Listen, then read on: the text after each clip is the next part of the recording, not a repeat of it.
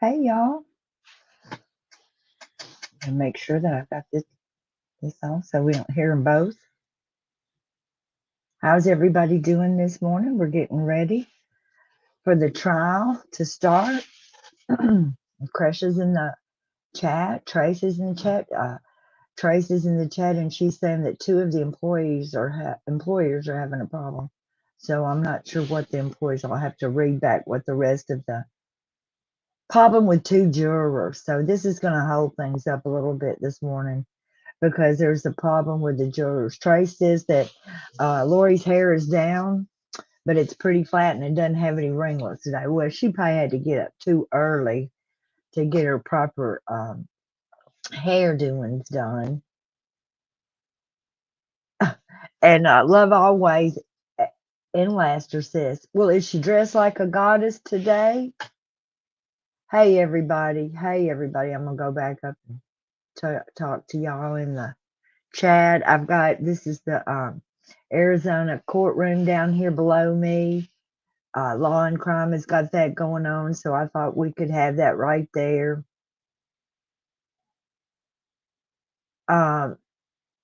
Trace says that Kay is there in the courtroom, and she is with a younger woman that she does not recognize. Maybe Krisha knows who that person might be.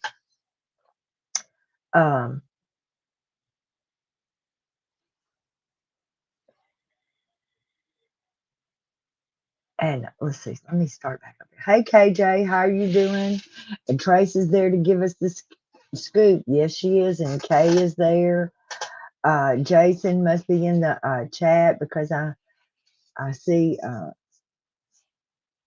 someone to comment. I'm hating that I didn't catch all of the comments that were on here before we started, though.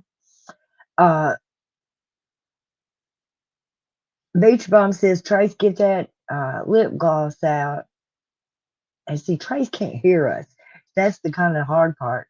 Trace is giving us these messages, and we're giving her message. So be sure and send Trace messages in the chat too, also, because she can't hear us talking. So she has to go back at night and listen to get the whole picture of what was going on with us. So, hey, Fancy Nancy and Love Always, Beach Bum, Fancy Nancy again, Dino Reiner, Just Me, Nina Cadian. Nina, your name is spelled Nina, and my mother's name is spelled Nina, and her name is pronounced Nina with a long I, but most people whose name is spelled Nina is with a short I as Nina. Which way is yours, a short I or a long I? Nina or Nina Canadian. Jason C., hope you're doing well. Kresha says the best thing about you. She does say good things about you, Jason. You are a certain charmer and one heck of a man. We do always think about your well-being. And this was really such a stress on your health and everything.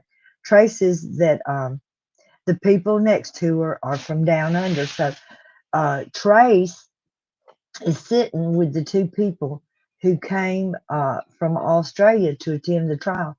And earlier this morning, Nate took a picture of the two people. Let me see if I can bring up Nate's picture, and we'll see the who was sitting by Trace. Let's see. Nate. Let's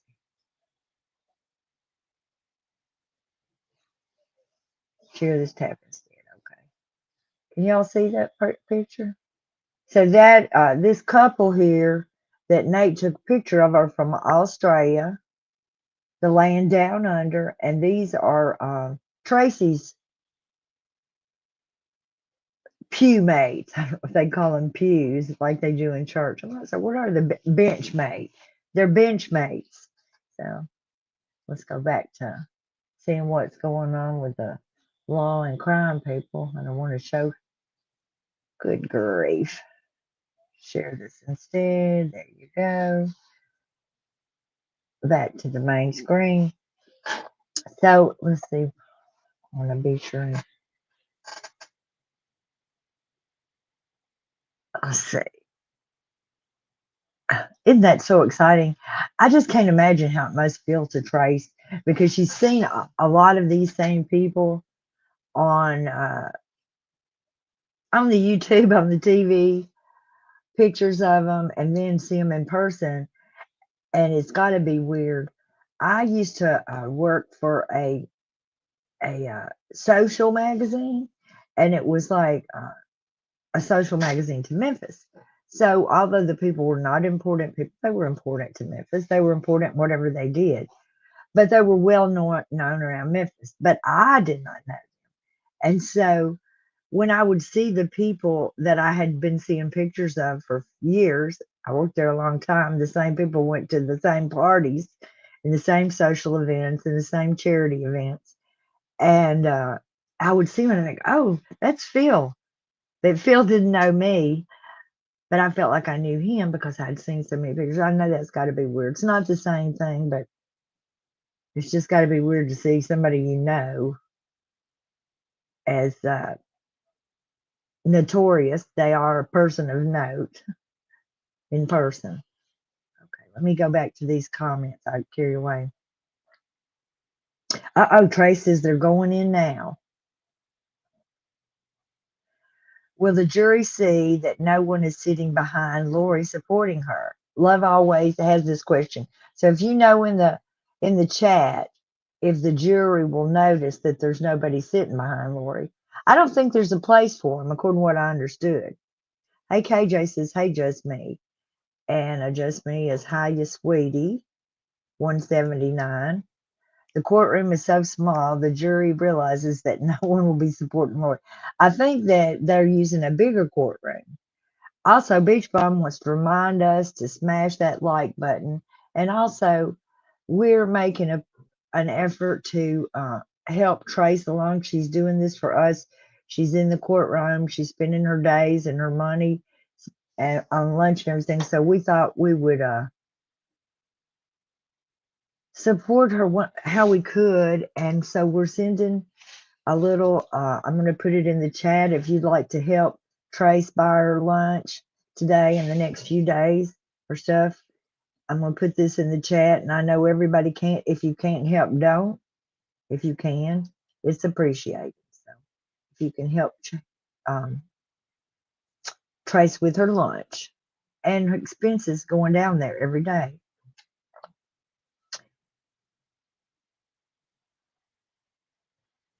Miss Little Brand's like the librarian, and there's Nina, and I guess Nina told me, and I'm calling her Nina. So Nina, if that's wrong, you let me know that you're really Nina.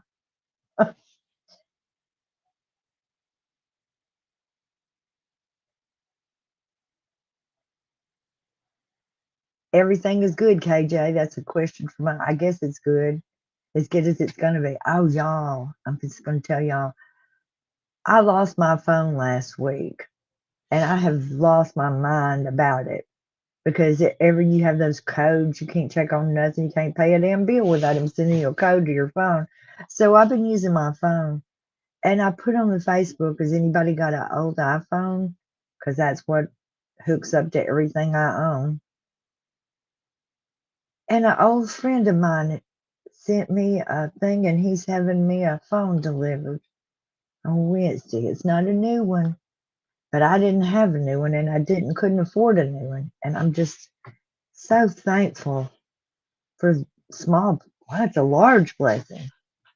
I'll get me a new pink iPhone on Wednesday, and I'll be able to communicate with Trace and everybody without being so crippled.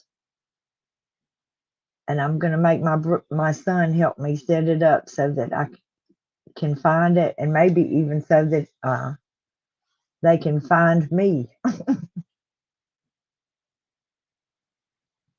Love always says Kay is so strong she'll be glaring a hole in the back of Lori's head, I'm sure she'll be able to feel it. I bet she will. I bet she will. Fancy Nancy says, drink anything. I know that's true.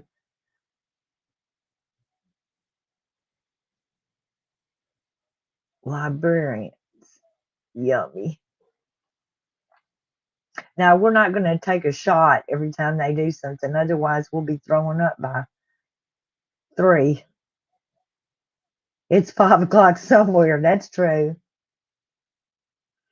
Beach Bum's got her water in her Stanley cup. I've got my Dr. Pepper Zero. And I've got my coffee. I'm double shotting. And Love always says the judge isn't going to allow her to be a drama queen. She probably doesn't know when to object properly. I doubt will be as irritating as prior. I don't know. She'll be as irritating as prior.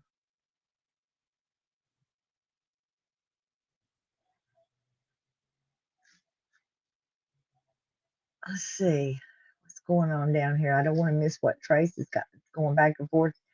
Let's see. I'm going to go all the way to the bench in case Trace says, no jury yet, Trace says.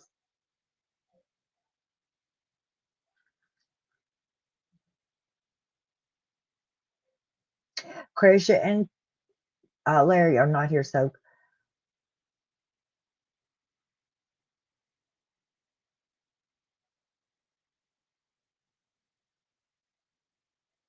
thank you, Detective's daughter.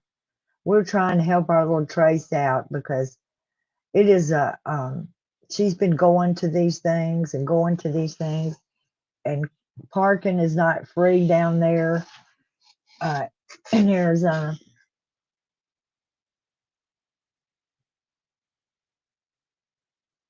Okay, thank you. KJ says, Trace, get the okay from Krisha, and OKJ will send money on here for y'all's lunch. That'll be just fine. I know it would be.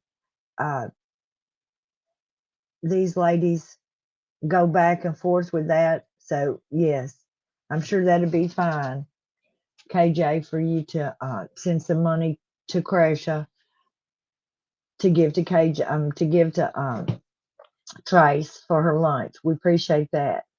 And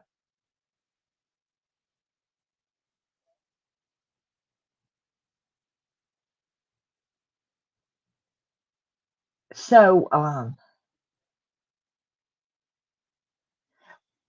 the reason, so I'm trying to, I sent Krisha PayPal for whatever they can get. Yeah, that's good.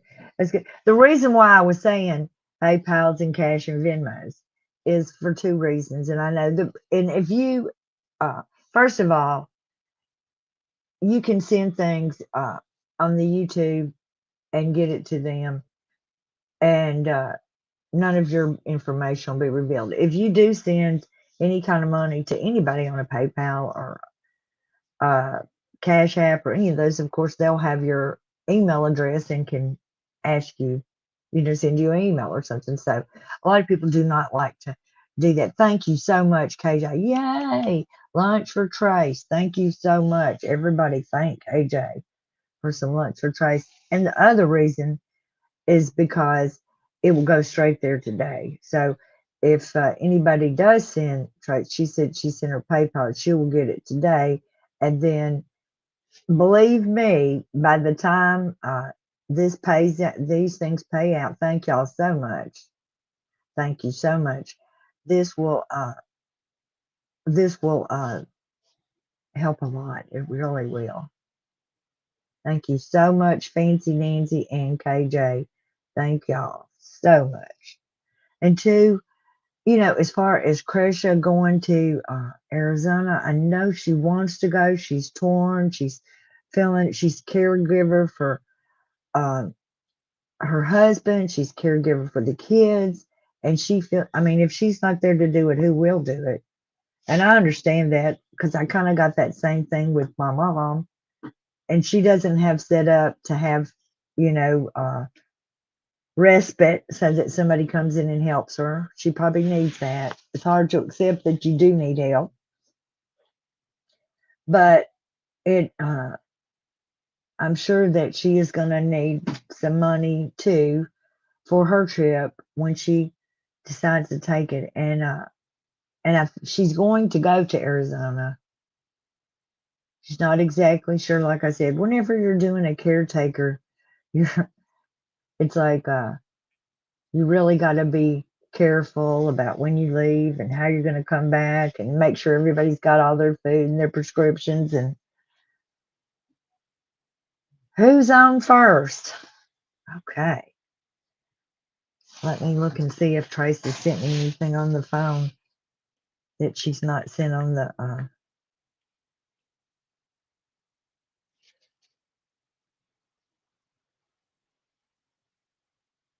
what?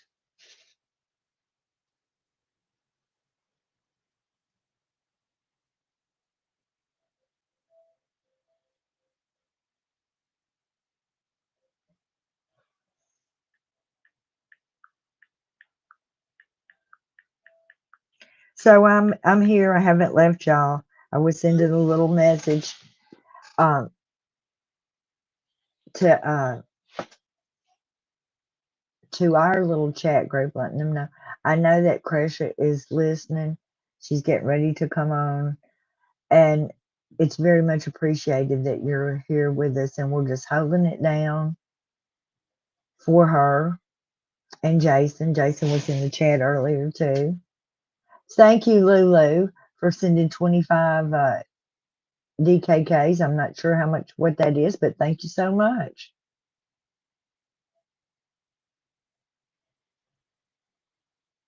So Trey says she's still in the sidebar over Brandon. Huh. Huh. Trey says love. Okay. So somebody sent Trey something. That's why she's sending us the thank you. I'm pretty sure of that. Thank you, thank you, thank you for anybody and everybody that's helping with Trace's expenses there. So Trace, I'm gonna send Trace a little message. Why are they sidebarring about Brandon? Everyone's getting real chatty. Let's see here.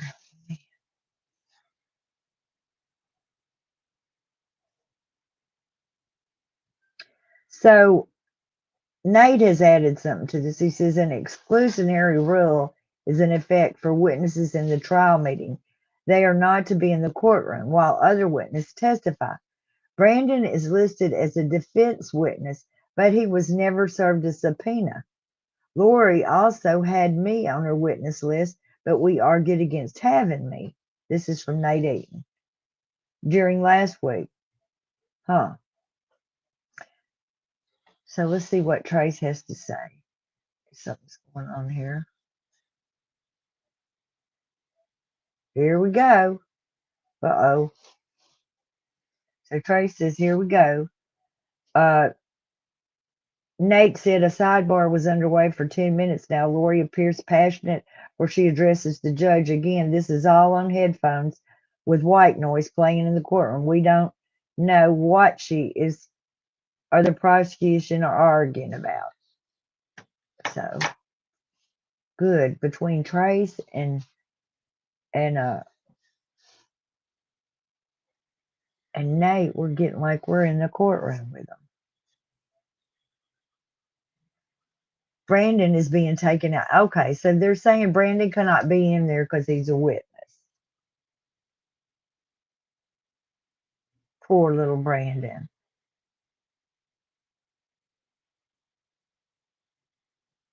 Oh my gosh. Thank you, Treva. Thank you, Treva.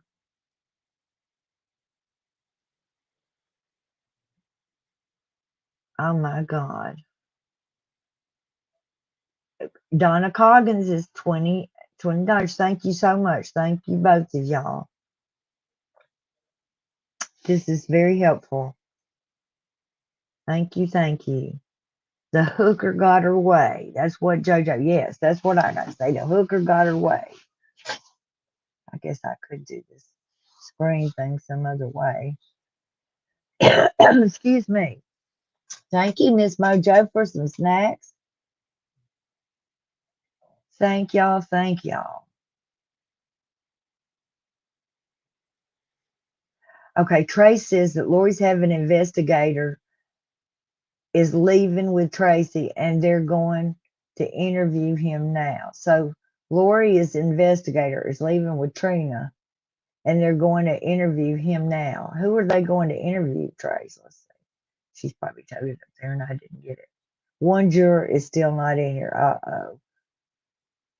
That's the kind of drama. We didn't have any of that. Oh, let's talk to the juror because he might have gotten in trouble drama in Idaho. You know, uh, Lori is not looking at the crowd much today. Trace says that Lori is not looking at the crowd much today. Oh my God, y'all. What happened, Trace? Oh no. What happened, Trace? Let's see. See if Nate has something to say about what she says on my wowing about. Nope. Nate's not saying nothing.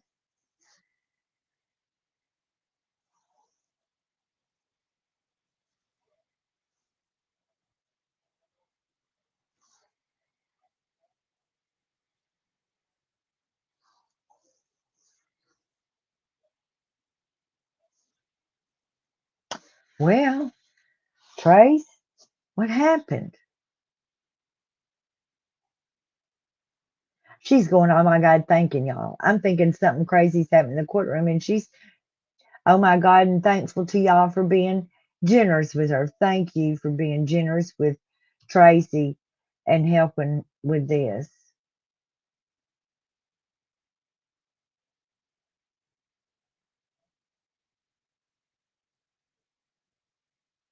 Maybe because there was almost a week in jury selection.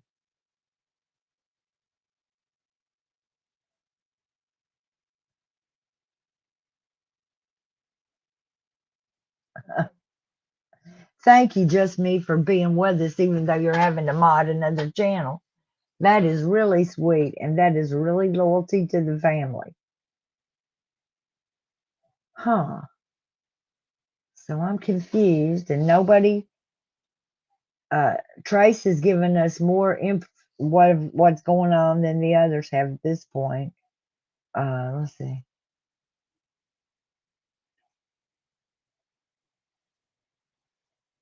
So,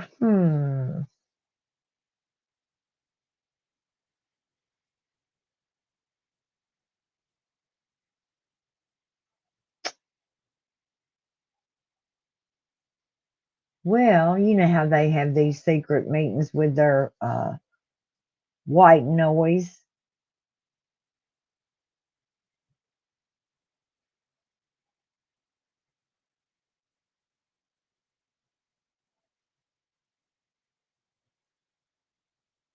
So let's get back over here and see what's going on. Y'all, I'm double excited.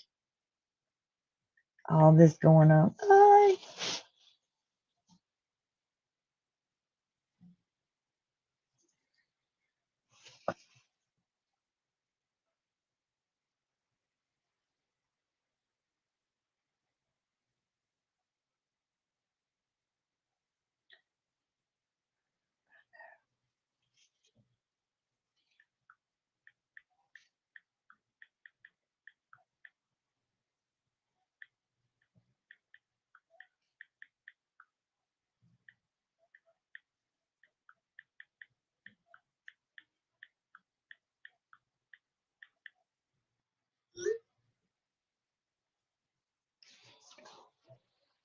Yes. One thing, let's see. I'm trying to read. Hope there's a good reason, some good reason why they're like hanging out, waiting. A juror must be getting in trouble for something. KJ is saying that a juror has not shown up. Okay, that makes you trouble. Maybe they had a flat tire. Maybe there's a good reason. You remember in one of the other trials that somebody, or whether they overslept or what happened, but they sent them out there to get them. Oh no! Trace says that she believes that one juror is already.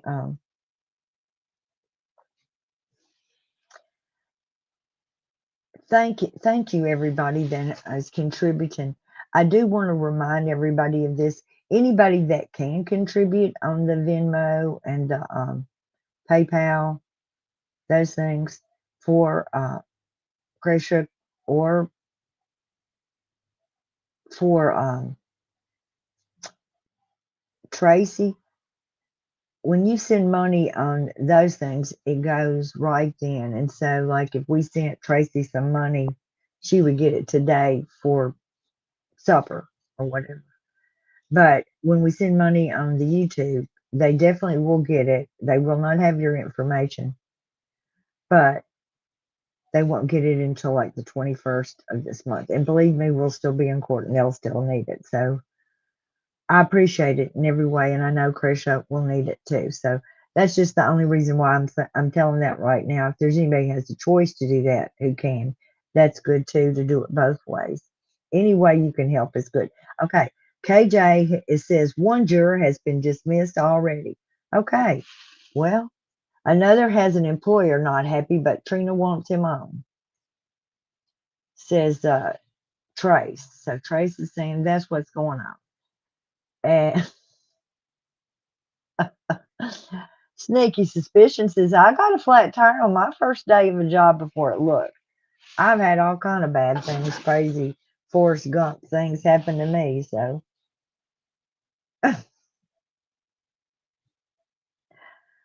oh my gosh.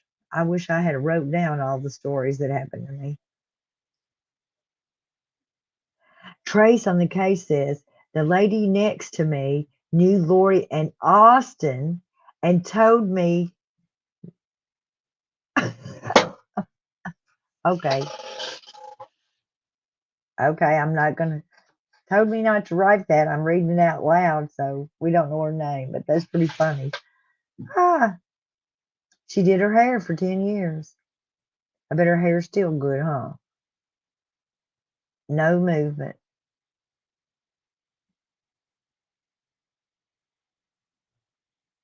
Beach Bum says, for your information, if you can't make it to court, call the court clerk's office ASAP, people. Oh, Trace, we won't say a word about that, what you said for us not to say. Hello, ERP Thompson Queen. Thank you for, she's watching from Alaska. Oh, it's cold here too. Hey, Janelle, anything happen to them being involved in this case? Anyone can have anything happen to them being involved with this case. Yes, it's very scary. Jet Set Jay says, hi everyone, justice for Charles. So my mama says, oh, Trace, coming in hot with the tea. Trace in the case is laugh out loud fancy. Beach Bum says, did they have a falling out? Miss Mojo Rising says, hey to everybody. ERP Thompson says, clapping hands. KJ in the race says, Lori is going to learn all about pubic hair and Pocatella. Oh my gosh. Oh my gosh. Am I blushing? Beach Bum says, hey, fancy. Natalie Huber, glad to have you here.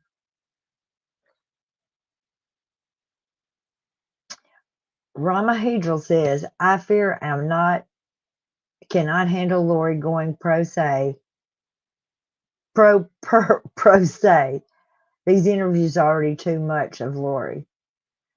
Divergent says, it's on East Idaho News now. I can't say much for the jurors.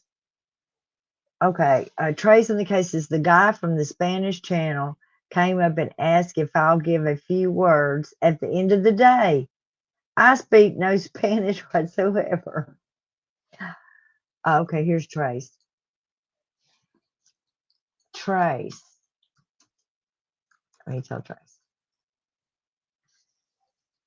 Trace on the case. Send her a little message. Write a short statement and Google Translate, then read the translation. That's my advice. Wow. Oh no, Trace, don't you be a me and fall asleep. No snoozy poos. Okay, someone said that. Okay, y'all just hold tight and I'm gonna go. Uh-oh, you see what I've done over here.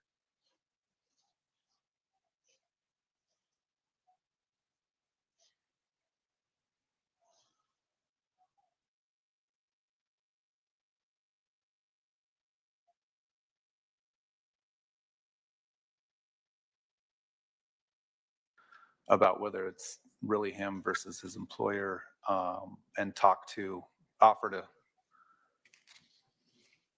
write a letter if he needs one to his employer about the requirements of jury service, and just sort of feel out that situation a little further, but we'll keep him on for right now. Please silence all phones. As I said, we are still missing one juror. As soon as those jurors all get here, we will proceed into the opening statements. Judge, I did email the court staff about an individual, Brandon Boudreau, who would like to be present. He's in the courtroom currently. He has been noticed by the defendant back on March 6th as a potential witness. He has not been subpoenaed to date. He is here and would like to be present in the courtroom for the trial. I think that the court has previously allowed another witness that the defendant had also listed, reporter Nate Eaton, to be in this courtroom. The court had indicated that if these individuals were not subpoenaed, that the court would look at precluding them. It has been over a month since she has noticed him. He has not been subpoenaed. He is a victim in another case against this defendant. I'm asking that he be permitted to remain in the courtroom today.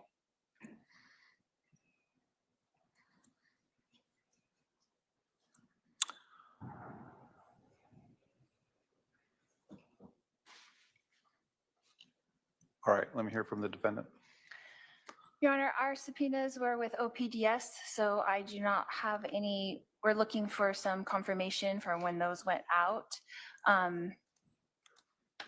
Well, is this a witness that is, first of all, have relevant information and likely to be called as a witness? Yes. What's the relevant information? There's several things, but he will be called to talk about things that he was involved with my husband during that time. Well, has the state interviewed this witness? Or potential witness? Not with regards to this case. I don't know what he will be called to talk about things means. So I would like a little more information as to what the relevance is of this witness. He has to have relevant information, which, as I've said, is testimony that makes a fact more likely or less likely. That's an issue in the case. So what fact would he testify about that make it more likely or less likely? Can you give me some sort of specific information that you would expect him to testify to? Yes, Your Honor. His communications with my husband up to the date of his of this incident. What would those communications be? And how are they not hearsay? They're his communications with my husband. That's how they're not hearsay. Okay, and what type of communications? Phone calls, text messages. I meant what substance? Can you give me some idea of the relevant information that he would provide to the jury that would help them make a decision.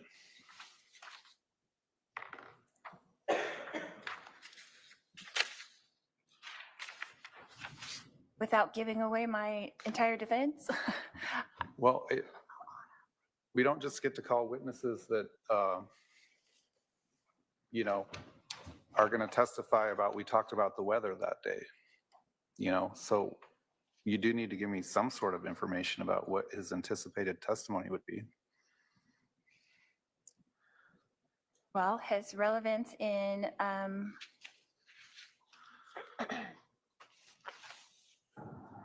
coming that day to do an intervention on me with the family.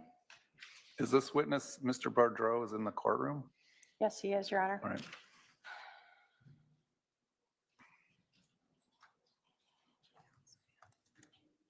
All right, let's go on sidebar.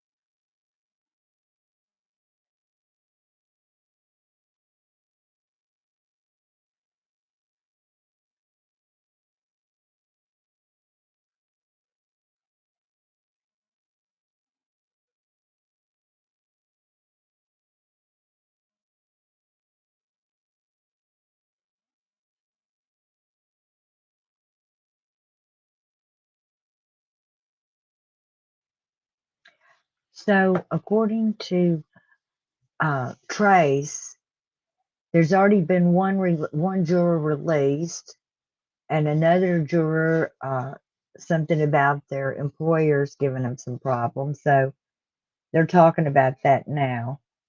This time, I think this is when they're interviewing Brandon, what we're watching now.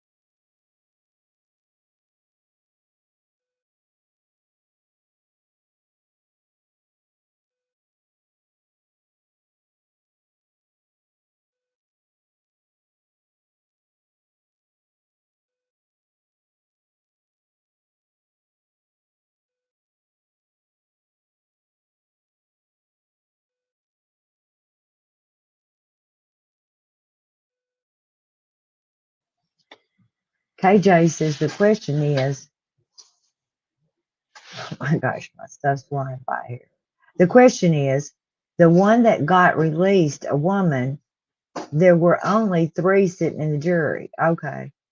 Is that a woman? Okay. So let's ask Kate, let's ask Trey.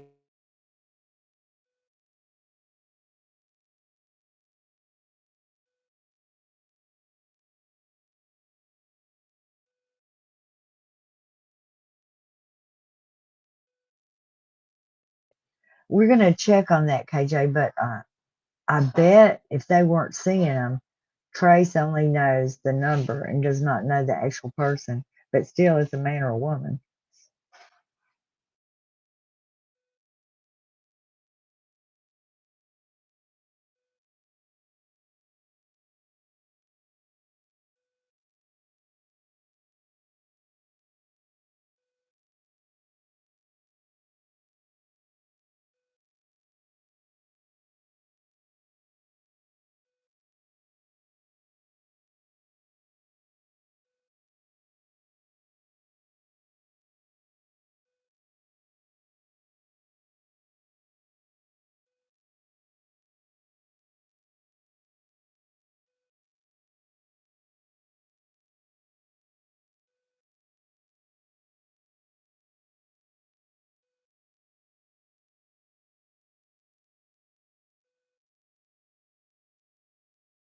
You're right. You're right. Let's see, who was that said that but the juror wasn't in, the jurors were not in there when she said that she asked the question. She said that Brandon was like working on something with her husband, an intervention or something, but the jury wasn't in there to hear that. So, but I hope she does remember what they will be in there to hear.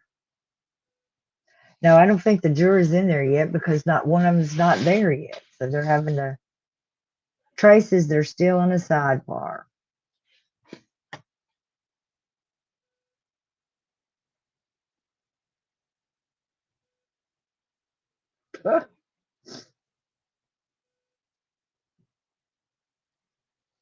I think Trace just said that the jury still was not. No, they're in a sidebar. She did not say anything about the jury. So, was the juror that got dismissed a man, woman?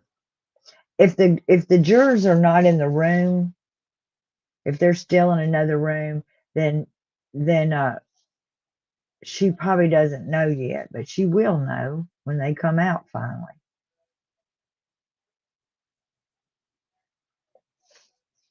Trace, was it a man or a woman that? Okay, here comes the jury.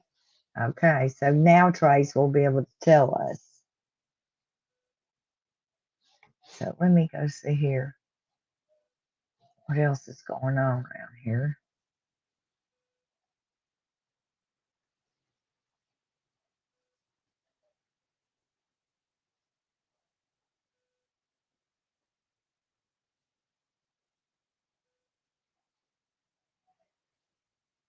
Okay. So Nate says that Lori's wearing a black dress suit with a white blouse. That's all I'm getting from him.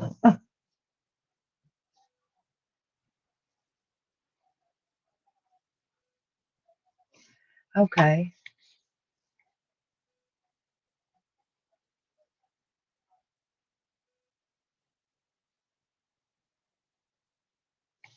So let's see what we got going on here. So Trey says the jurors have not been here all morning. So all this time, all the things that we have seen, the jurors have not been present for that. So since the judge, they haven't been in there, Trace wouldn't know whether it was men or women that got took out. But when the jury gets in there, she'll be able to see whether there's still 3 women or not. Pretty easy. So then we'll know. Trace says we're still waiting on the jury, so we're still waiting on that.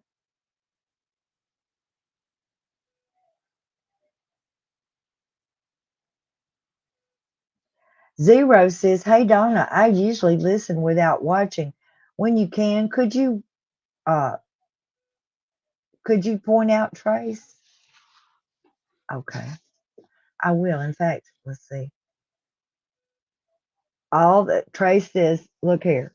Trace says all the women are here. So whatever person who got dismissed, it was a man. So this is Trace. I think it was Zero who asked, and here she's she's a superwoman pot stirrer is who she is. So so the jurors are in there and they're all the women are present. You should have known it was a man that didn't get his behind up and down there. Whew. Did I say that? Did I say that? I shouldn't say that. I should not say that at all. There are a few good men.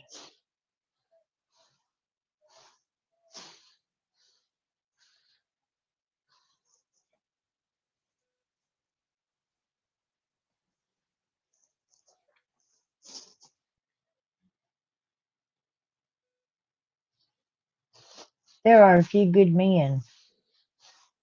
Well, I be. So we're still waiting.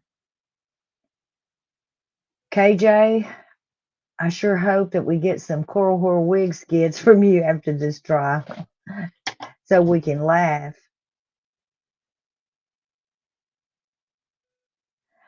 Donna, say hi to Mr. Wayne for me, please. Hey, Mr. Wayne. Oh, Mr. Wayne, we think you are the something, something. We think that Mr. Wayne is one of them men that has that good. We're so proud. There, yes, there are.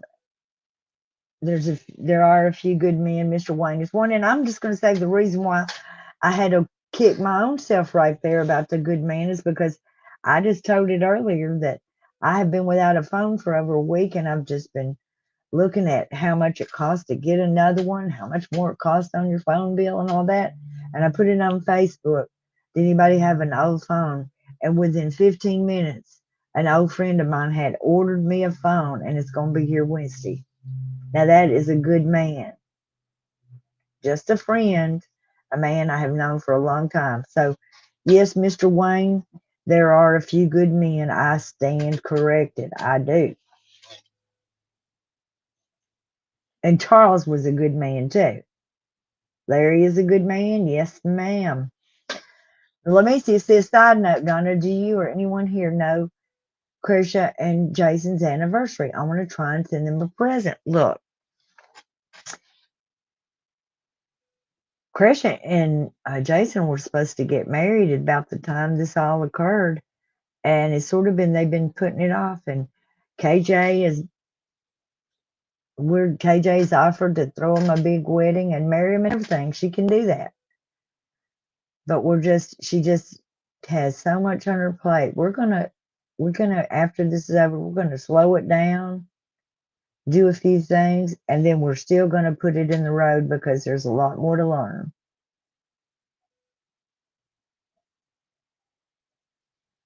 Okay, Trace is saying something. When Lori and Chad met. So, okay. Trace says that they're giving a background right now.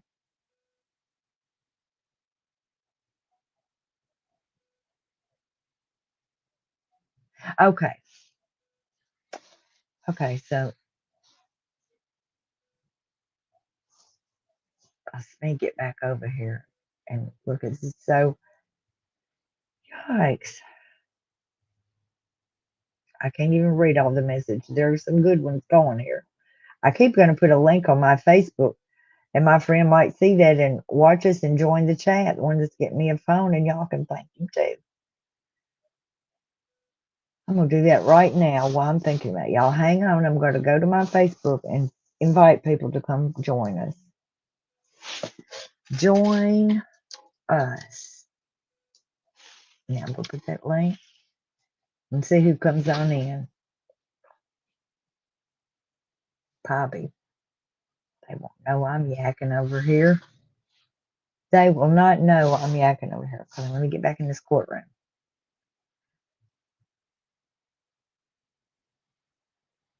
So Trace says they're giving a background on how this all kind of occurred, Chad and Lori and that whole thing. So let's see.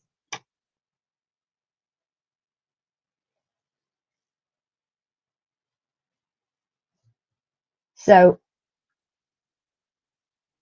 I'm gonna put this. This was said that Berensky said that Brandon Boudreaux is struck from the witness list without prejudice, meaning he has relevant information to the case, but he could be added back to the list.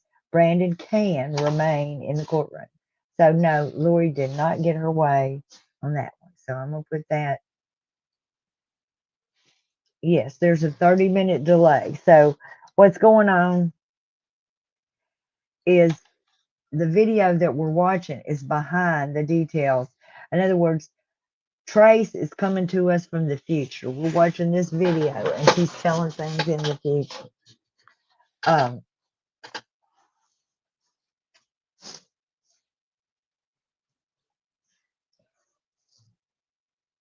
Okay. So I'm going to just copy and paste here Trina says that July 2019, Lori and Charles were married, and Lori lived in Chandler. Charles lived in Texas. Lori Vallow wanted to be Lori Daybell, the wife of Chad Daybell, so she could get this. She could get this if Charles was dead. So I'm gonna put that in the chat, and that is what.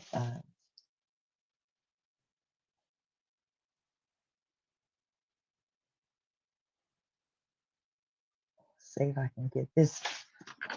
Ay, ay, ay.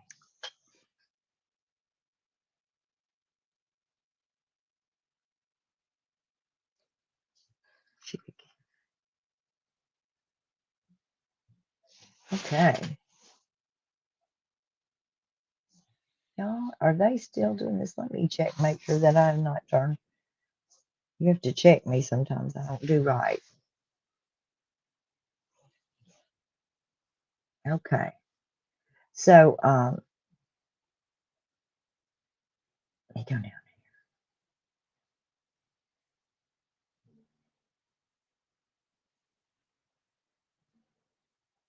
Mary says she's already blowing it.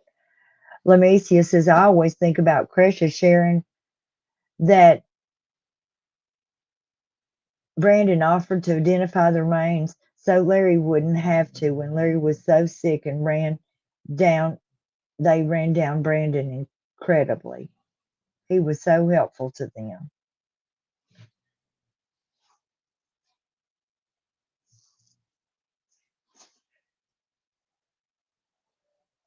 So what about Nephi? Trina says, Lori Vallow, Chad Daybell, and Alex all believed that those who disagreed with them were evil spirits, sometimes zombies. Sometimes they had names for these evil spirits, like Ned. Lori used religion and the Church of Jesus Christ of the Latter-day Saints as a justification to kill Charles Vallow. Well, that's pretty strong there. That's strong statement. Let me see if I can get that in there. I bet you probably Trace passed out on that. Let's see here.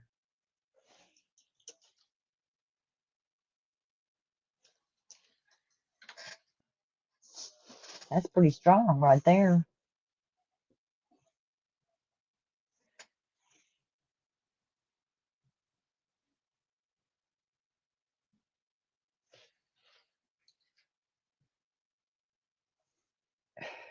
Okay.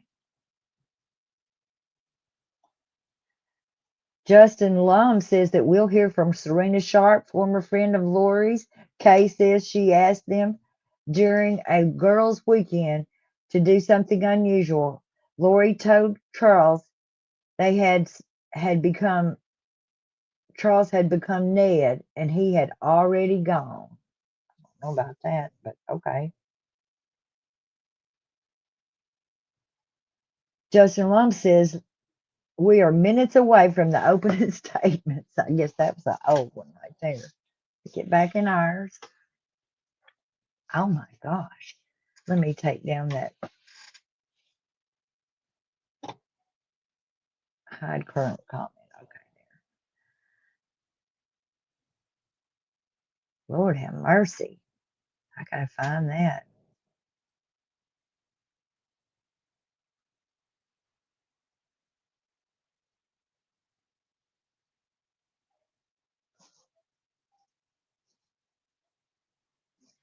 That was something right there, wasn't it, the people?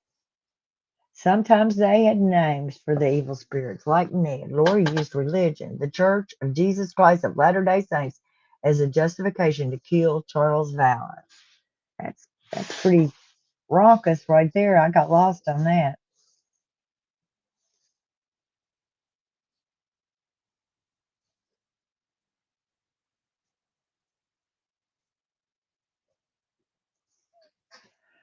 Nate says, as the year went by, Lori and Alex became more determined to get rid of Charles.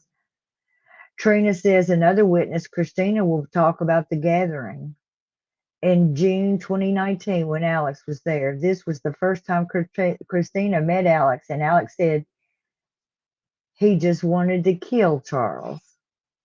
Ooh. Christina heard this a few times, and Lori said she had been drugging Charles, crushing up JJ's pills and putting them in protein drinks. Christina was disturbed and confronted Lori about this.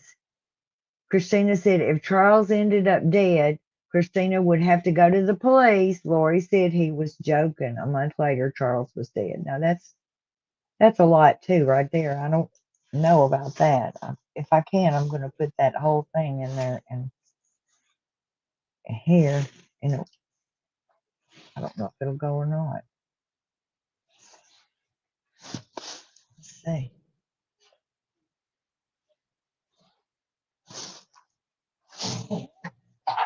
See, that's coming from me. It says difficult research, but I wanted y'all to see that whole thing that was posted.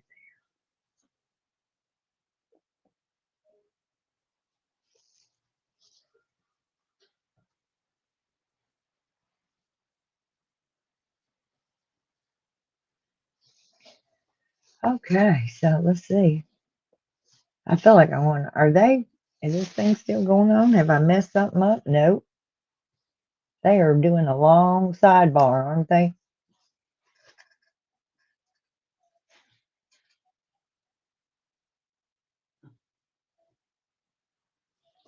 Okay, Trey says JJ. Can't read all that. That JJ was the only reason they were together. Thank you so much. Thank you so much. KJ is reminding us that Trace is live tweeting straight from the courtroom. So the comments that we're stating from from Trace are live, but the video that we're watching is 30 minutes ago. So let me put that here.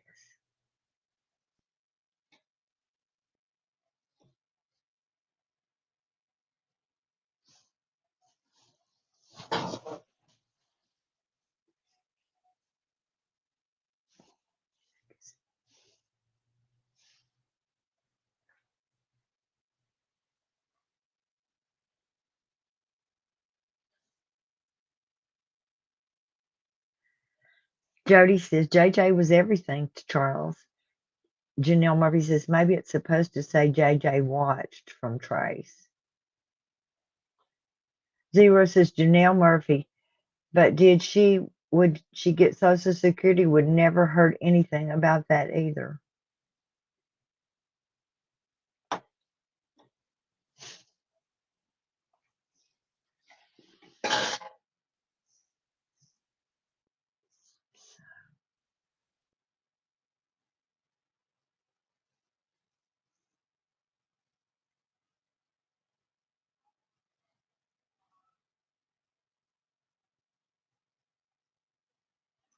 Wait a second.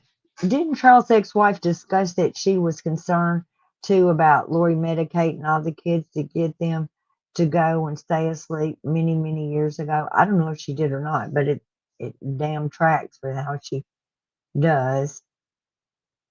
Remote viewing says, thank you, Donna, thank you for supporting us, Chris. We need you. Janelle Murphy says, Lamesia Club. I think so.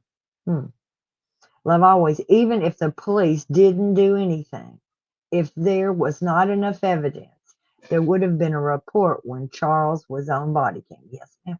Okay, Trey says, we're going to hear from Adam about the confirmation of it being a plan.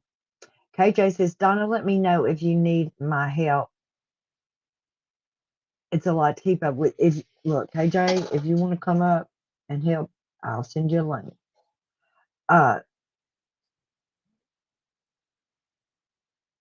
It's incredible how much info comes from folding this back. Thank you, tracing the case. Miss Mojo says, thank you, tracing the case. Nonsense. Hey, nonsense. We're so glad you're Donna. If Krisha needs anything while she's here, tell her she can reach out anytime. She is not nonsense. She is not there right now, but she will be. But tracing the case, our mod is there also in Arizona. She lives there also, and she would be a good connection for y'all to meet up with. I know you both, and I think y'all would be good people to know. Okay, Trace says she had sent. We don't care, Trace. We can read.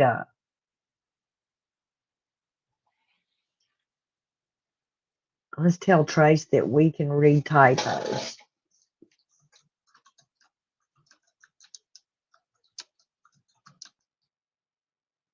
and translate typos.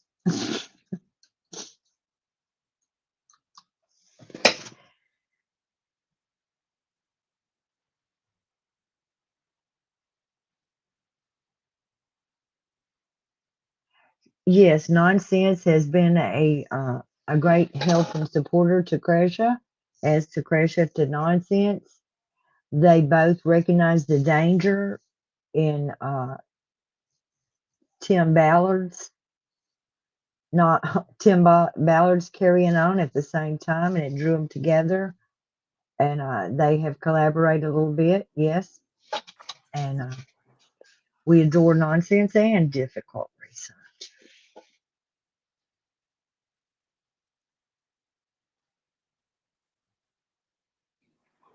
Even in July 10th, Charles confirmed he would be picked up. So I'm going to see if Nate or Justin also have comments on the same thing.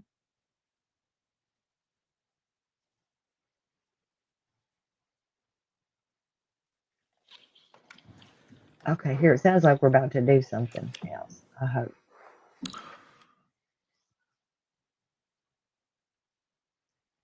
What a sign. Nothing to see here, I guess. Okay.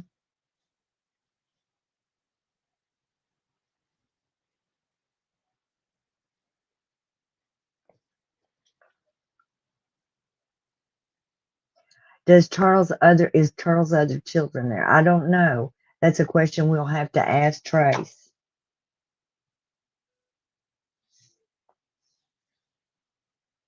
So I'm going to go and see if Justin Lum has any comments.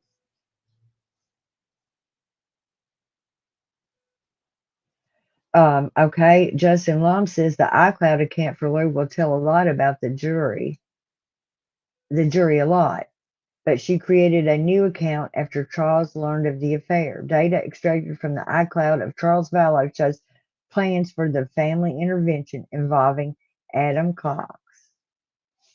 So let's put that, if I can get that in the chat. That's from Justin Lum.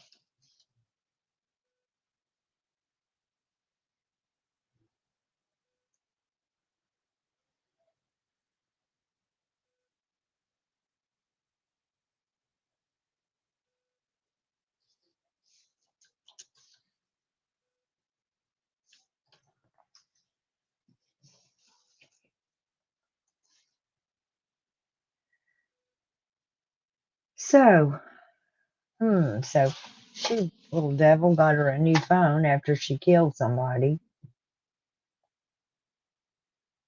Oh no. Okay, hang on, people. I'm going to have to mute my mic and find my mother.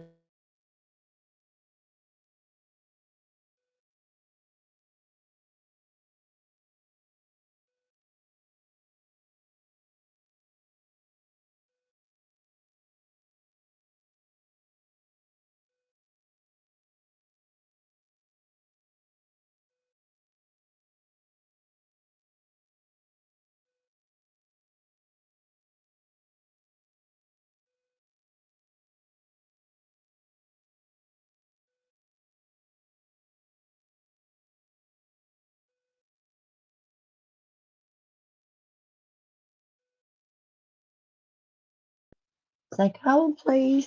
Nothing. It's nothing. I have my mother's phone here, and so I'm answering it. Well, these people are really taking a long time to talk about whatever they're talking about here. Let's see.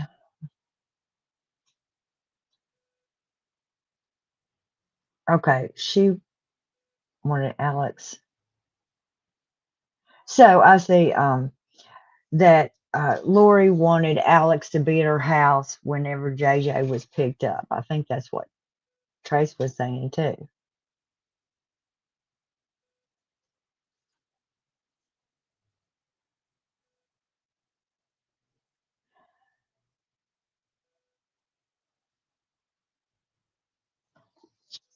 So let's see here what we're doing here. See if Nate has anything to say about all this.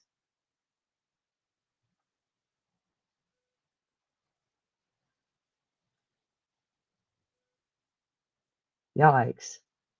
So Trina K says that Alex and Lori talked for 56 minutes a few days before Charles was killed. According to Trina, Alex would stay close with his gun and he and Lori would be like Nephi. And Trina says Alex was at Lori's house the night before Charles was shot and he was prepared with a gun, ammunition, and a garbage bag with clothes inside. Boy, howdy. Trina sounds like she's laying it down. I can't wait to hear her. Can y'all? Oh my gosh.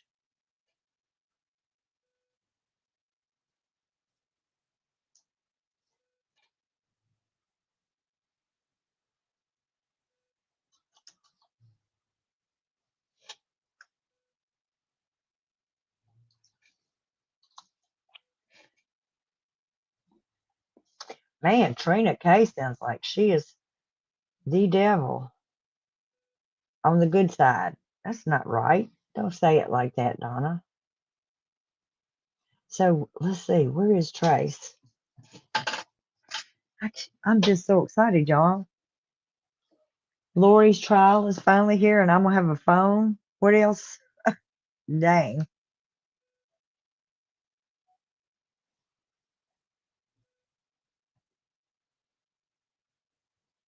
Okay.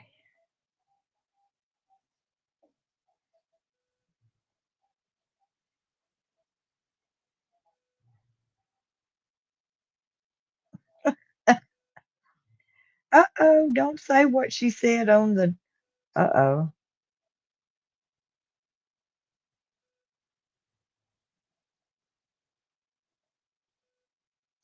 Okay. So let's see what we got going on here. Heidi's Mind says, I'm going back over some streams of some past hirings, trying to find out if I could verify if Melanie and Zulema are on the state's witness list, but I can't verify it. Janelle says, Nephi was a prophet of the Book of Mormon.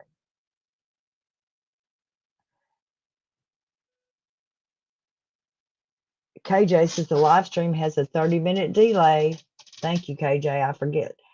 And the Beachman says premeditated murder should be death penalty, in my opinion.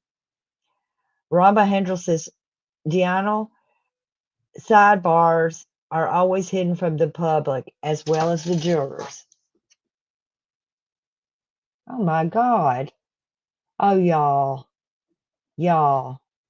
Trace says Charles put his hand on his chest, catching blood. That damn, oh.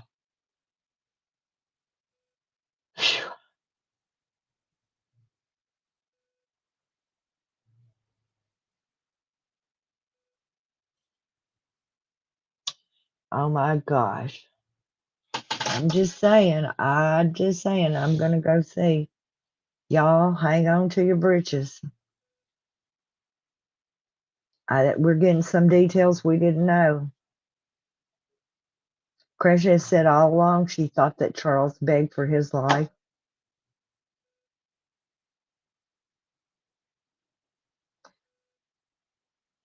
Oh my gosh.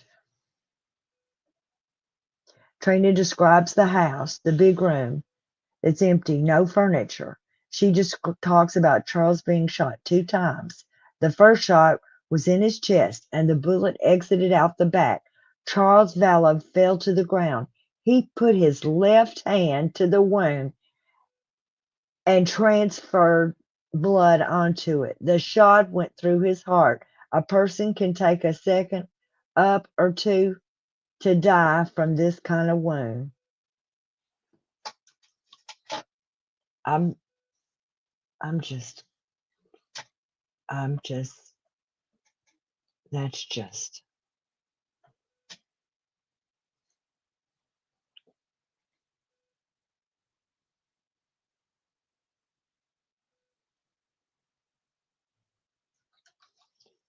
So sad, so sad.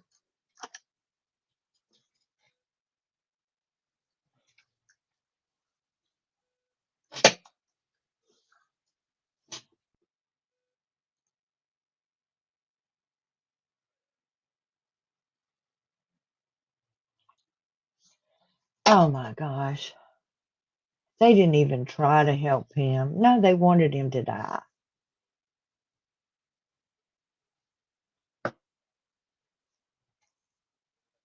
If the defense can produce text messages or some information to provide to the court that shows he does in fact have relevant information, he might be called as a witness. But so far, the court can't find that Mr. Boudreau has any relevant information to this case. Therefore, Mr. Boudreau struck again without prejudice from the witness list. He can remain in the courtroom. We're going to bring the jury in. The other matters that were raised by the defense, we'll talk about at another time when the jury's not waiting.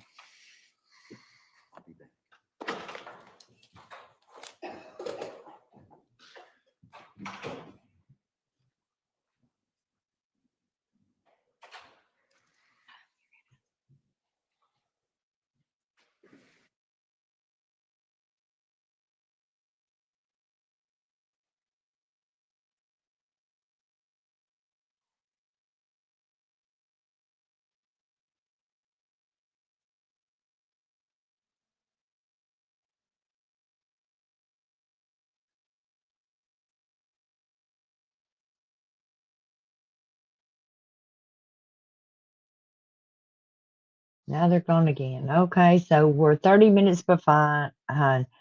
Trace had us on that tea about Brandon Boudreau being there a while back. So the room had no furniture. It's crazy, isn't it? I always wondered about that. What is the matter with people with no furniture? She just left her stuff the other places. Alex's gun had no blood on it.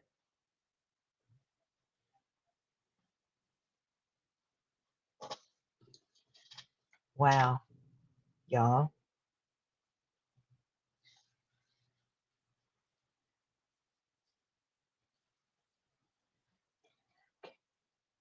Trace says that there was no blood on his gun.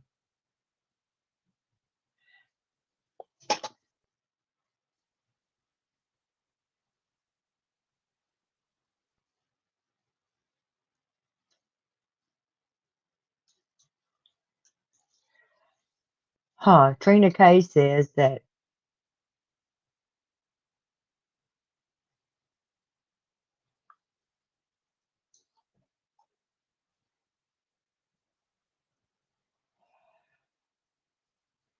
Lori and Alex spoke 3 times.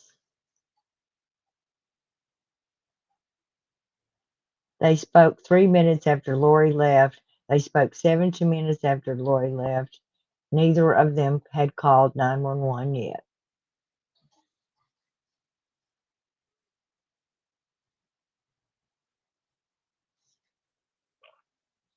Wow.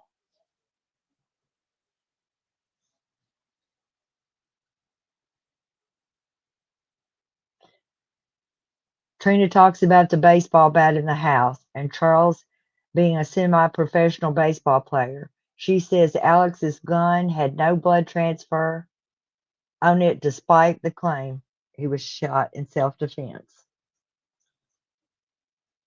Testified to by a witness who has been sworn in and is answering questions from the witness stand. Therefore, it is important to remember that what is said by both the prosecutor and the defendant in opening statements and later in closing arguments is not evidence. The purpose of an opening statement is to help you prepare for anticipated evidence. The state can proceed. Thank you, Your Honor. Are you going to use, yeah, put a mic over there.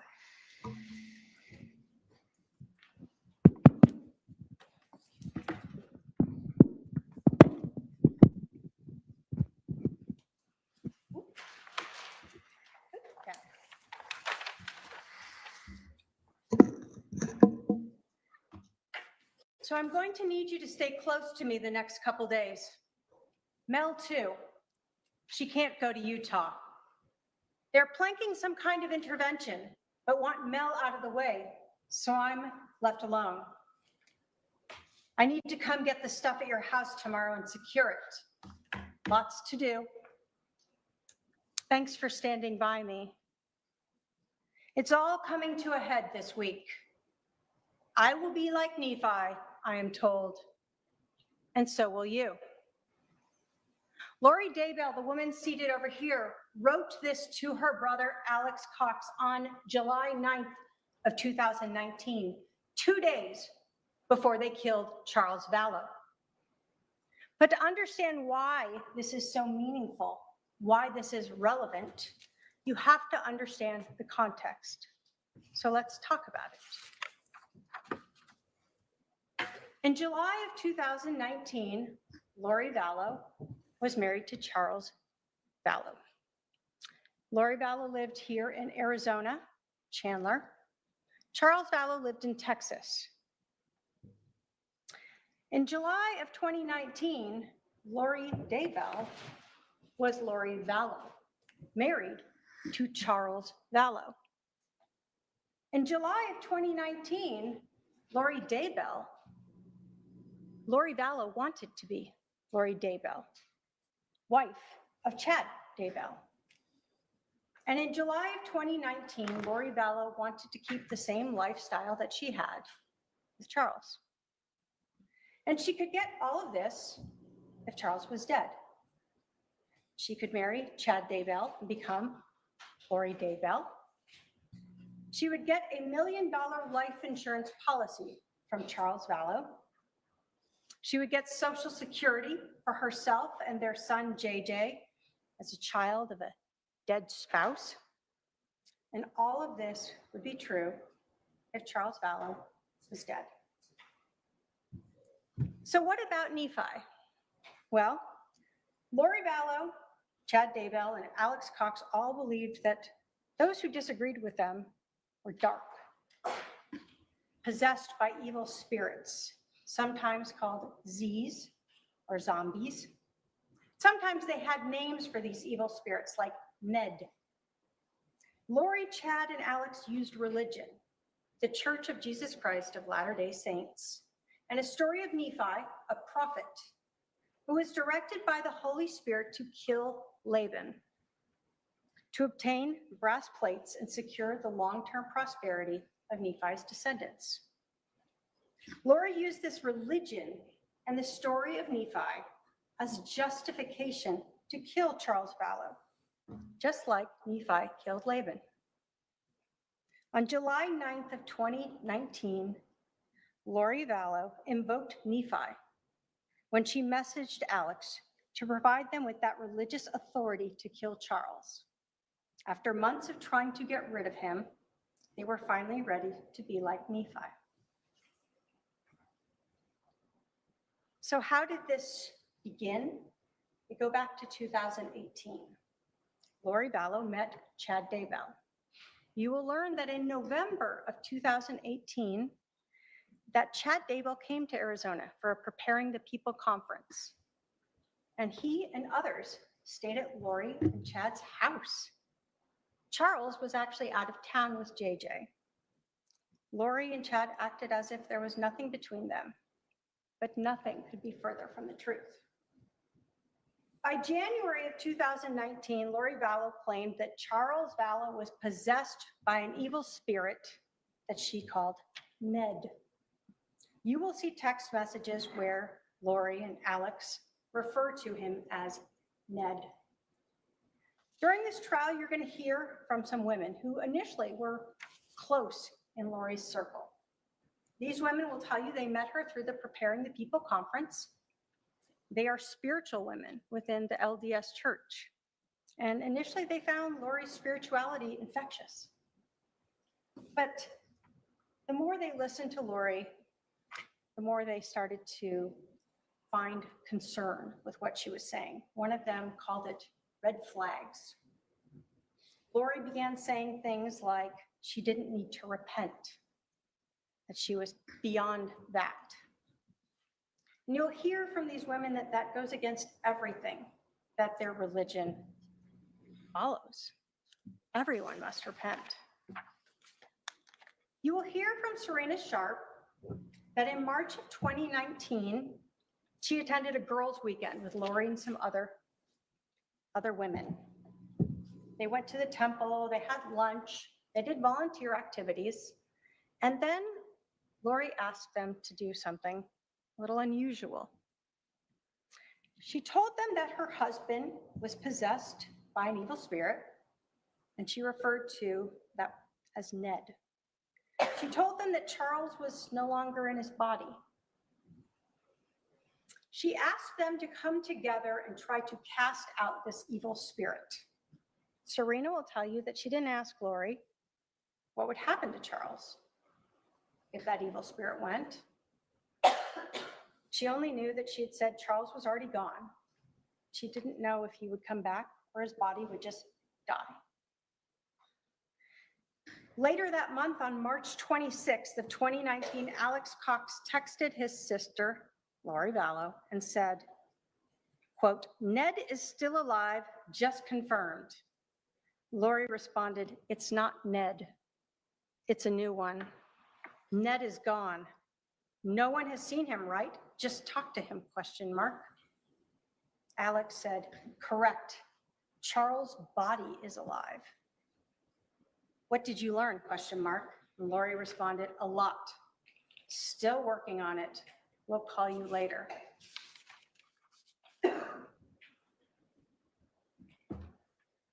As the year went by, Lori and Alex became more determined to get rid of Charles Vallow's body, whatever they wanted to call him.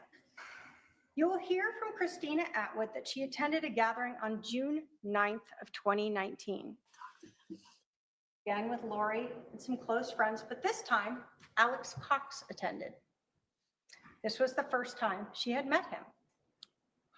Christina will tell you that she heard Alex say that he just wanted to kill Charles. In fact, she heard him say this a couple times. And she heard Lori say in response that she had been drugging Charles, crushing up JJ's pills and putting them in Charles's protein drinks. Christina will tell you she was so disturbed by this that she actually went and confronted Lori the next day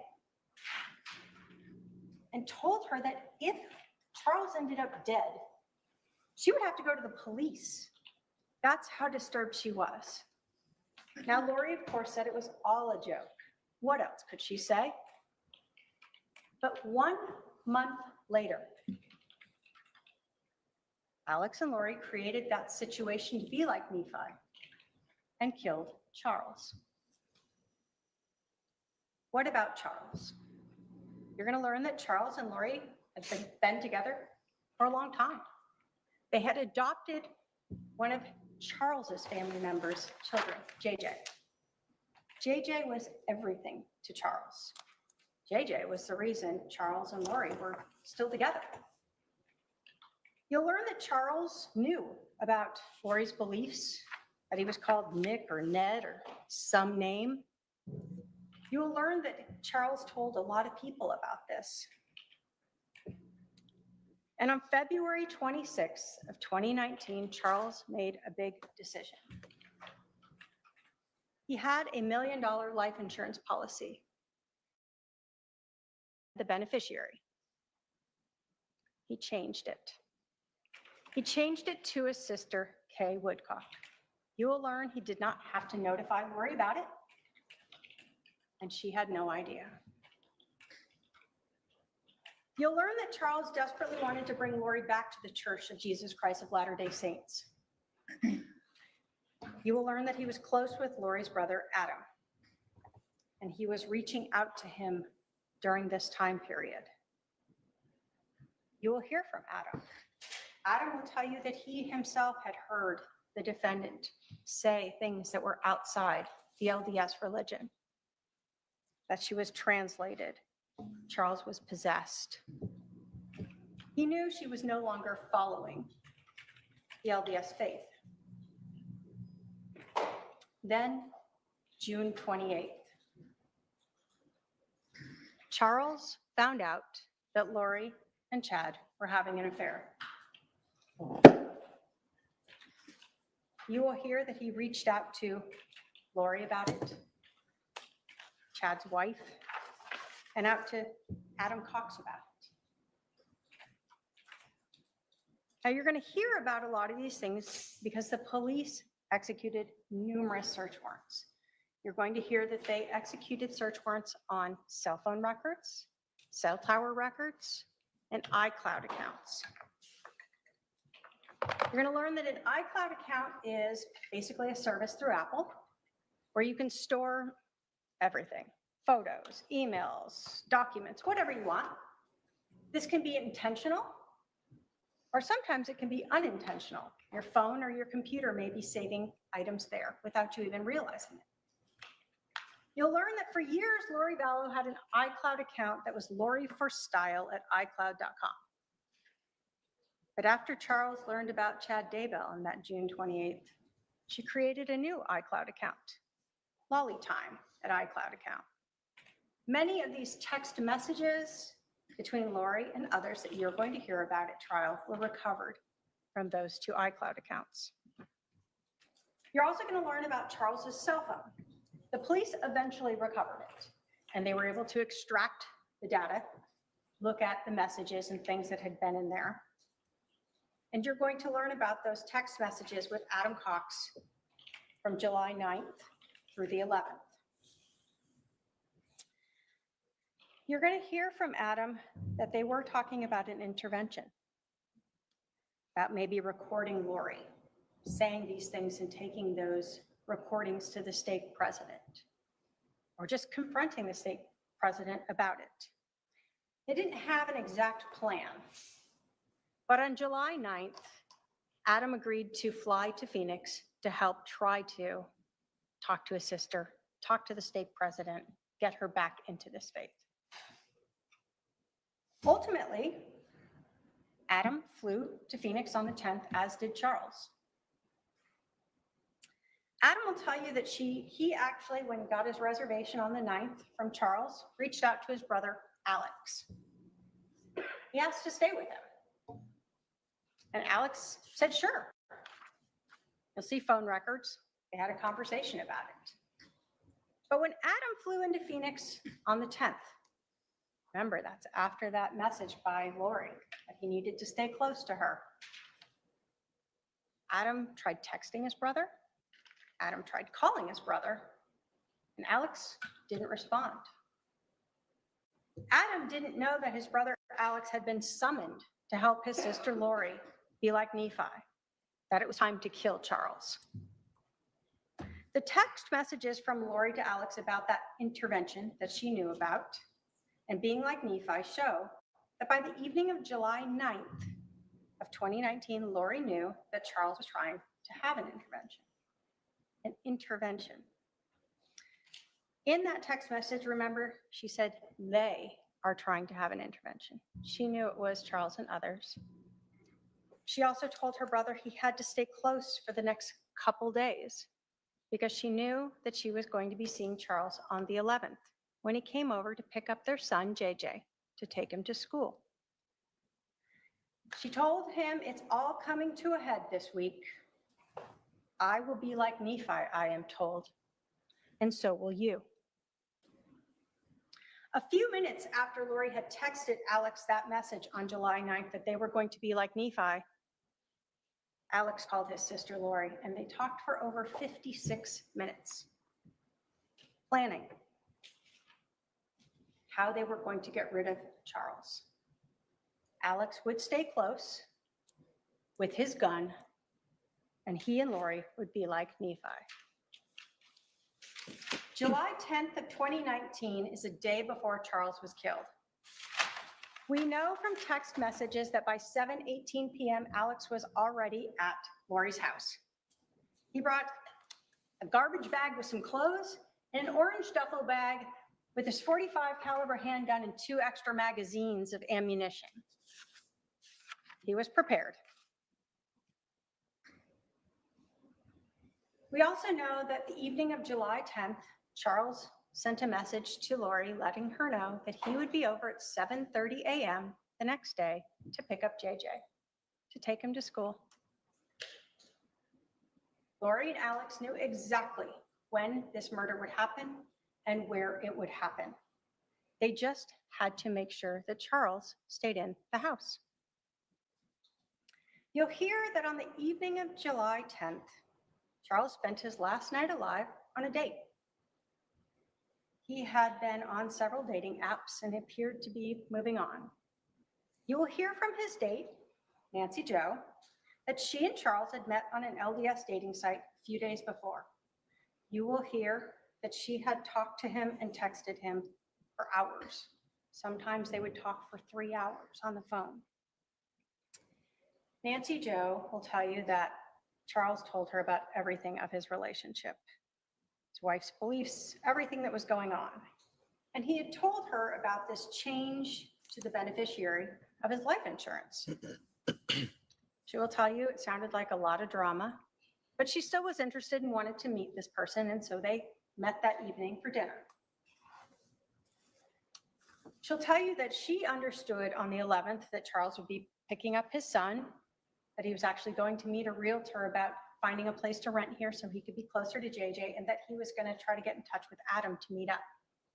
And then they were supposed to meet later in the day. She will also tell you that she actually told Charles, kind of joking, but in a way to end the drama, why don't you just tell Lori that you changed the life insurance policy so she knows it's not her? Nancy Jo will tell you the next day, she texted Charles, she called him, and she actually thought he had ghosted her. She didn't know he was dead until a few months later when she saw something on the news, photo of him, and actually learned that he had been killed on July 11th. So let's talk about July 11th. That morning, Lori Vallow was up early and she was texting with Chad Daybell. You'll learn that we do not have those text messages. They were not saved in the iCloud, but we have them from the phone records. Alex was already at Lori's house with his gun, and everyone knew that Charles was a punctual person and would be there around 7:30 to pick up JJ so he could get to school. You're going to learn that, like many people, Charles had left his GPS data locating service on his phone. So that means when his phone is moving around, it was constantly documenting with GPS the location of the phone. During this trial, you're actually going to see this data mapped out. You'll be able to see Charles come to the house, and then you're going to see his phone leave with the defendant and what she does all day with it. What we know is that Charles arrived at Lori's house at about 7:35. He texted Adam Cox and told him that Alex, or Al, is here. You'll see from photos that Alex's truck was parked in the driveway. Adam responded, "Really, I wonder why he never called me back." Charles didn't respond to that. Adam then texted, "They're planning something." And Charles responded, "Absolutely." Adam told Charles, "I was supposed to spend the night at his house last night. She probably blocked that." Charles told Adam, "What you do is up to you."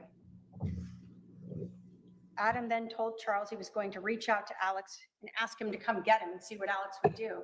And in fact, he did text his brother. You'll learn that Charles read that text message from Adam, but he didn't respond. Adam sent one more text message to Charles at 7:49 a.m. on July 11th.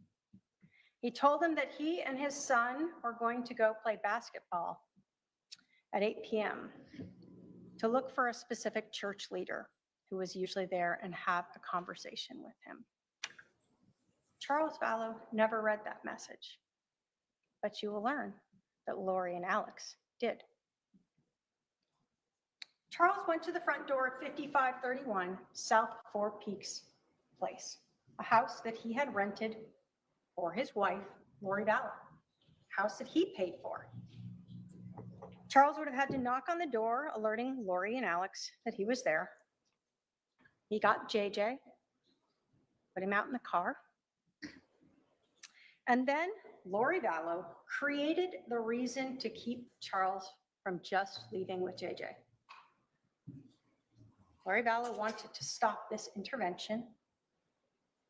Lori Vallow wanted to stop Charles and Adam from trying to take her temple recommend away. Lori Vallow, who wanted to be Lori Daybell, and Lori Vallow, who wanted Charles's money. So Lori took Charles's cell phone, and she refused to give it back. Lori Vallow, or Lori Daybell, whatever name you want to call her by, is why Charles didn't just leave with JJ that morning. Lori Vallow is why Alex was able to shoot Charles. Lori Vallow is why Charles is dead.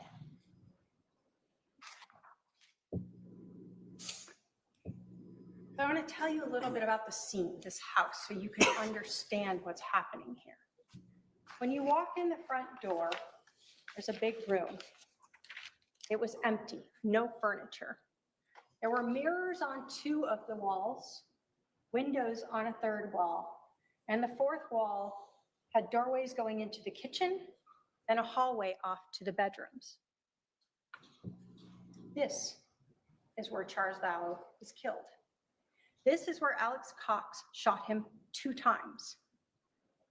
The first shot to Charles Vallow was to his chest. It exited out his back. Charles Vallow fell to the ground. He put his left hand to this wound, and blood transferred onto it. You will hear from the medical examiner that this shot went through his heart, and that a person can take seconds to up to 2 minutes to die from that type of wound. You will hear that a person can still talk and move after they're shot in the heart. And we know Charles was able to move since he put his dominant left hand on his chest and transferred that blood to his hand. You will see that. As Charles lay on the floor of 5531 South Four Peaks Place, Alex Cox stood at his feet and fired a second shot. That shot entered his abdomen, and it exited his left shoulder. The angle was significantly upward. Dr. Baumgartner, who is the medical examiner, will tell you that this wound was shored. You will learn that shored means that there was something hard behind that wound. So when the bullet exited it, it caused a different tearing pattern than the other wound that exited Charles's back. It is this shored wound, this exit on Charles's left shoulder, that shows us that there was nothing accidental about this second shot. You will learn from the cell phone that at 7:49, Lori left Charles's house, or left her house with Charles's cell phone, his wallet, his rental car, and JJ and Tylee. She drove to Burger King, Walgreens, dropped JJ off at school before she and her daughter Tylee drove back to the house. During this time, while Lori is driving around in Charles's car with his phone, she spoke with her brother Alex twice. The first call was at 7:52 a.m., 3 minutes after she left. The second call was at 8:06 a.m., 17 minutes after she left. You will hear that when Alex and Lori are talking, neither of them had called 911 yet. In fact, you will hear that Alex didn't call 911 until 47 minutes after Lori left. Charles Vallow lay dead on the floor of that house for 47 minutes before he called 911. During this 47 minutes, Alex began staging the scene and making mistakes. You're going to learn that the police found a bat that was located on the right side of Charles to the north of his head. Like he had been holding it, and when he was shot and fell, it dropped, it rolled up against one of the walls that had mirrors on it. What you're going to learn that is Alex forgot that Charles was left-handed. In fact, you're going to learn that Charles was a semi-professional baseball player. He pitched and he batted left-handed. So that bat was on the wrong side. Next, you're going to hear about an injury to Alex himself. Lori had told police that Charles hit Alex in the head with this bat before Alex shot Charles. Classic self-defense. But in all cases, we must look at the physical evidence because it doesn't lie. And the physical evidence doesn't have a bias or a memory loss. Sometimes it's the lack of physical evidence that doesn't lie. So again, we know that this room where Charles was shot had no furniture, mirrors, 2 walls. You learn that although Lori claimed that Charles hit Alex with that bat and then Alex shot him in self-defense, that Alex's gun had no blood transferred on it. Alex was allegedly struck in the head with a bat by a semi-professional baseball player. Doesn't go unconscious, and he never touches that injury. Pulls out a gun, is able to shoot this man twice, and then he takes the gun down a hallway and puts it into a room. Never apparently touching his head or this wound. And again, Lori says that Alex was hit with the bat in this room by Charles. But again, what we don't see is any blood on the floor. Charles strikes Alex in the head with a bat. They're grappling on the ground. There's not a single drop of blood on the ground in that room. There's pooling of blood around Charles as he lay there on the ground. There's not a drop of blood going down the hallway to where Alex put the gun. There's not a drop of blood in the room where Alex put that gun. There's not a drop of blood on the floor in the kitchen where Alex went to go wash his hands. There are no towels, sheets, clothing, napkins with blood on them, where Alex was holding his head and trying to stop this bleeding from this injury. You will see on body-worn camera, Alex Cox, who's on with 911, come out of the house. He will have a phone in one hand and his other hand up, and you will notice that he actually has a pair of sunglasses resting on the top of his head. You will see at some point, Alex sits down, and they ask him to move to another location.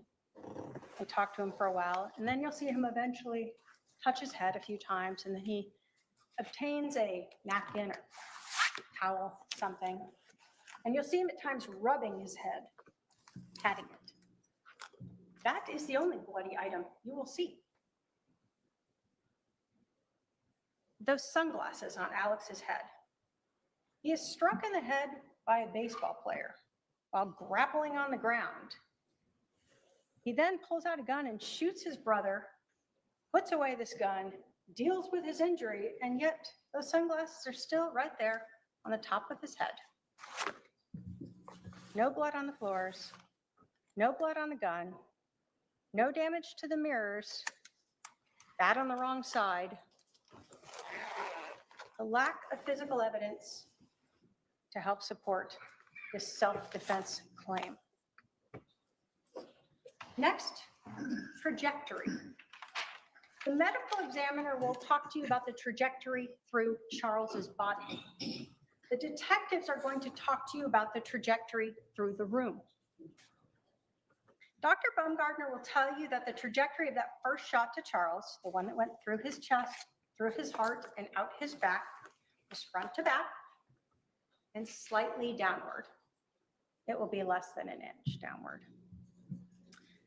The detectives will tell you that the bullet from that shot, actually, as it exited Charles's back, ended up across the room in the baseboard.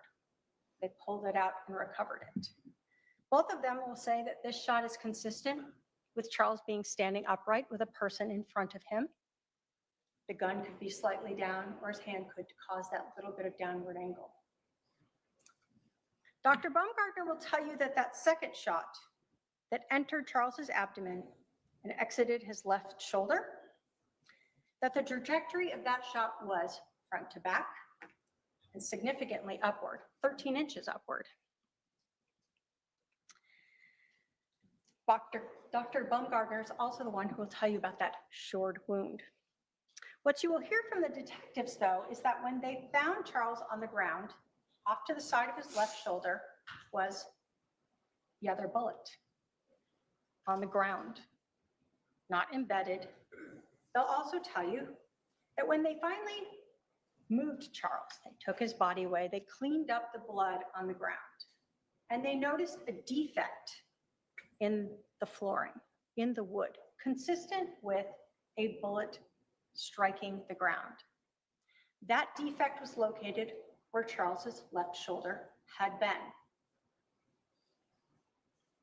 You will hear that both Dr. Baumgartner and the detectives found the trajectory. The wounds were consistent with Charles laying on the ground, Alex being at his feet when that second shot was fired. The physical evidence does not lie. Charles was on the ground when Alex Cox fired that second shot. The injuries to Charles, the location of the bullet strikes, the trajectory of the injuries both in Charles and in the house all show this was not self-defense. This was a staged murder scene. I told you that Lori Vallow left the house at 7:49 a.m., and we know this because of Charles Vallow's cell phone. The 911 call was placed at 8:36 a.m., 47 minutes later. The police arrived at 5531 South Four Peaks Place at about 8:41 a.m.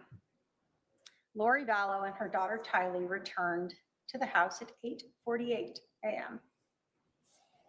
When the police first contacted Lori Vallow, they thought she had no idea that her husband was dead, that he'd been shot and killed.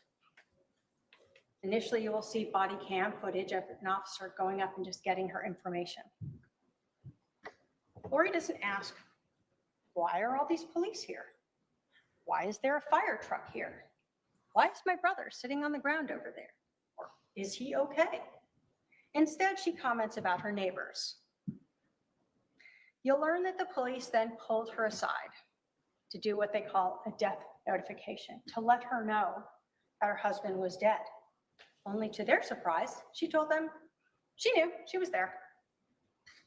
So at this point, the police knew they needed to take her to the police station and question her. You'll learn that Lori Vallow was interviewed by the police. She was treated very kindly. The police asked her what happened. Lori Vallow told the police that she took Charles's cell phone.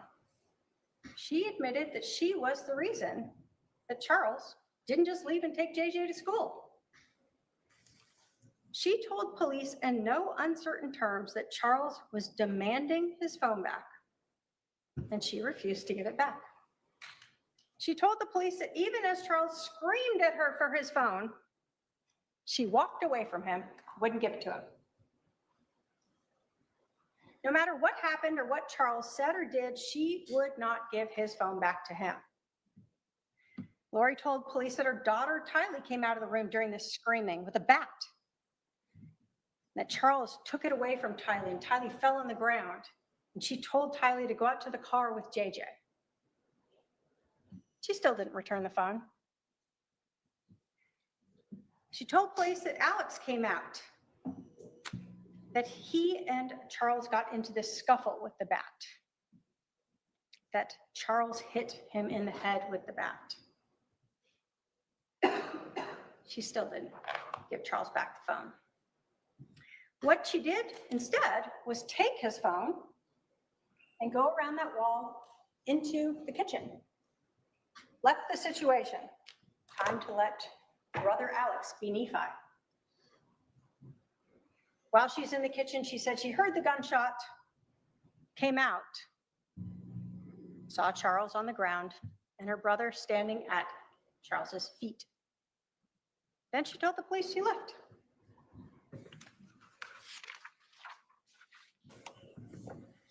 You'll learn that the police actually had no idea that Lori still had Charles's phone. Even when they're interviewing her, she still had it.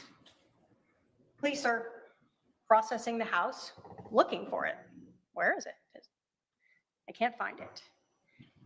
Later in the afternoon, you'll hear that the police actually called Lori and Alex and asked them to come back to the scene.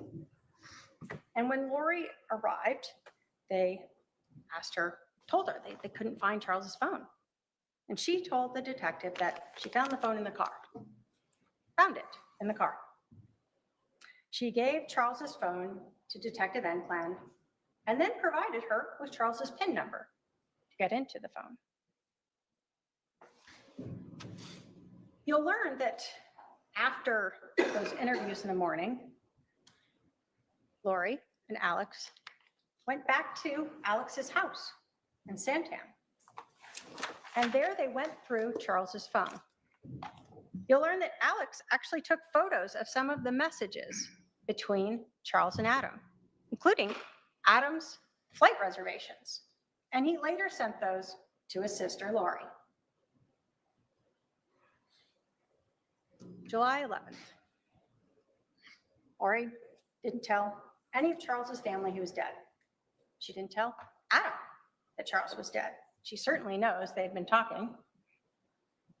The next day, Lori texted Charles's sons from his prior marriage and told them, "Your dad is dead." Charles's sons reached out to their Aunt Kay about this, and you'll learn that Kay and her husband had to Google this, see if it was true. They found out that Charles had been shot.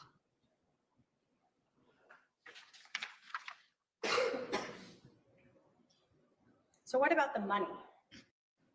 That life insurance policy. Charles Vallow had $1 million life insurance policy. When he got it, his wife, Lori Vallow, was the beneficiary. We know that Charles died on a Thursday, July 11th. That next Monday, July 15th, Lori Vallow called Banner Life Insurance. The call was recorded and you will hear it. She told the agent that Charles had been accidentally shot. It was an accident. And that she was the beneficiary. Both of those statements are not correct. There was nothing accidental about that shooting, and she was not the beneficiary. 3 days later, on July 18th, Lori Vallow learned that she was not the beneficiary. Banner Life Insurance could not and would not tell her who Charles had changed it to. But Lori was angry about it. And you're going to learn that on July 18th of 2019, there's another very important text message in this case. The first one on July 9th between Lori and Alex when they discussed being like Nephi. And on July 18th, 7 days after Lori and Alex killed Charles and Lori learned she is not getting $1 million life insurance policy, she sends a message to Chad Daybell. Quote, "So I talked to the insurance company. He changed it in March. So it was probably Ned before we got rid of him. You can't tell me who, of course, but it's done. I'll still get $4,000 a month from SS." In this text message, Lori tells Chad that it was probably Ned, that evil spirit inhabiting Charles's body, that changed the life insurance policy before they got rid of him, before they killed him. After Lori found out that she was not the beneficiary, she was so angry that she actually went through Charles's laptop, found the beneficiary change form, sent photos of that to Chad. She also confronted Kay about it. The $1 million she had expected to get was gone. But as Lori told Chad on the 18th, she was still going to get money from the death of Charles. Lori knew already that a month before going to see Social Security, how much money she would get for JJ and for herself as a caregiver as a result of Charles being killed. $4,000 a month. Ladies and gentlemen, the evidence in this case is going to show you that Lori Vallow Daybell conspired with her brother, Alex Cox, to kill her husband, Charles Vallow. When Charles let Lori know he was coming into town, she quickly got the pieces into place. Alex came to her house with a gun. Lori created the way to keep Charles inside the house so that Alex and she could be like Nephi, to kill Charles Vallow to better at least her life so she could be with Chad and she could live off that life insurance policy. As we go through this trial, you will see photos of Charles's injury, photos of the crime scene, and hear testimony that will prove that this was not self-defense. As we go through this trial, you'll be provided with phone calls, emails, text messages, and hear testimony that lays out the motive for this murder: money and Chad Daybell. You will see text messages and hear from people who Lori trusted and who were later pushed away, people who really don't want to be part of this trial, but were pulled into it by this defendant and her desire to get rid of Charles to be with Chad. People who heard Lori for months saying Charles was gone, possessed. People who will establish that this murder was premeditated. You will hear text messages from July 9th by Lori to her brother, Alex Cox, that he had to stay near her, that it was all coming to a head, and she would be like Nephi, and so would he.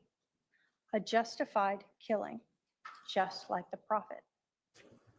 And later, the text message to Chad where she told him that Charles changed the life insurance policy before they got rid of Ned.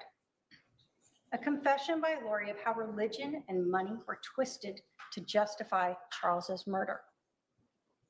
At the end of this trial, the state will come to you and ask you to hold the defendant responsible for the death of Charles Vallow and find her guilty of conspiracy to commit first-degree murder. Thank you.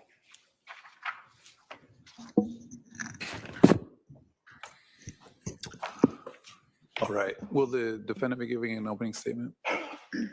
Okay, because of the lunch hour, your opening statement will start after lunch. I'm going to excuse the jury for lunch. I'm going to ask juror 3 to stay back. I need to talk to you about something. Please remember the admonition, jurors. We'll see you let's start, everyone be back in the jury room about 1:20 p.m. and we'll resume at 1:30. Thank you. All rise for the jury.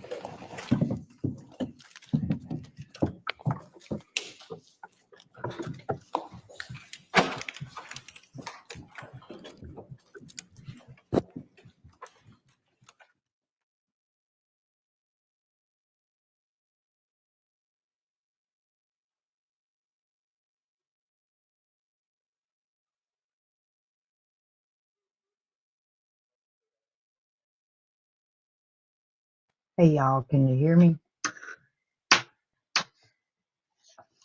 Well, how about that? Few little surprises. Few little surprises. Okay, I'm going to send Trace an invite to see if she wants to come up, or KJ, or anybody for that matter. I'm going to put it in the chat.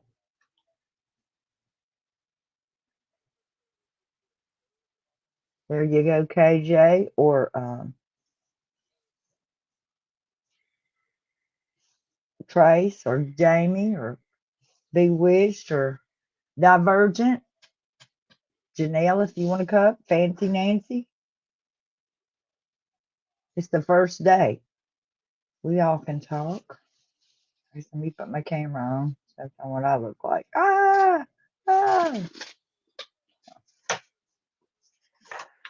Well, isn't that something? Let's see if I do it like this.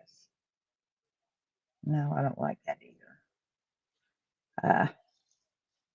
Just do that. How about that? I'm going to do, Krisha didn't like these smaller things, but I'm going to do a smaller thing so y'all can't see all my crap around me. How about that? Can y'all see it? Oh, hey, KJ, did I get you up there? Yeah, can you hear me okay? I can hear you. I can't see you, but that's okay too. Well, do you notice my little icon there? Well, let's see. I don't know why it's not coming up is what's got me. But wait No, a minute. you can't see my icon? I probably have got it to where you can't see it. Let's see. No? You are in the stream with audio only, it says. Okay, well, let me do that again. There's a way that you can be up here hid. Yeah, I And, mean that's what I'm not on video. I'm not. I mean I'm just I've got a little icon instead. So I don't know if you're seeing that. ooh, I didn't mean to do that either, but I don't understand why it's not. Because you're up here. Go out and come back in again. Can you do that? Like go out and come back in Well, it's again? showing I'm in the show right now. Everyone can see and hear you. Oh, I bet you I've got something crazy doing, is what the problem is. No? The problem probably is that Donna don't know what she's half-assed doing, so I'm gonna get us both There in it trouble. is. Ah, there she is.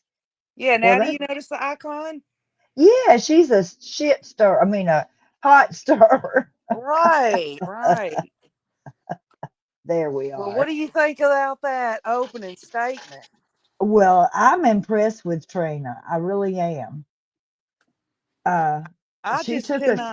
I cannot believe that Lori would even be able to come back on that with her opening and what she's going to say. I bet she sat at her defense table and her behind was puckering. I bet she don't even want to come back this afternoon.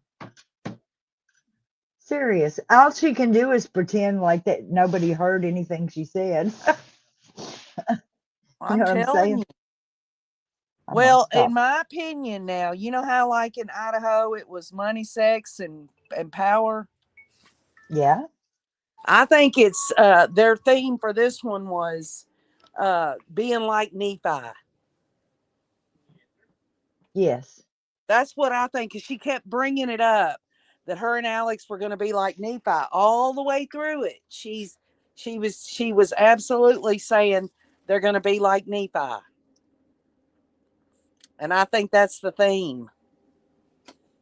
Well, she really hit it. I'm just saying she didn't fool around about it at all. And, it's like, this is why she killed her. This is what happened. And you're going, yeah. I'd like to hear people in the comments and tell me what they think the theme was, because I absolutely think the theme, like money, sex, and power, I think this was being like Nephi. Okay. Because she said it all the way through. She wove it through her whole opening statement. What do y'all think, y'all? If you agree with with KJ that the theme of this is being like Nephi. Hey, look, Crush is in here. Hey, y'all, I'm here. Been here. Jason woke me up, but I have a raging headache. I'm so trying to get rid of that. Learning these details didn't help. This is so hard. Oh, Crush, our heart and our prayers are with you, girl. I said that whenever I heard those details, because I was like, this kind of confirms what Krisha had said, that she just felt in her heart had happened, with Charles when he Yeah, that, Mary that says that I agree with an emphasis on money. Yeah, she definitely, I think Trina K did good. She did. I know some of y'all noticed when she meant to say Charles, she would say Chad. She said yes, it once at least. I think about she got a Chad's little mixed up. house. Yeah, she got a little mixed up a little bit, but I think she did good overall. Did y'all catch that where Trina K had said Chad instead of Charles and Charles I, instead of Chad? I saw Said several Chad's people house instead of comment Charles's on house. it in the chat. In the chat, a couple of people noticed that.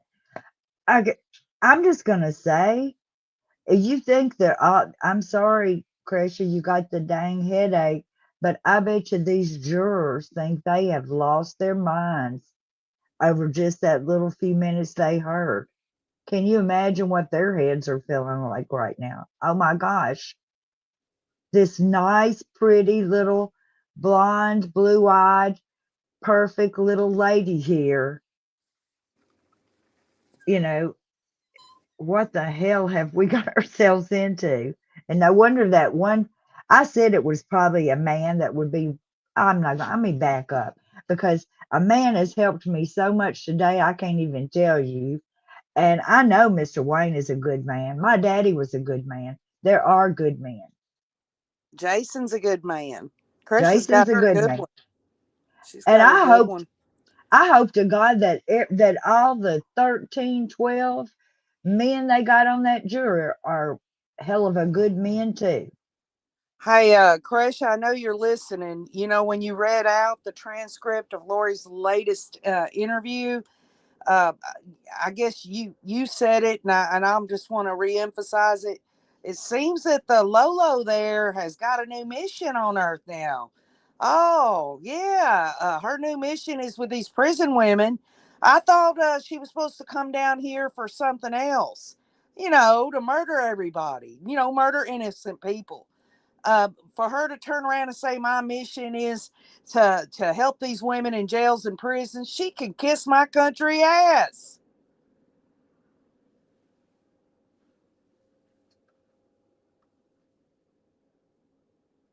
I'm just going to say this,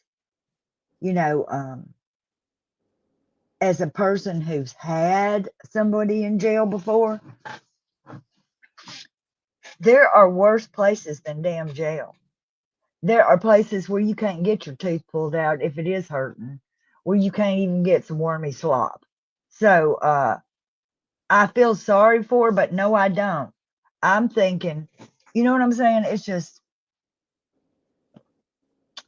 she's Exactly. she's trying to get. I mean, I don't want nobody to have to eat slop. I'll be honest with you. Am I getting? I've got this. Can you see down here? I know they're not coming back, are they?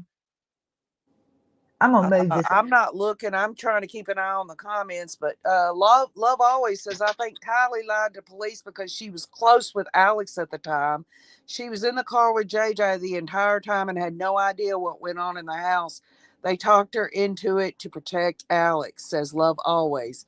In last star, I guess that's how you say it. And if you just think about it, we've seen these videos, all these people, there's Tylee, there's JJ, there's Alex, they got all these, I've got this interview with them, got the video with them. Yeah. Every one of those people are dead. Lori's the only person alive left with, of all the people, of all the, have testimony about what happened, that they're all dead.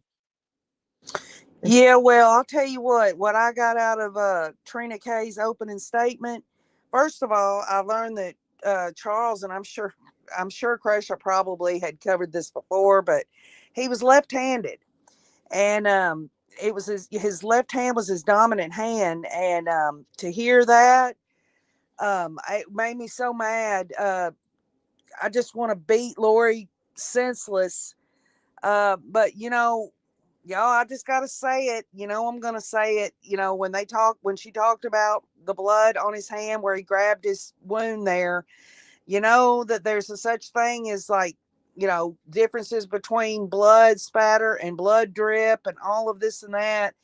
And they're going to be able to show that he did grab his wound there when he got shot. And that's that right there. That right there. It wasn't like he had to, Alex had to shoot him twice because he was coming to him. Oh, he's a danger once he's been shot in his heart, basically. And he's holding that wound and he's coming toward Alex again. No, because the second shot went from the stomach in a different trajectory up through his shoulder. And it had this short, SHORED type of injury. That means that bullet hit up against something hard, i.e. the floor there, the wood floor, the indention. She is screwed. And I'll tell you something right now. I don't give a damn. I don't care. If this woman says she's going to get in the jails and prisons and help other women, I hope somebody beats her ass. It's true. When somebody will, because all that it's not real. It's yeah, she's being sweetie Petey, but she's right now probably cutting some woman's hair off when she ain't looking, or just being evil ass. I watched this thing about people who are psychopaths type. I mean, not psychopath. I can't remember the word, but have underhanded need to damn hurt people. They don't do it out in front the first time they get around you, and it's no telling what she'll do to those poor women in prison. And some people will believe her no matter what she does to the others, and that's the sad thing. Well, I'll tell you what. I'll tell you this right now. This woman, if in fact Trina K said she took off with Charles's phone into another room, and basically Lori was a freaking coward. Some think Lori shot him too, but let's just go with Trina K. Lori's going off into another room. It's Alex's time to be Nephi. Well, I hope somebody meets up with Lori at Pocatello Women's Prison and makes her be whatever the hell they want her to be. That woman deserves her ass stomped.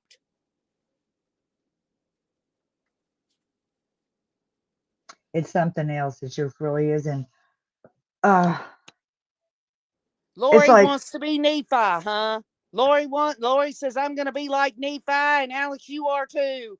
Yeah, she's a damn Nephi, all right. She's sitting on a freaking damn at a defense table. She's already convicted as a serial killer in Idaho. Oh, yeah, Nephi all the way. That woman's a piece of work. I'm just gonna say, and this is to take up for Tylee, even though I'm sure that Tylee lied for her mother. She was in a situation. She did not know all the details. And I'm not saying it's ever right to lie for somebody, but I have been in a situation before where I didn't know the whole entire story. And I took up for somebody to the very, very end till I had nothing to do but face it. Stop. Wait. Are you here? Me throw that out because I have no idea what that is now. Woo, What is it? that Oh, hurt. That hurt my ear. I'm gonna check and see, but I think that I don't know whether it was an ad or what. yeah. Well, I'll tell you what. The bottom line is this. Uh, she is absolutely, y'all. I'm just telling you, her opening statement is going to be so pathetic. I just know my blood pressure is going to get worse than it is. But hey, you know, I've been dealing with this, uh, dealing with her for 5 years now, trying to get a little justice through understanding about this whole situation. And it all really comes down to her evil, diabolical ways. Yes. She had it all premeditated. She had it all ready. Just, you know, we knew the evidence, but the way that Trina K put it together in narrative form in her opening statement, it makes it that much more real. And there are things that, I mean, I did not know anything about uh, this thing about Charles's left hand having no blood on the gun. Um, you know, this, it's sad. It just is, it's just so senseless. And the sad reality is, and the one thing that just hurts me so much is this Nancy Joe Hancock was telling Charles that he should have told Lori that she wasn't on the life insurance policy. And I wished he would have went back to where he was staying and called Lori and said, I'm coming to get JJ tomorrow, but oh, by the way, you're not on the life insurance policy. If he'd have just told her that, then maybe this, I mean, who knows? You know I shouldn't say that, but I just wished he would have told her. But, you know, the bottom line is Lori absolutely knew in her own mind, or she wouldn't have went through all the trouble of going to Texas to pretend to want to get back with him.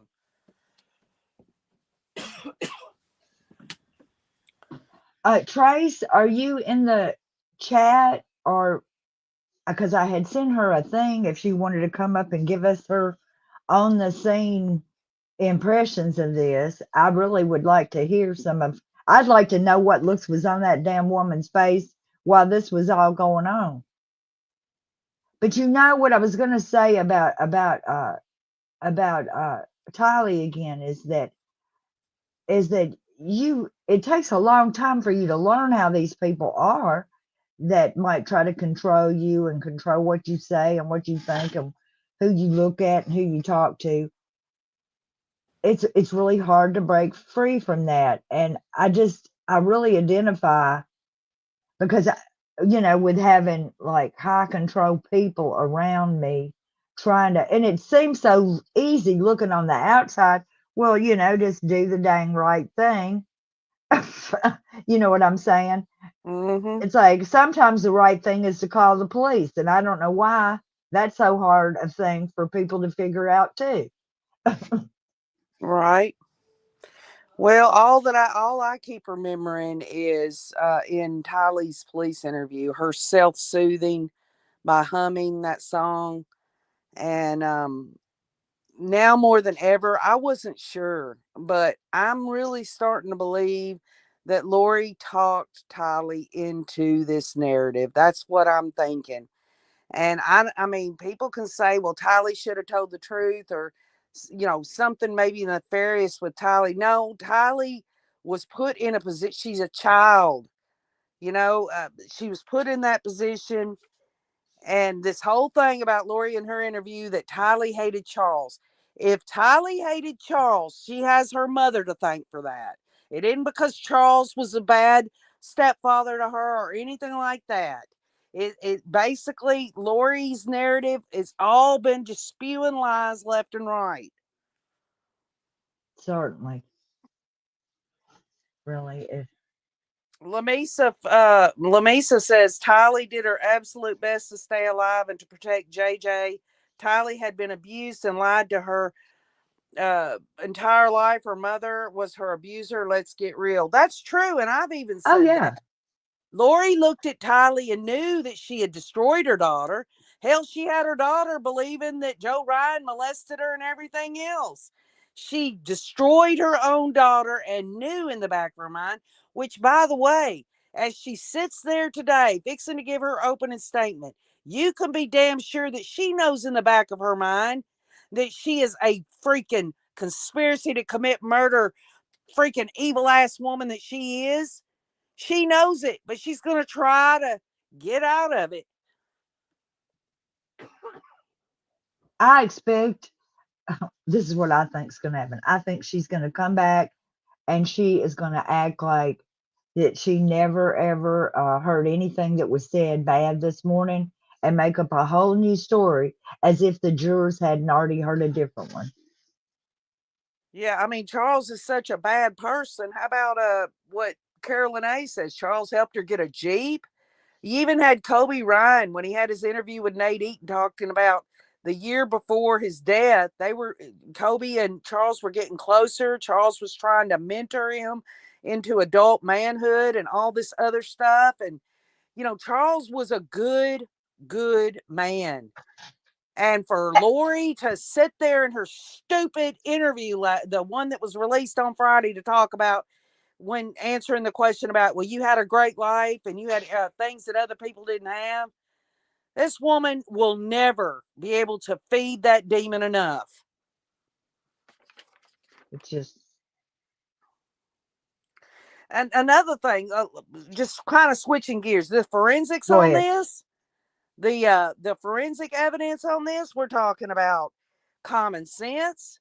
Alex, we all said, yeah, Charles, played, professional baseball and all that. If he'd have hit him in the head, blah, blah, blah. Well, I didn't really ever think about it and I didn't really know it, but they never found a blood trail or a drip of Alex's blood anywhere after he supposedly got hit in the back of the head there. No paper towels to hold, to keep the bleeding or anything like that. Nothing like that. Because let me tell you what, that was either self-inflicted or Lori did it. And Alex allowed her to do it to him. And just to think about this, now imagining that you're arguing and fighting with somebody for real and you're really kind of scared of them. And would you trap them there by going out and getting in their vehicle and leaving them there? I mean, no, you'd want them to get the hell away from you. If you really, you know what I'm saying? None of the story made sense that she would go outside with her husband still alive in the house with a damn baseball bat. And he, you know what I'm saying? With them in that situation, would she go and get in his car to take the kids to school? She just wouldn't do it. She wouldn't go and I mean, that doesn't. She's trapping him there. If you were doing that, that is a trap. She set a damn trap for him. He had to stay there and fight with a baseball bat or get shot. You know what I'm saying? Do you understand my thing? And there wasn't enough time for none of the things to happen the way they said. Okay, Charles is standing there with a baseball bat. Now, Charles is going to stand there for what? The 2 or 3 minutes it takes you to go. No, Charles is fucking going out the front door. Sorry. We'll have to cut that out so that I'm sorry. Anyways, so Charles is going to go out the front door to see where his phone and the kids have went. He's not going to stay in there to see if Alex is coming back. That's crazy. None of that story makes sense. They should have not let him loose that day. It doesn't matter what I think about that. And I'm so sorry, Kresha. Are you there? KJ? Am I here by myself? Can y'all hear me? Okay. No, the story does not hold water, Bewitched. None of them match. Plus, Hello? okay. Hello? Hey, Kate. Yeah. And we're Okay, I don't know what's going on your side of things. I'm sitting here. I'm not, everything's cool. But okay. how about this? Trina K brought it out. Lori told him in the interview, she said that she had Charles's phone and went into the other room and this happened and blah, blah, blah. That she was keeping the phone, number one, just as you say. But also, if she's so scared of him, why have his phone? And number two, why did she tell the police when she came back to the residents to bring Charles's phone. Why'd she tell them that the phone was in the car? Sorry, y'all. Brutus is yapping. Which is it? I mean, she says Charles's phone was in the car, and yet she tells in the police interview that that she had his phone in the house. What is it? What is it? She needs to make up her mind. Can you hear me?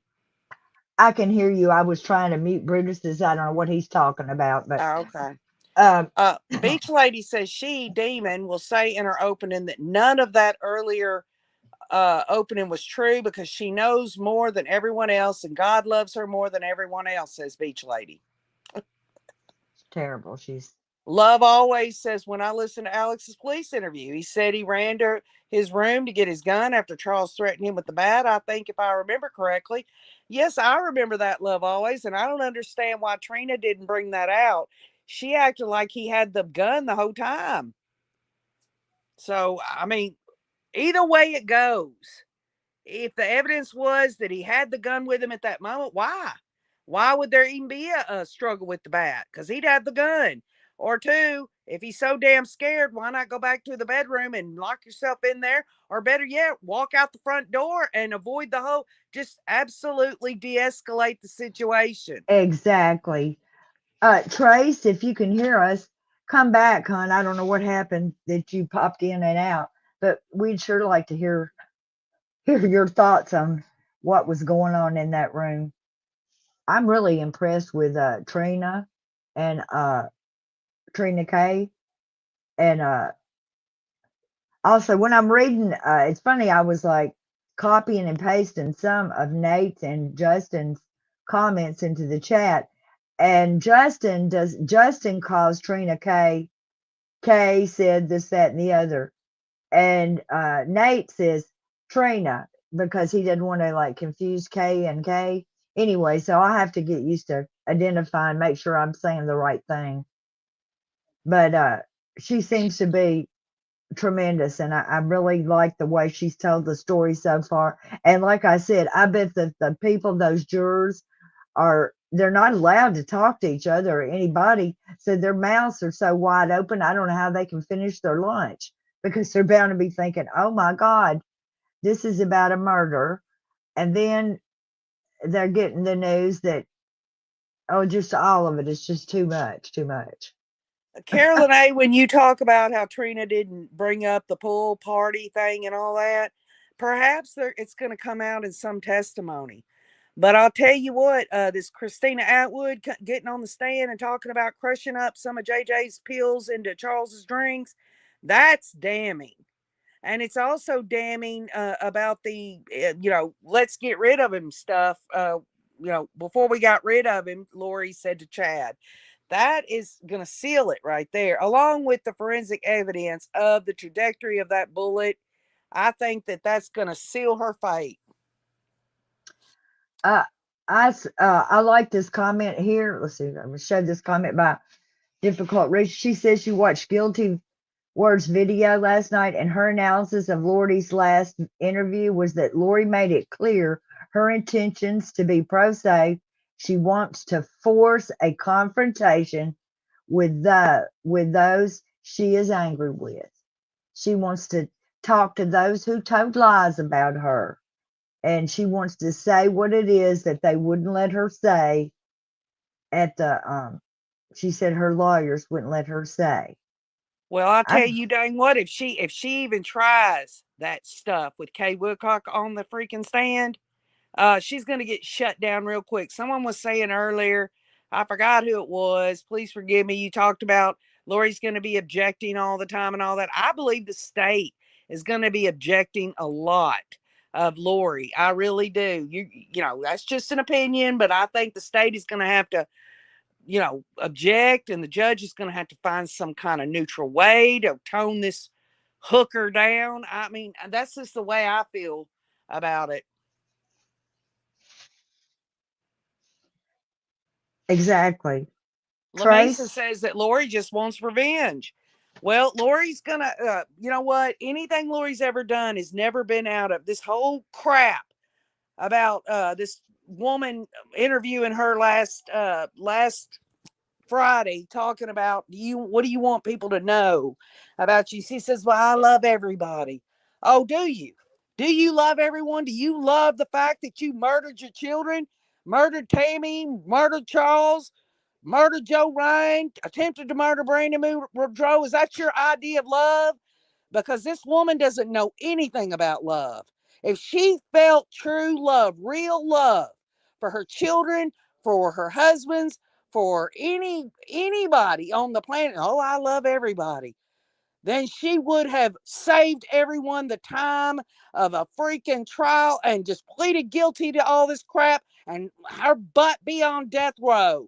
Because that's exactly where she needs to be. And it's so unfortunate that she's not going to be on death row like her stupid husband, Chad Daybell, that lumpy, dumpy piece of crap. Oh, she wants to talk about, yes, we'll just have to have the kind of relationship that we have. Oh, yeah, I'm sure. Let me tell Uh, you what, that woman is sick. She is sick. she really is. She and not fixable kind of sick. And it's funny. I mean, it's not funny, but hearing Kobe, I didn't see all of what Kobe said, but he was like it was two different people. And also I think Megan said that also. But I mean, we've heard everybody say, "Oh, she's so sweet. She's the cookies to the cream. She's the, whatever." And but I'm just telling you, it's no telling. She was spitting in y'all's cookies. Y'all just didn't know it. Yeah, well, I get the warm fuzzies when I read these comments, especially this one about what is it right here? Love always talking about. I hope they're going to be pulling some of Lori's teeth, especially her two front ones. Those veneers. She's going to need specialized care for them bad boys, and she ain't going to get that kind of dentistry where she's going. And I'll tell you something right now. They ain't going to be able to do nothing, no kind of cosmetic dentistry on this dang hooker when some big woman down there in Pocatello knocks her dang lights out, knocks her freaking teeth plumb out of her head. That'll save her a visit to the dentist chair. I'm just saying this for a fact. It's coming. It's coming because she just Look at what M put. A bunch of teeth in the comments. Angela Davidson says a narcissist's mind is always on the inner rage and contempt they feel towards those who see through their masks. oh yeah, Revenge is always on their mind, in my opinion, says Angela Davidson. Oh my yeah, goodness. yeah, yeah. Lawyer's daughter says, difficult research. Just found your channel a few weeks ago. Admire your work and journey. Been following this madness since Hawaii, the Hawaii debacle. And we appreciate you being here for Cresha, lawyer's daughter. Donna, Cresha, they're the best. I just really appreciate anyone who could help and support Cresha in any way that they can. Uh, just whatever you can do, whether it's prayer, whether it's monetarily, whatever it is, she needs it. And we're all there for her, and we will continue to be there for her. We're glad you're here. Yes, we are. I'm gonna bring up that screen. I don't think they're near ready. I'm trying to think my mind about how. I guess that's what's on there. Donna, do you remember in the evidence whether or not we knew that Lori sent photos to Chad showing the change of beneficiary? Because I don't recall that. Is that new? I don't. I know she talked to him about it, but I didn't know she sent photos to Chad showing the change of beneficiary form. And that's what Trina K said. I don't know if we knew that or not. Cresha, did you know that? I'm thinking that Cresha would know a thing like that. Yes, she pretty much knows this case inside and out. Oh, Cresha says that's new. She did not know that. Really? Right. Wow. Yeah, that's going to be interesting. I'm going to tell you right now, it makes no sense at all to put a 30-minute delay on any of this. It's ridiculous. It's not right, and I appreciate that we get to see it after the fact better than not getting to see it at all.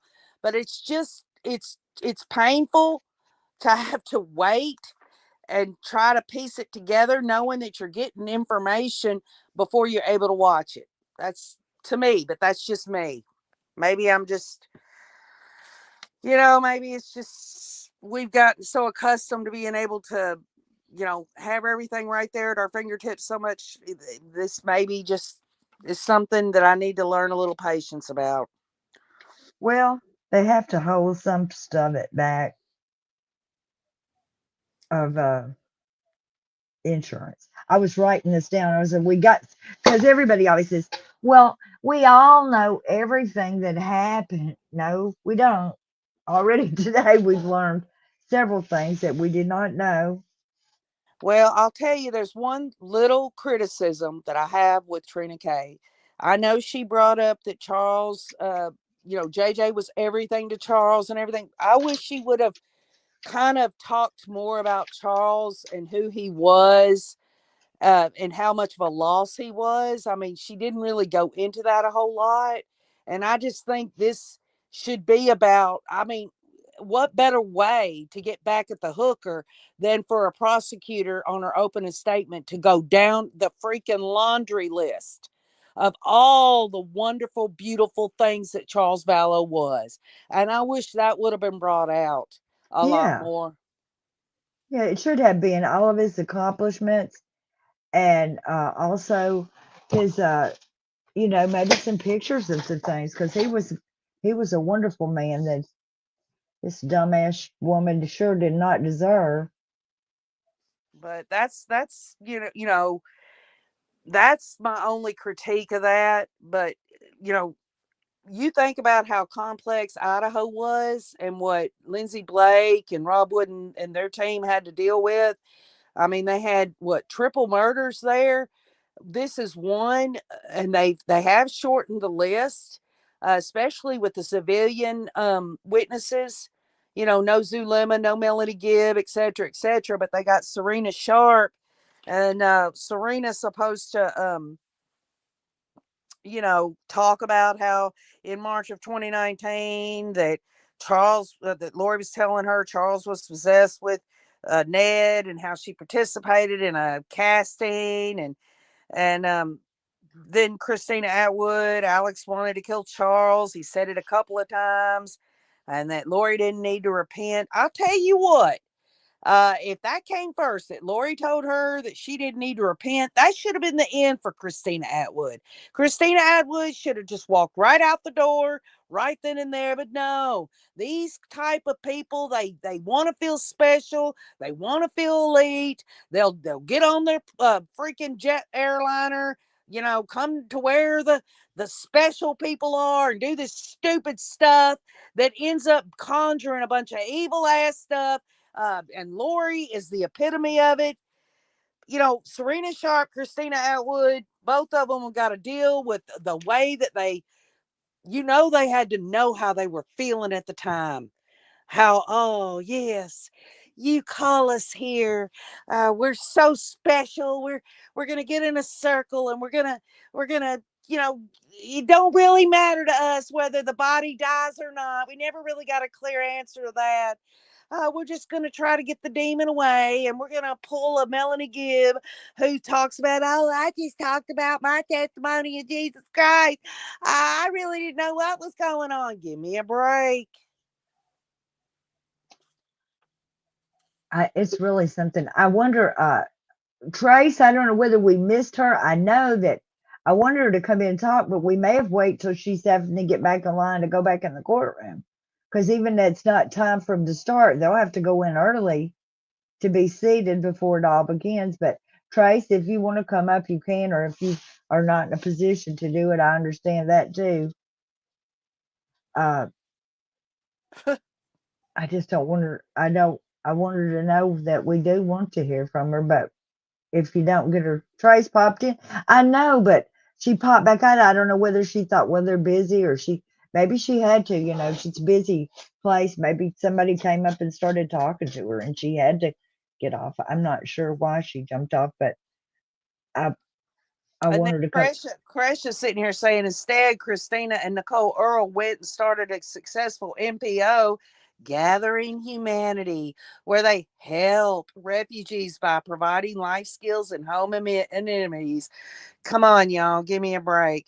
And no more remote viewing says, can that jury ask others that are not on the list to testify the casting that was involved with Charles's murder? No. Whoever's on the state's witness list, and we're up in the air about Lori's witness list.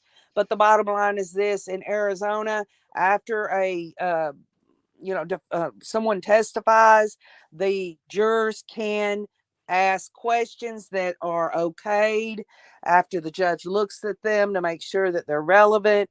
We're going to, hopefully, these jurors are going to be asking questions, and perhaps some of the common sense questions that we all have, maybe they'll be asked.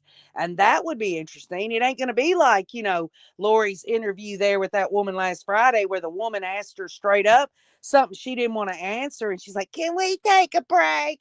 Oh, you ain't going to be able to take a break, woman. You are on trial, and you damn right about something. You're on trial for your life. And I'll tell you what, people say, well, okay, Jay, she's already going to have to spend life in prison at Pocatello Women's Prison. This really isn't no big deal. Folks, if for some reason an appeals court in Idaho overturned her conviction, we've got a backstop. And, it would absolutely need to be a backstop for freaking justice for Charles Vallow. That's what I'm talking about. Yes, and I mean, if I didn't know anything about it and heard just what she told this morning, I would be like really pissed with her already. I mean, I know that you have to hear the other side, but I mean, I know she's got to produce the receipts to make it all stick. But How many of still, y'all how many of y'all want to bet that she gets up there mild and meek and sweet? She's not going to get up there and be like she was pre-trial. She's going to get up there, she's going to act so sweet and timid. She wants them to think she would never do anything like that. You just wait and see. How many of y'all think she's going to do it? That she's going to get up there, and when she does her opening statement, she's going to be she's not going to be loud. She's not going to be stern or anything like that. She's going to get up there. She's going to be like some sweet, timid woman, because that's what narcissists do. They read the room. They want to be able to put on their freaking chameleon crap, and she's going to do it. I believe it. I think you're right. I think that's what she's going to do. And Just Eliza make it. says, Megan says she's already fumbling over her words, but then slammed down her notepad. Well, I'll tell you what, y'all. Every little thing, them juries are going to be watching her even when she ain't talking. She is the defendant. And, from what I see of her, she don't look too good today. She wants to talk about I keep bringing it back to this last interview. Oh, you just don't get much sleep in there. What about the translated bull crap you've been talking, woman? You don't eat, you don't sleep, you don't poop. What is it? You got a new purpose in life now? What is it? What is it? Exactly. She should be getting younger every day over there. E. Jones says, I reckon she will wait until she knows how it's going. I'm glad. She's going to have to, she ain't going to be able to wait an opening statement. She's going to have to say something. Does she have her prepared, something wrote down? Is it going to sound like she's reading off of something? Or is she going to get up there and just kind of say something short and sweet? I'll tell you what, she ain't going to get loud and boisterous, in my opinion. If she does, I'm going to be like, yep, this is the S show like we thought it was going to be. This was her last hoorah. She don't care. She knows she's cooked. So why not just go ahead? It's just like I was up in the air about her testifying. I think she's going to find out that this ain't just opening statements tells it all to me. And she'll end up testifying, I think. She will. Let's see what that comment was. I like that. It said, well, it's flying by. Let's see, here it is. Lamecia says, the calmer Trina stays, the more she sticks to the legal script, the more Lori will lose her cool. She thrives in chaos, and Trina is the essence of calm. That's good. Heidi's mind, the reason that Melanie Gibb and Zulema and all these other crazy A people like David Warwick, and I mean, I'm surprised they got Christina Atwood and Serena Sharp. I think maybe there wasn't much that Lori could do. Maybe Lori's going to bring up in her cross-examination something that she knows about Serena and Christina Atwood that is going to make their credibility look crappy. And you know what? That's what the state of Arizona gets for putting these dang nut jobs on the stand. I felt the same way about Melanie Gibbons Zulema in Idaho. I don't think anyone should say these are our star witnesses when these people are evil. These people are guilt ridden, and they know that if they don't cooperate, like Zulema getting use immunity and all this other stuff, then their butts are going down. So the reason I think Arizona didn't bring in Melanie Gibbons Zulema is because they knew that that would open up a Pandora's box for Lori to go to town, and it would just, and then that would poop all over the state of Arizona's case from that point on. Even if you put all these law enforcement, medical examiners, and all that, it's going to make Arizona look stupid, in my opinion. But the only reason it worked in Idaho with Zulema and them was because that was Idaho, and they had a mountain of evidence. What I'm concerned about is the fact that Lori does have an argument that they should have arrested her and Alex, or at least Alex. If for nothing else, arrest him for involuntary manslaughter, for God's sake. Do something. And by God, if they couldn't arrest them, they should have called Department of Children's Services and said that's a gun that was used in that house around those children. Anything. But they let them just go on. They let them go on. And because of that, and yes, we know the investigation was left open, so they covered their butt on that. The bottom line is that that's left the door open for Lori to say, why isn't it self-defense? I mean, we saw it in pretrial. We heard her say it. The police were acting a certain way. They were acting like that it was self-defense. No, they didn't close the case and tell Lori and Alex that it was self-defense. But the bottom line is that's how they let them leave. They let them go. They didn't inquire anymore. I mean, so, it is what it is. And that's the sad reality. I believe she'll get convicted regardless. I just think, we've all said it about how they handled all of this when Charles was murdered. Case in point, they should have at least looked and seen the guy that blew Charles away actually had spent time in jail from another violent crime. Oh, he's got a violent past there. Is it a stretch to think he murdered him? And if he's felony convicted, what the hell's he doing with a gun?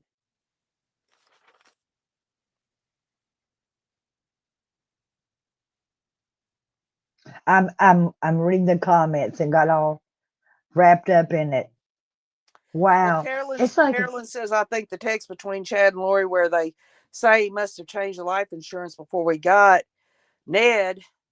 Yeah, that's damning, and got rid of him. That's, does that sound like a self-defense accident? Does that sound, I mean, we got rid of him by it being an accident? Give me a break. Well, it's just like with her talking to Colby about the kids. She acted like none of us had ever heard any of the other. We read her text. We saw all the evidence. The people in the courtroom saw those 4 children, and she did too. And she's going to tell a whole different story about it, like nobody ever saw any of that. Well, I know there's people in the comments talking about crawfish. Well, I never had it until Larry Woodcock sat me and Wayne down and taught me how to eat crawfish. Oh It man, was I'd love funny. some. I'd never had it, and we had a crawfish bowl, and Larry Woodcock, he taught me how to eat crawfish, y'all. It was pretty wild. It was delicious. Yes. And then Kay, oh my gosh, Kay's a good cook. Uh, Lindsay Uh, says peeling crawfish is a lot of work, but I'm there for the sausage, corn, and potatoes, and for my girlfriend to offer to peel some for me. Isn't that mm, sweet? yeah. Yeah. I love some good real gumbo, the brown gumbo, oh, it's so good. And most of the time when you order gumbo around most places, it will have red and it won't have the brown uh roux or whatever. And oh, it's just real gumbo is so good. And we don't have very much like commerce in this little town left there. You said the grocery store's gone. We have a doctor's, a dentist, an eye doctor. We have a Mexican restaurant and a little blues bar dive.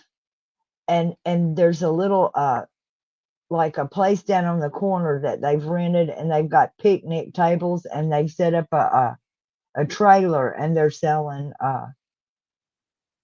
crawfish. So I haven't been down there to get any, but I've been tempted to. And they've got a table. You can get some and sit there and eat them and visit with other people.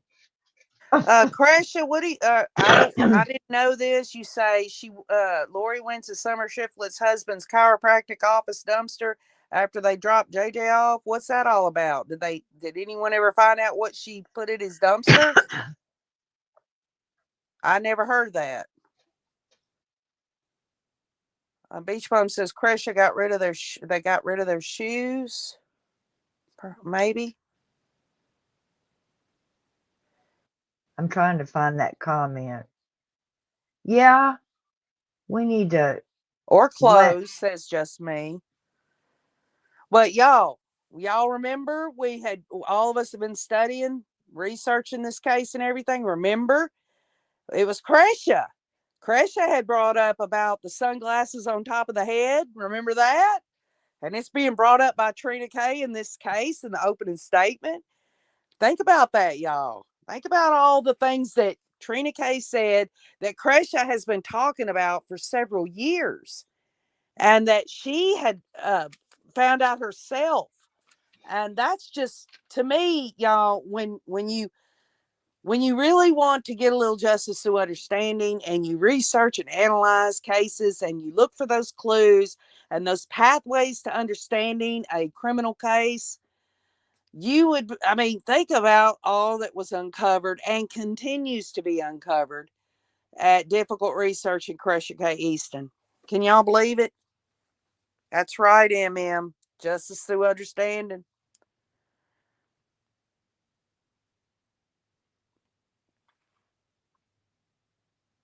And to bring up the Church of Jesus Christ of Latter-day Saints, yeah, in Trina Kay's opening statement, I'm sitting on the fence either way on that one, y'all. I just cannot believe that Lori's sitting there and Trina Kay's talking about how Lori didn't want her temple recommend taken away from her and all this, and how everything was going to come to a head and all that. Well, what was going to come to a head other than murder? What could the jury say that meant other than murder?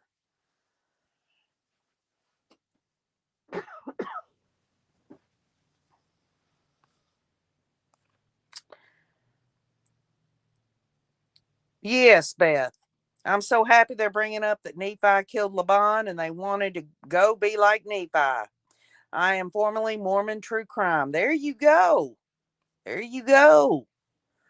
So many people have taken a lot of their time and effort to get justice through understanding, to try to figure out the different aspects of this case.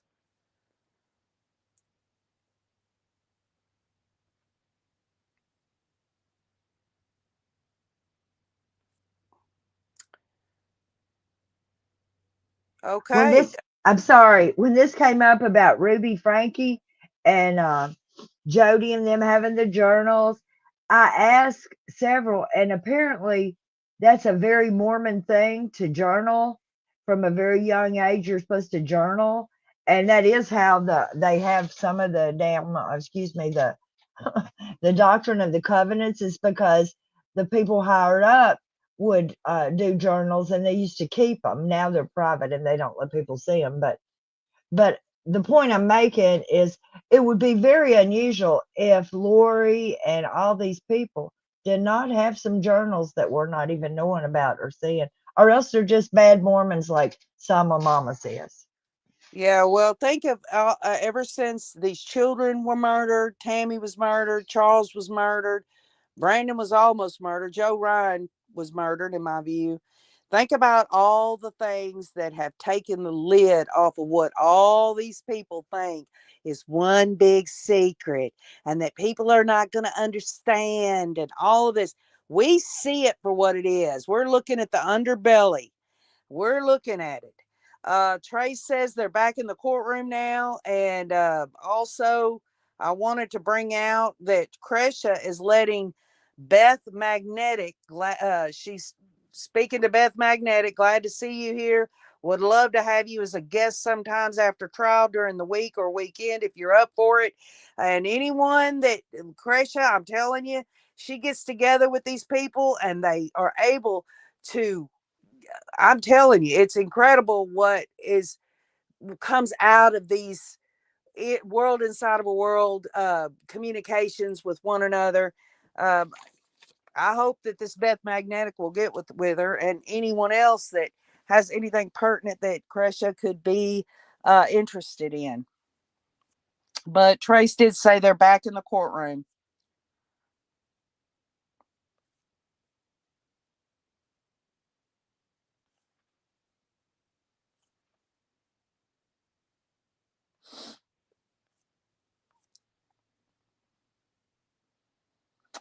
Jet Set Jay says, I pray they play the video where Charles is talking to police saying that Lori had renamed him Ned and that he is scared.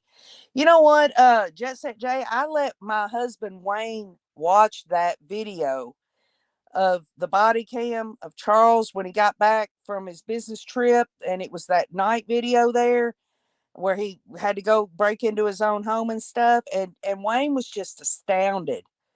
He could not believe it. And it just made me angry that these police were, I mean, here he is. He's trying to warn everyone.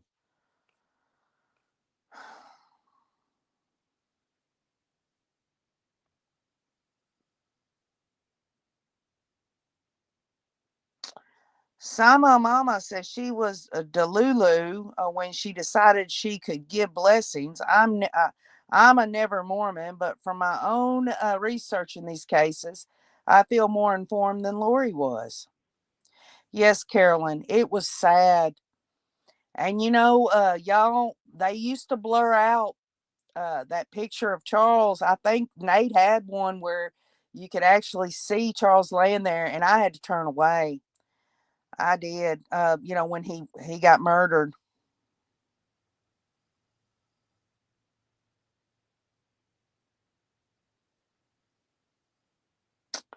Trace on the case says, "Here goes the hussy," and everybody needs to listen up because Trace is going to be putting comments. She's sitting in the courtroom right now, and also we'll be hearing it. Y'all remember it's a 30-minute delay, so it's a bitch, but we've got to handle it the way we can handle it. Donna, are you still in here?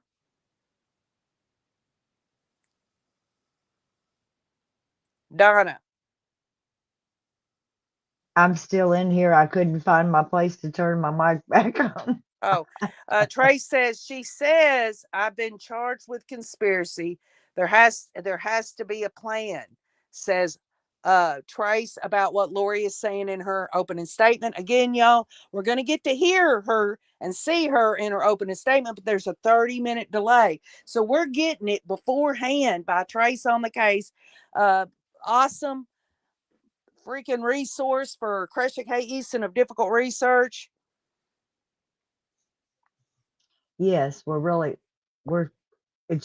it's an honor and such helpful that she's there. And thank you, KJ, too, for helping with this.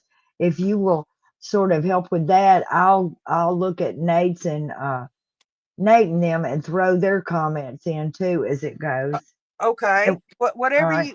you need me to do. This is going to be a long day. That's the only reason I asked if you needed help, because you are a wizard, Donna. You are so good at what you do. I just was trying to be helpful for Cresha and for you, whatever y'all might need. But Lori has said this, y'all. She says that there has to be a plan, right? She introduces her family and Charles's family and kids and tells their jobs.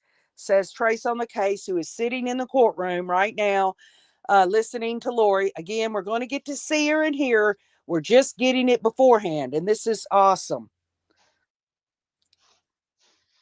So Lori is she's trying to let the jury know, if you don't see that there was a plan in place, then that would mean that there was no conspiracy. Okay.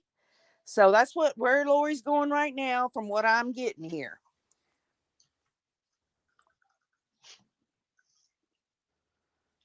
Well, you're welcome, Carolina Hurtado, Heidi's Mine, E. Jones, Love Always, Lamisa Filipino, Miss Mojo Ryzen, excuse me, MM, Carolyn A, Angela Davison, Vix Tex, MM, Sama Mama, y'all, Fancy Nancy, and obviously to our love, Krisha K. Easton.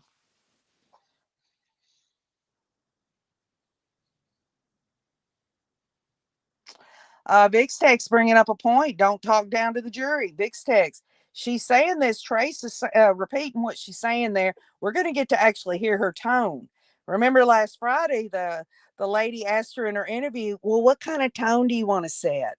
And Lori was like, I don't have no kind of tone. We're going to find out here in less than 30 minutes.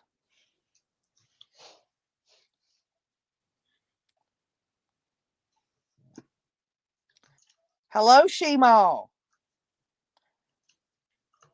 Eliza's thanking Trace on the case. Lena Howery, hello.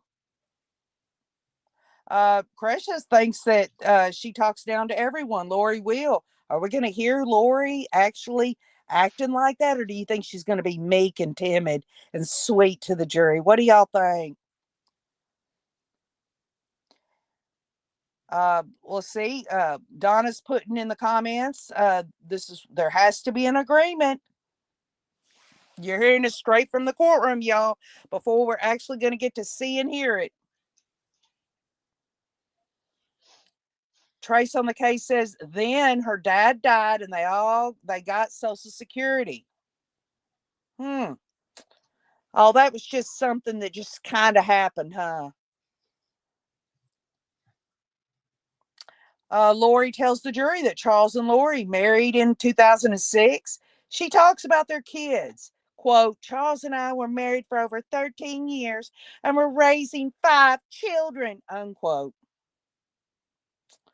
Vixtech says Lori's ego will be her downfall. Cresha says, well, that negates Kobe's comments from HTC interview last night because he said Tylee and Charles did get along. Well, there you go, y'all. This is from a victim's family member. Cresha K. Easton of Difficult Research. Y'all know most of y'all on here are supporters, but there are people visiting. This is the place to be for this trial. Eric Jasper says, I figured it would be full of objections. Here we go.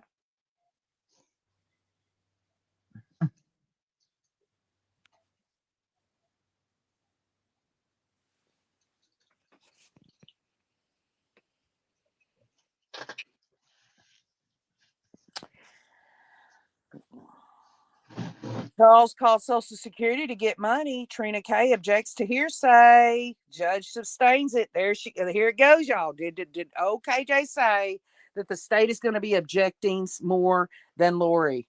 I guarantee you.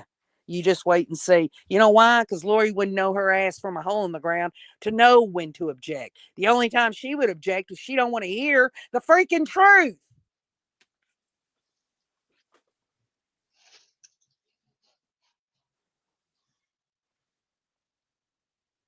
Shema says, I can't wait to see what her eyebrows are today. Other channels were talking. They're uneven. Lori says, when Tylee became a teenager, Tylee and Charles's relationship was so bad that they had to go see a therapist. Lori says Tylee's biological father died of a heart attack, and at that time, Charles called Social Security to get the money. Trina K objects to hearsay. Judge sustains it. I apologize, y'all. I didn't see that comment beforehand. But that is a sustained objection by the judge. Then you've got Trace on the case who's sitting in the courtroom says JJ had no services in Texas, so JJ was brought back to his school. Lori says she helped Charles with his job. In 2017, Charles purchased a new $2 million life insurance policy on Lori. She says, Love always says Lori couldn't tell the truth if it hit her in the mouth and punched her teeth out. Lamisa says Tylee and Charles loved each other. I'm sure of it. And if there are any issues in communication, it's because Lori pits everyone against each other. Thanks. That's her MO, her whole life. You're welcome, Heidi's Mind. I'm so proud to be here for Cresha and for all of y'all. Trace on the case says in June and July, Charles sent threatening messages to her. Huh. Oh, yeah. Y'all knew it was coming. Y'all knew it was coming. She's going to start shitting all over the memory of Charles Vallow because she can't see her own dang wrongdoing. And for those that are hearing OKJ cuss, folks, it's not to be dirty. It's for emphasis. And I'll try to critique it, but I can't guarantee it. Paisley Dream says all these men on the jury will work against Lori. They have had crazy women in there or their friends' lives. They know crazy. They won't fall for her. Lori says Charles was a baseball player, a left-handed pitcher, but a right-handed batter. She's full of it. Lori says in 2014, their family moved from Chandler to Kauai, where they lived for 3.5 years, returning in 2017. Y'all, there it is. Trina K brought out forensic evidence about Charles being left-handed, and here Lori's trying to say he was a right-handed batter to try to thwart the state saying that Alex staged the scene there. Marilyn Pastor says whatever she says in open, it will be beyond crazy. And just a reminder to all of y'all, and I'm sure you're tired of me saying it, Trace on the case is in the courtroom. I'm reading hers, and along with Donna, who's working very hard to get Nate and Justin's tweets.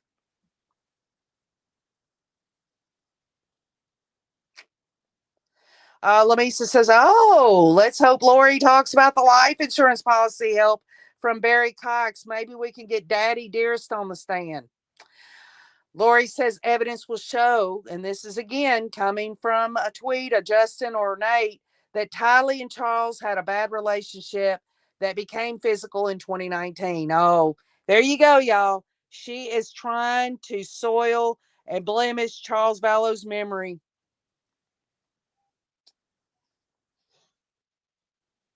Eliza says, always the victim, always the hero, never ever responsible. MM says, I'm telling you, she talks about her intentions first. E. Jones says she can't see it, she just won't. Janelle Murphy says threatening messages or was that Charles was going to get in tough with Tammy about the affair. Trace on the case from the courtroom says Lori says Alex and Tylee were asleep. Lumpy Louise says no one believes her lies about Charles. He took care of her, the children, and her parents. She is disgusting. Beach Bum says she is alienating the jury. It's not smart. Good comment there, Beach Bum. Y'all, we got to keep in mind, what is these jury members thinking? And when we hear her just in a few minutes here down the road, when they do that stupid delay and we get to see her, we need to keep in mind, what are these jury members seeing? What are they hearing in her tone, her body language? Trace on the case says, oh, she's turning on the tears, y'all. There it goes, y'all. She's turning on the tears. Oh, the only thing she's thinking in her mind is, I can't be with that little itty bitty gherkin. I gotta spend the rest of my life in prison, and but I'm gonna have them think I've got tears and emotion for Charles and my family and all that. She's such a freaking viper.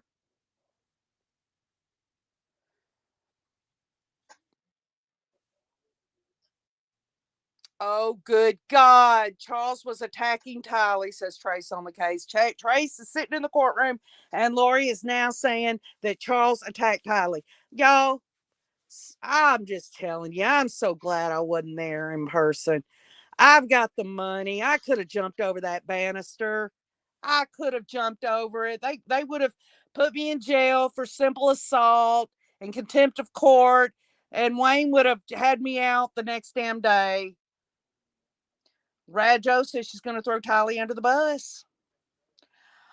Trace on the case from the courtroom says Tylee was knocked to the ground. She's sticking with it, y'all. We all knew she was. She's sticking to that stupid story. The problem is none of it lines up with the evidence. She's too stupid. She tried to say that Charles was a right-handed batter to show why that bat was laying where it was at, when Trina K said that there's no way that could have happened, that it was a staged thing from Alex. Love always says Charles bought her a car. He was taking care of her. I just find it hard to believe they had a bad relationship when no one else had mentioned it except Lori. Oh, yeah. Good point. Good point. THX says if you're a left-handed pitcher, you would not bat right-handed. Left is a total advantage. Exactly, THX. My middle son, Andrew's left-handed. He plays basketball, not baseball, but I'm going to tell you what. The bottom line is this. Maybe Charles could have been a switch hitter, but the bottom line is he's left-handed. And if he favored his right so much, then why in the world would he grab himself after being shot by Alex? By his left hand. He favored his left. And I bet Crescia knows that. Lamisa says, oh, she's setting it all up. I said it. She would blame him because all she does is project. She tells on herself by lying about others. It shows what she was going to do. Trace on the case in the courtroom says Charles was chasing me with a bat, so I ran out to the children. Now, did anybody hear Lori in her police interview say Charles was chasing her with a bat? She's screwed. That is a bald-faced lie. Lori says JJ was in the rental car and Charles went into the house to get his phone. She says he began screaming and it woke Tylee up. She came out of her room with a bat to protect her mother. Did y'all hear that, though? Trace says Charles was chasing me with a bat, so I ran out to the children. That is a bald-faced lie. Why didn't Tylee? Why didn't Tylee say Mama was being chased by Charles with a bat? It never happened. It never happened.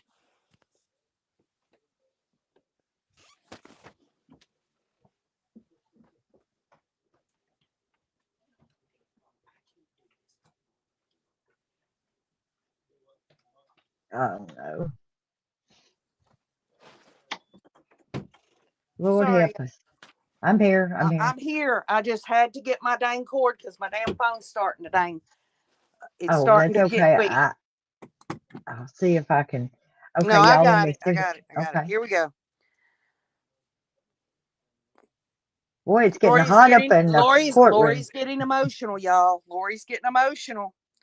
Oh, yeah. She has every right to get emotional. The fact that she is going to be living in a freaking incarcerated freaking prison the rest of her days. She's never going to get to do anything but cut hair and, pretend that she knows what the heck she's talking about in spirituality. Trace says, oh, Lord, she's asking Judge for a tissue. Oh, my God. Are y'all kidding? Is that, my Lord, y'all? Oh, my Lord. Oh, my gosh. Marilyn Pastor says jurors will wonder why isn't Tylee testifying. I can't believe. Lori says Alex did not have a gun when he came out during the commotion. Lori says Alex and Charles got into a physical struggle. The evidence will show that Tylee, who was on the ground, was lifted up by me and sent outside to be with JJ. Well, I thought Charles was running after you with a bat, Lori. Which is it? Maybe your other multiple probations in there too? Maybe you got 2 or 3 Loris running around in there. Lori says she ran outside and JJ was struggling to get out of the car, but Tylee was trying to keep him in. Lori says she and Tylee drove away with JJ. And, it's going to be interesting, is it not? Unless she takes a stand. Of course, she probably won't. Maybe she won't testify because there's too many holes in her damn story. Kresh is going to scour her photo albums of photos of Charles's baseball pics. And many of y'all already know Charles Vallow is Kresh's uncle, her mother's brother. Exactly, Marilyn Pastor. Tylee did not say these things when she was questioned. THX says her freaking statement after they killed Charles is entirely different. Y'all, we're going to hear it. We're just getting it before they're able to release the delayed live stream.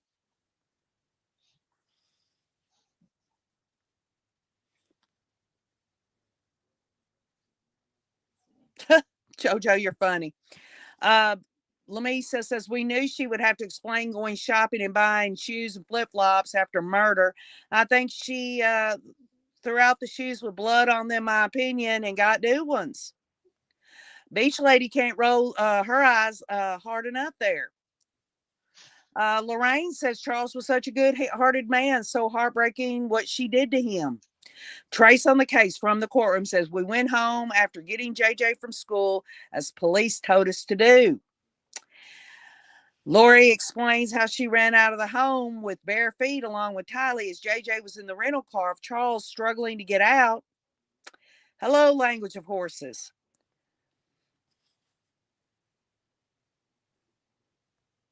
Baby girl, when you say, did I see that she said Alex didn't have a gun? It got by me too fast. I think Lori said he didn't have the gun at the time. We've heard 2 different versions. That he had the gun with him the whole time, or that he went back in the room and got the gun and came back. VixTech says unbelievable. Trace on the case from the courtroom says we gave them Charles's phone. Lori is getting emotional and crying, sniffing as she says she was chased by Charles with a bat. Y'all, that is bull crap. Y'all know that never happened. He never chased Lori with no bat. He never did. She never said that in her interview.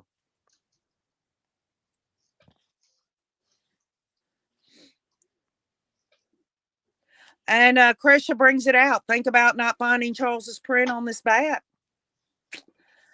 Shemal says, is this an opening statement or her testimony? Shemal,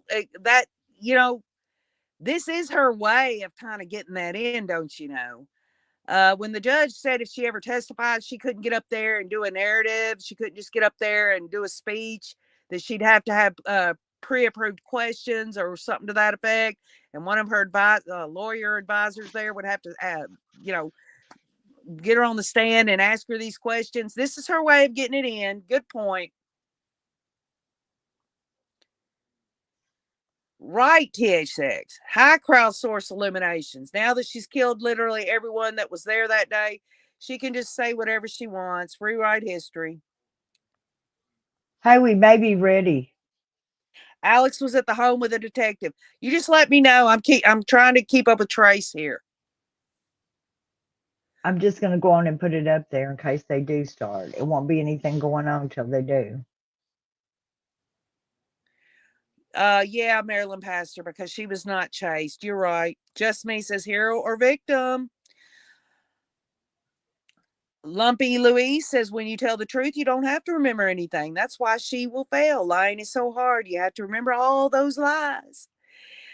Beach Bum, objection. Facts not in evidence. That's not self-defense if Alex shoots Charles chasing Lori, says Love Always. Marilyn says stooping to new lows. Nate says Lori starts every statement with the evidence will show.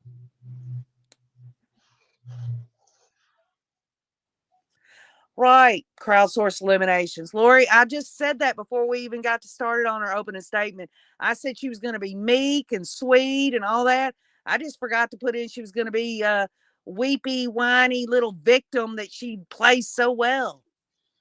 Let's see if we see Trace in the people coming in to sit down.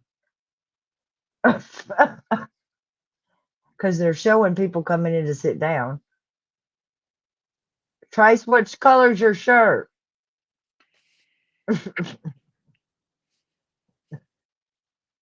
I guess they're not going to let us see that anymore. Well, okay, then we got a white screen. Cresha, I had to catch up. I had to go get my cord. My phone was starting to go out. That's why I'm a little behind, but I'm getting caught up. Trace on the case says he was giving Alex commands when he came out. And Donna, will you confirm whether I'm caught up here? The last comment is from Trace on the case. He was giving Alex commands when he came out. Yes, and this is the I'm putting in. Nate is telling a little more about who it is. Irwin, whatever his name is, from Chandler Police Department.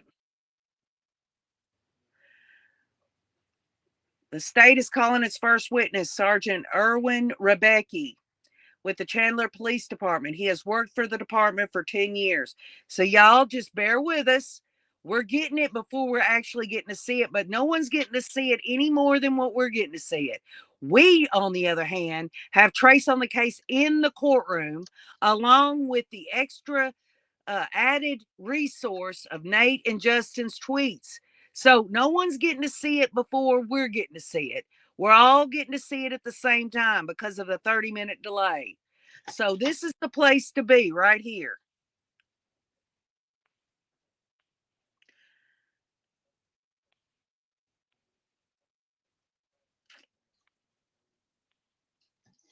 Okay, so this witness is the one who questioned him, who had the camera, that day. This is the cop who cleared the house. Yes. Says Trace on the case. Sergeant was in full patrol uniform when he was dispatched to the house in Chandler the morning of the shooting. He was wearing a body camera on his left shoulder. It recorded audio and he activated.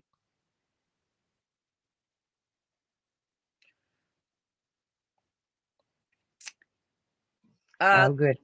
You're welcome, love always. Just y'all, how many criminal trials have we watched where we got to see everything? And we've just had to deal with what we've had to deal with. In terms of having to, Lori didn't want her, all we had was tweets and recordings in her Idaho trial. This one, she didn't get her way completely, but it is what it is. But I'm glad all of y'all are here. Nate says, Lori says self-defense is not a crime. A family tragedy is not a crime. She turns around and walks back to the defense table. Well, there you go, y'all.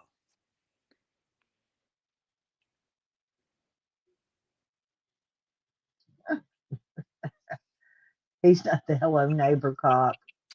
I can't wait to see it either, Mary. I can't wait to see the look on this woman's face, her tone, her body language.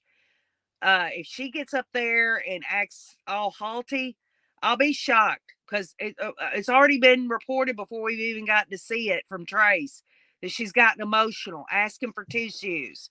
Like this woman has any real tears for anything she's done. Lamisa says enough with the family tragedy narrative, Lori. I thought I was going to sneeze, but I made it through. Janelle Murphy says it's all an act. Cresha says it's not a good look for her.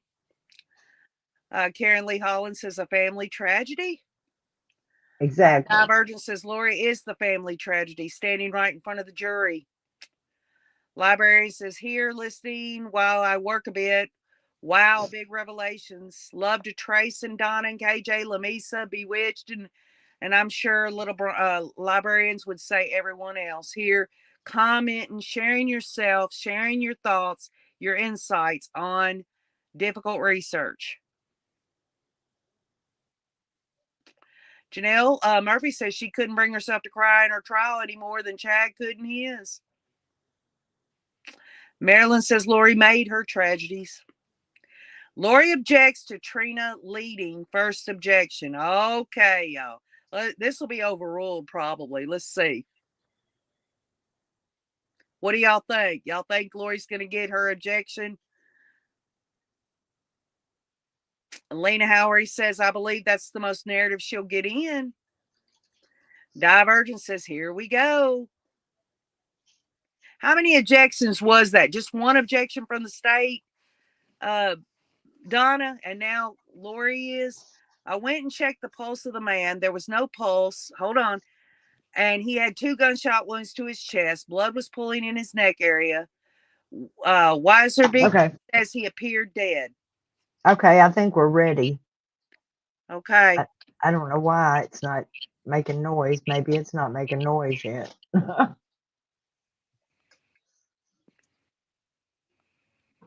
Trace on the case is talking about finding the gun in the bedroom. All It right, was we're on the record. overruled, State of says, Arizona. well, maybe not. Yeah, we are. I don't know what. Let's see. I'm waiting for Trace, y'all, to tell me if it was overruled. Sorry, y'all. Lamisa says people are still getting.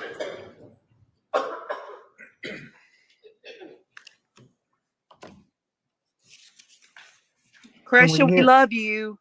We're thinking of you. We're praying for your family. Just know that.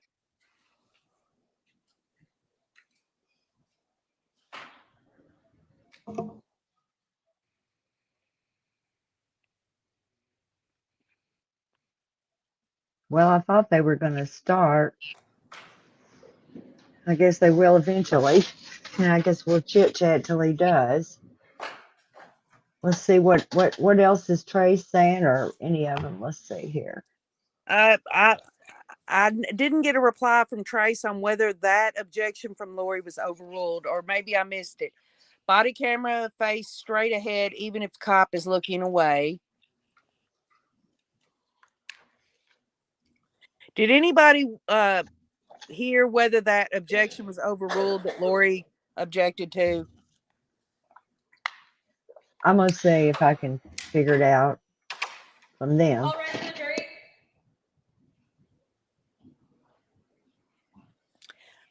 So everybody, here we go. Lori's going to give her opening statement. We've already been able to get a few clues out of this beforehand, so this ought to really set us up really well.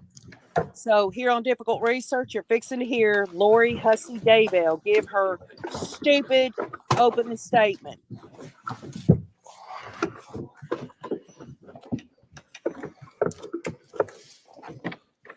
We're hearing her mic. Right, the jury is now present. Please be seated.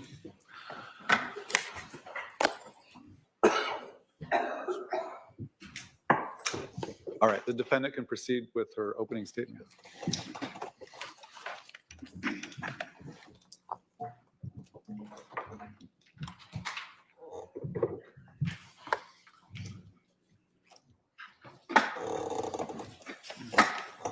Ladies and gentlemen of the jury, I have been charged with a crime, a serious crime. And the only question here is, did I commit this crime? Conspiracy. Conspiracy is an agreement between 2 or more people to commit a crime. Okay, so you see here. Okay. There has to be an agreement. There has to be a plan.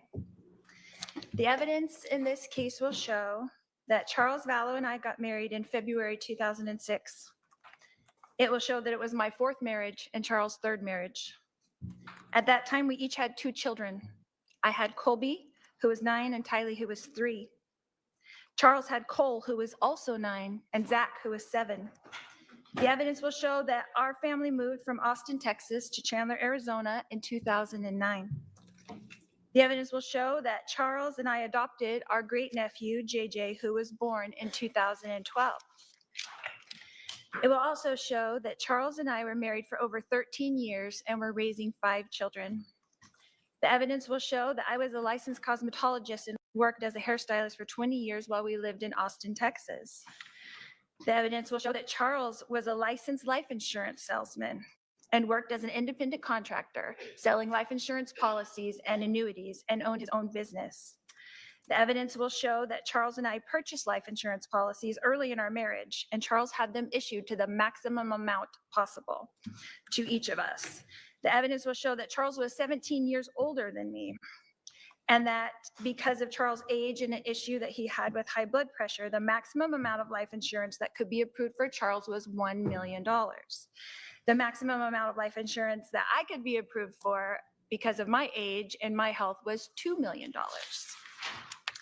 The evidence will show that throughout our 13-year marriage, that we always had life insurance policies. When a 10-year policy lapsed, Charles would shop for another company who would approve us for the maximum amount of life insurance. The evidence will show that this was Charles' job. This is what he did. I helped him in this business, and this is what he did.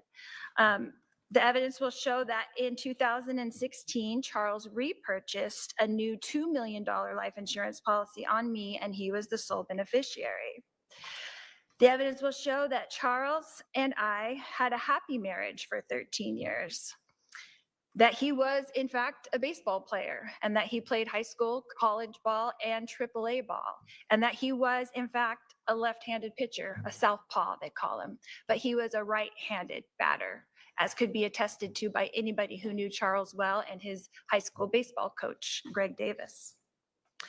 The evidence will show that Tylee was, and in 2014, our family moved from Chandler, Arizona to Kauai, Hawaii. We lived there for 3.5 years and returned to Chandler in 2017. The evidence will show that Tylee was 3 years old when Charles and I got married, and that when she became a teenager, the relationship between Tylee and her stepfather, Charles, became so difficult that Tylee and Charles had to seek a therapist, a family therapist, to stop them from fighting. The evidence will show that together, Charles and Tylee met with this therapist after we moved back to the mainland in 2017.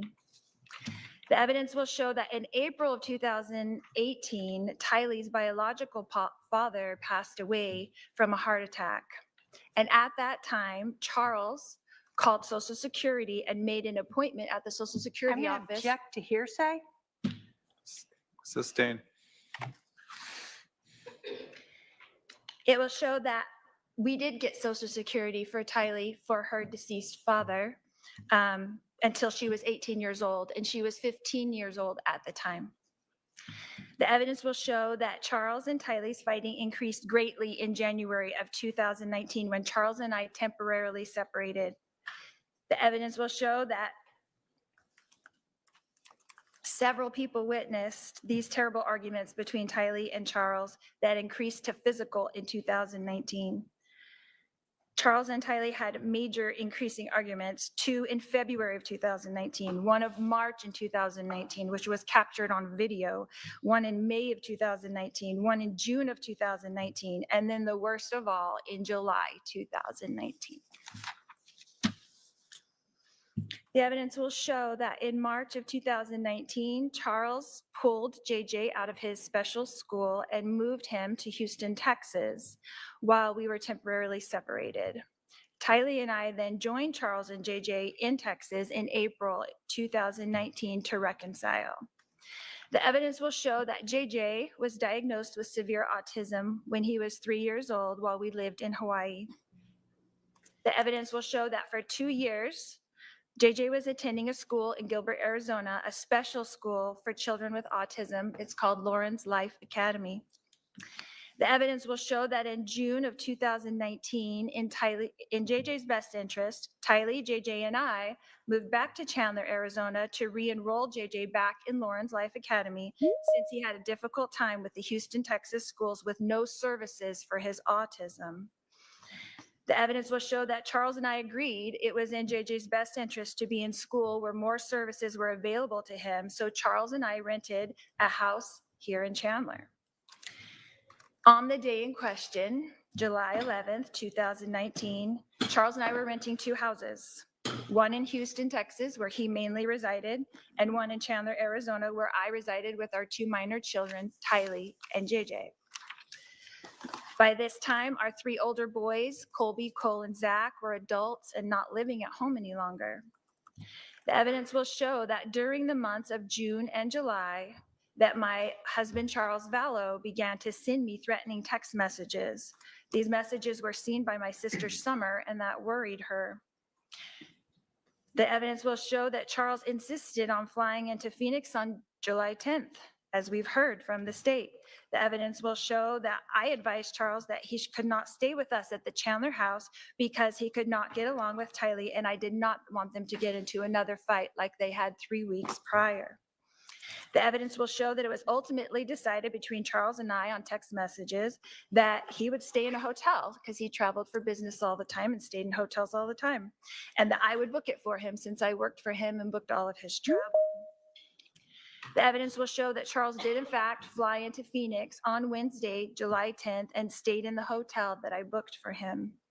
The evidence will show that Charles paid to fly my brother Adam Cox into Phoenix from Kansas on the same day, Wednesday, July 10th, 2019. The evidence will show that Charles planned to come to our Chandler home and pick up JJ and drive him to school on Thursday morning, July 11th, 2019. The evidence will also show you that Lauren's Life Academy opens its gates at 8:25 a.m. in the morning. And the evidence will show that Charles showed up at our Chandler residence around 7:30 in the rental car I booked for him on the morning of Thursday, July 11th, 2019. The evidence will show that Charles began texting with my brother, Adam Cox, before he entered our residence, and that Charles and Adam were discussing in their text communications that my other brother, Alex Cox, was at the residence. The evidence will show that on the morning of July 11th, that Tylee was asleep in her room and my brother Alex was asleep in the guest room. The evidence will show that when Charles entered the house, only JJ and I were awake and present. The evidence will show that after we put JJ in the rental car, that Charles came back into the residence to receive his phone, leaving JJ in the front seat of the rental car with the engine running. He was 7 years old. The evidence will show that Charles began to scream at me when I refused to hand him his phone. The evidence will show that Charles' screaming woke up Tylee and Alex. The evidence will show that Tylee came out of her room with a bat to protect me, her mother, from her stepfather, Charles Vallow. The evidence will show that Tylee and Charles fought over the bat, and that after a struggle over the bat, Tylee fell onto the ground, and Charles lifted up the bat to hit Tylee with the bat. The evidence will show that Alex then intervened to protect Tylee from being hit with the bat. He did not have a gun. He was not wearing a shirt. He was pulling up his jeans because he just woke up and came into the room where he heard the screaming.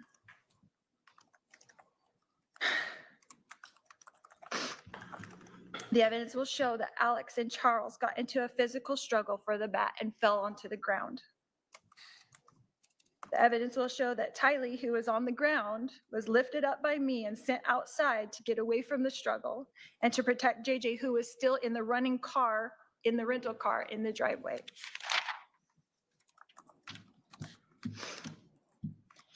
The evidence will show that after this struggle on the ground between Charles and Alex, that Charles prevailed with the bat and began to come towards me with the bat as I ran away from him into the kitchen. The evidence will show that at some point while I was running away from Charles, who was chasing me with the bat, that Alex apparently retrieved his gun. The evidence will show that I ran outside to the children and that Alex shot Charles in self-defense. The evidence will show that Tylee and I had both run outside without shoes. The evidence will show that JJ was still in the front seat of the rental car with the engine running and struggling to get out of the car. Tylee was trying to keep him in.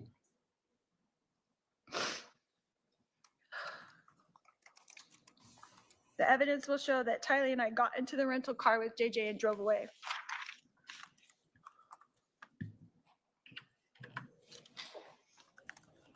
The evidence will show you that I drove the children away from the residence towards JJ's school.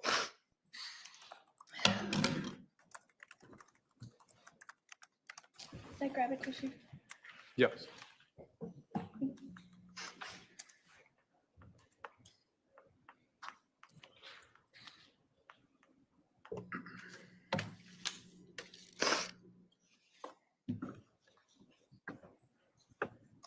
The evidence will show that I drove the children through the Burger King drive-thru that Charles had promised JJ. The evidence will show that we continued to drive towards JJ's school and that the gate was not yet open at JJ's school. So we drove a block west of the school to a Walgreens where I ran in to purchase flip-flops for Tylee and myself so that we could walk JJ into school on the hot pavement.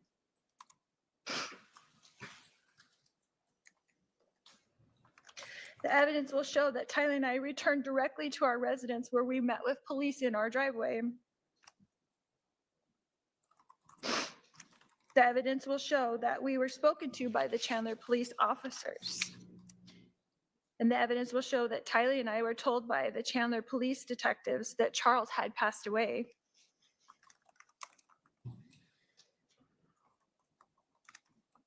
The evidence will show that we were put into a police van and driven to the Chandler Police Department. The evidence will show that Alex was taken by police in a police car to the Chandler Police Department, and that we were all three separated into interrogation rooms and we were each interviewed. The evidence will show that next, Tylee and I were brought back together into a room at the Chandler Police Department and were introduced to a victim's advocate who was very kind to us.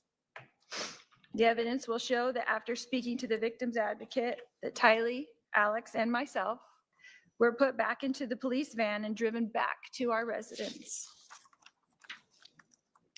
We were directed by the Chandler detectives to take the rental car and return later to the residence after we picked up JJ from school. The evidence will show that we did as instructed by the Chandler detectives. The evidence will show that we drove to Alex's residence where we attended to the wound on the back of his head. The evidence will show that Alex was then contacted by the Chandler detectives to return to the residence so that Alex could walk them through the events that occurred with the detectives at the residence. The evidence will show that Alex, Tylee, and I did return to the residence as instructed. And the evidence will show that Alex entered into the residence with Detective Moffett, but that Tylee and I were met by Detective Inkland in the front yard. The evidence will show that at the time, Detective Inkland asked Tylee and myself if we had Charles' cell phone. Tylee retrieved Charles' cell phone from the rental car and gave it to Detective Inkland at 3:11 p.m. on July 11th, 2019. And at that time, Charles' phone was placed in the custody of Chandler police detectives. The evidence will show that Detective Inkland asked us if we knew the passcode on Charles' phone, which Tylee proceeded to give to Detective Inkland. The evidence will show that Tylee and I left the residence to pick up JJ from school, while Alex remained at the residence with the detectives. The evidence will show that by the time Tylee, JJ, and I returned to the residence, that all police, EMS, CSI, and detectives were gone from the residence and only Alex remained. The evidence will show that the next day, I contacted Chandler Police to inform them that Charles' belongings were still at the hotel. I asked the detective if I should go get them, and I was told that they would take care of it. The evidence will show that I asked the detectives, what should we do next? And they directed us that they would contact us in about 3 weeks after their supervisor passed off their reports and Alex could go to the police station and retrieve his gun. The evidence will show that the last thing I heard from Chandler Police Department until June of 2021, 2 years later, when I received a grand jury indictment from them for this alleged crime. The evidence will show that Chandler Police treated this incident as self-defense. I'm going to object to that. The objection sustained. The jury should disregard that last statement. The evidence will show you that my brother, Alex Cox, passed away on December 12th, 2019, almost exactly 5 months to the day after Charles, my husband, passed away. The evidence will show that Alex passed away from a blood clot in his lung. Objection again. I'll sustain the objection. It's not relevant for this matter. The evidence will show you that I am the only person being charged with this crime. I'm going to object to the relevance of that. Sustained. As the state has mentioned, they're alleging that insurance money was my motive. Social Security was my motive. Spouses having insurance policies is not a crime. Collecting Social Security is not a crime. Self-defense is not a crime. A family tragedy is not a crime. It's a tragedy. Thank you. All right, the state can call its first witness. Thank you. If I may go get him.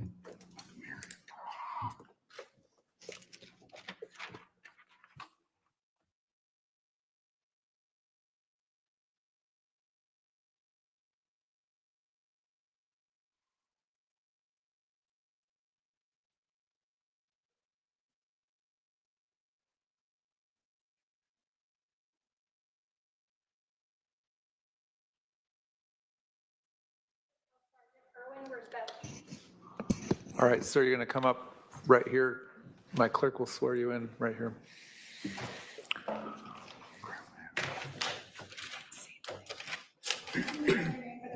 W-I-E-R-Z-B-I-C-K-I. And your first name? I-R-W-I. Thank you. Do you solemnly swear the testimony you're about to give will be the truth, the whole truth, and nothing but the truth, so help you God? All right, you're going to have a seat up here.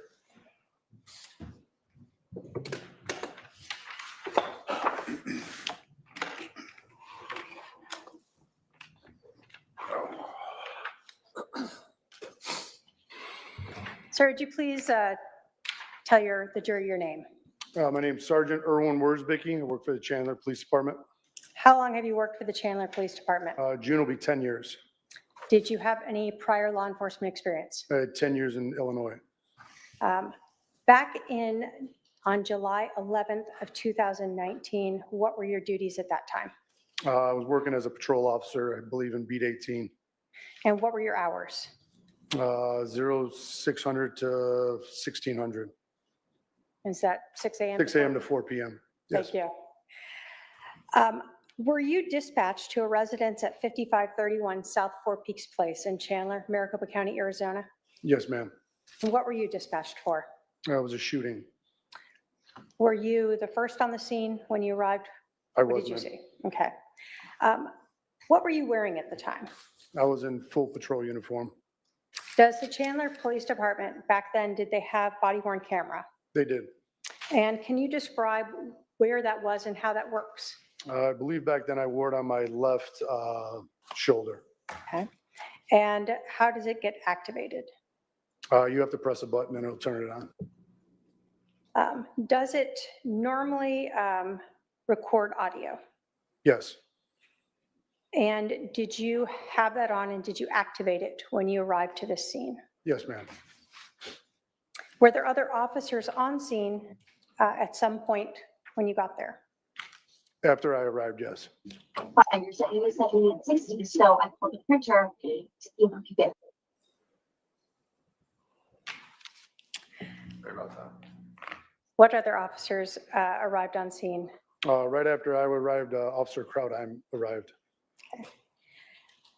Can you describe to us sort of what happened as you get to the scene? How did you guys, you and Officer Krautheim, handle the situation? When I was getting out of the car, I believe the gentleman that called in was still on the phone, and we advised dispatch to tell him to come out with nothing in his hands except his phone. As he opened up or came out the front door, I started giving him commands. That was what I wanted him to do. So you're talking with dispatch. Is that the same as 911? Yeah, it's the same dispatch center. So is the person who's talking to the 911 person then just relaying information to you? Yes, Okay. So you're able to tell that person, tell dispatch to tell the person to come out. yes, Did you and Officer Krautheim have someone come out? yes. Can you describe for us the person's demeanor as they're first exiting? He was very nonchalant, very compliant with us. Okay. You said he still had his phone? Yes, Do you recall if his other hand was up? I do not recall. Um, do you recall where he came out of from the house? He came out the front door. Okay. When he exited the house, what did you guys have him do? I gave him commands to come towards us and then have a seat on the curb. Okay. So there's just two of you officers still at this point? Yes. What did you do at this point? I decided to go check for anybody that was injured inside and clear the house, make sure there was nobody else in there. Okay. What did Officer Krautheim do? I believe he started speaking to the gentleman that we had come out the house. So he stayed outside Yes, and you went into the house? yes, ma'am. When you talk about clearing the house, can you tell us what that means? What do you do? We just wanted to make sure that if anyone needed aid rendered to them, we could render aid to them, or if there are any more suspects in the residence, that we could try to apprehend them. Does that mean that you walked through the entire house? I believe so, yes. Okay. And all that's when your body cam is on? Yes, ma'am. When you first entered that house, can you describe for us what you saw when you walked in that front door? Yeah, initially when I walked in, it opened up into like a day room or something like that. And just off to the right, I saw somebody laying on the ground, motionless. Did you notice anything about that room? It was empty, So no furniture? no furniture. Yeah, it was just an empty room. The person that you saw to the right, male or female? Male. And can you describe how you saw him laying on the ground? Yeah, he was laying on his back, I believe with both of his hands to his side, motionless. And then I went over to him to check his pulse. Is that standard for police to check the welfare of any potential victims? Yes. When you checked the pulse, did you find one? No. Did you notice anything else about this victim? Yeah, I noticed that there were 2 apparent gunshot wounds to his chest area, and there was blood pooling in like his kind of like neck collar area. Did he appear to still be alive to you? No. As part of your job, both with your prior experience in Illinois and your experience here in Arizona, have you seen deceased people before? Yes, ma'am. Did you think this person was dead? Yes, ma'am. If you didn't think he was dead, are police trained to do CPR? Yes, ma'am. We're all certified to. Would you have Yeah. done that if you believed that would have helped him? Absolutely. So even though a person appears deceased to you, is fire still called out to check on them? Yes. Why is that? They go through their own process and procedures, and I believe they usually give the official time of death. Okay. Did you notice anything else in that room where that male was lying? I can't think of anything right now, no. Do you recall seeing any projectiles on the ground near the victim? Objection, leading. It's a yes or no question. I believe I did, yes. Okay. When you walked in the house after you saw this male on the ground, did you continue through the house? Yes, ma'am. And was that to clear it? Yes. And will paramedics or fire come in if you haven't cleared the house yet? Usually, no. So they want to make sure it's okay as well? Yes.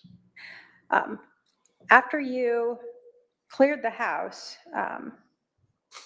did you, or as you were clearing the house, did you ever locate any weapons?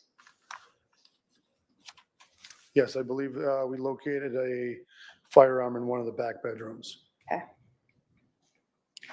Did you touch that in any way? I don't recall. Okay. After you cleared the house, did fire enter? Yes, ma'am. And what did fire do? They began to try to render aid to the victim. By the time fire came in, were other officers now on scene? Yes. Were you still wearing and recording with your body cam? Yes, ma'am.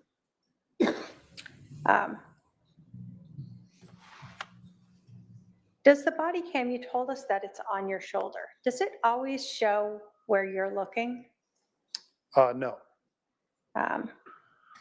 So your eyes or your head can be turned to a different direction than what the camera is actually Yeah, showing? if I was turning talking to the judge, my camera would be facing the crowd. I want to show you a video.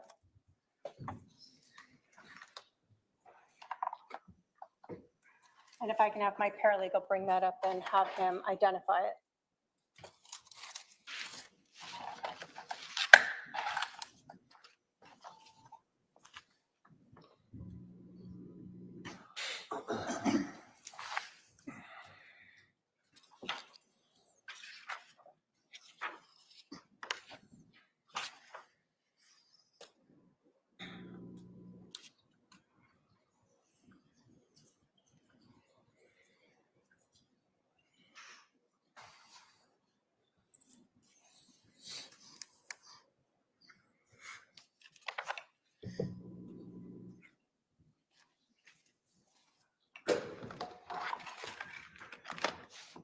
And so if you could just look at that and let me know if you recognize that as your body cam minus the audio of it.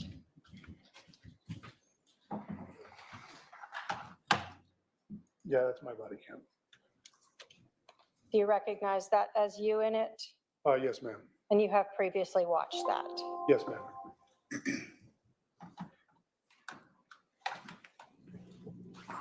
Your Honor, the state will move to admit exhibit number 2, I believe. Exhibit number 2 into evidence. Any objection? No objection. Two is admitted. And Your Honor, if we may publish it. You may.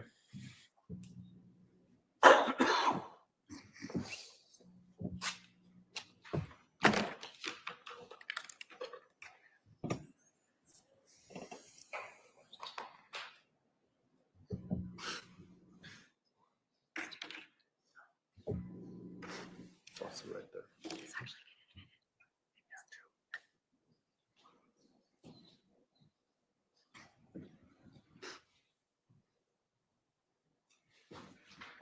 So this is the house you're walking up to, correct? Yes, ma'am. As you're talking to dispatch? Yes.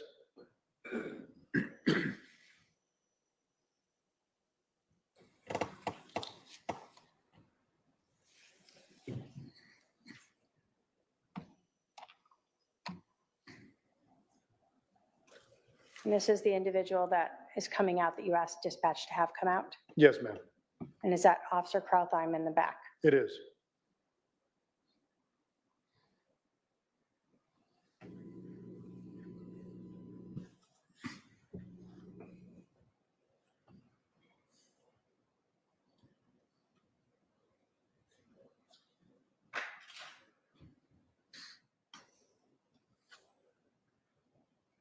Are you announcing Yes, ma'am.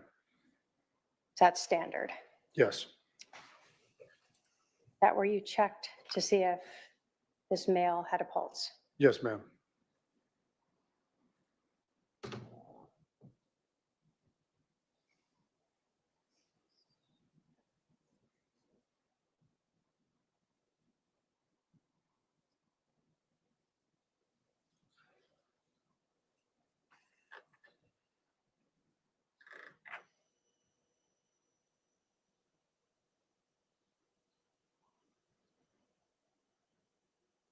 Is that the weapon that you told us that you found?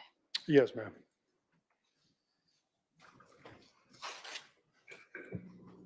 Are you letting people know on your radio that you found a weapon?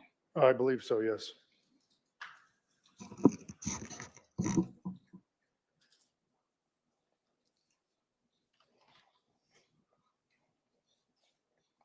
You told us that other officers were arriving? Yes, ma'am.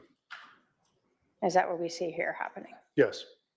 And is fire also starting to come in? I believe they were right behind him, yes. That you continued to clear the rest of the house? Yes, ma'am.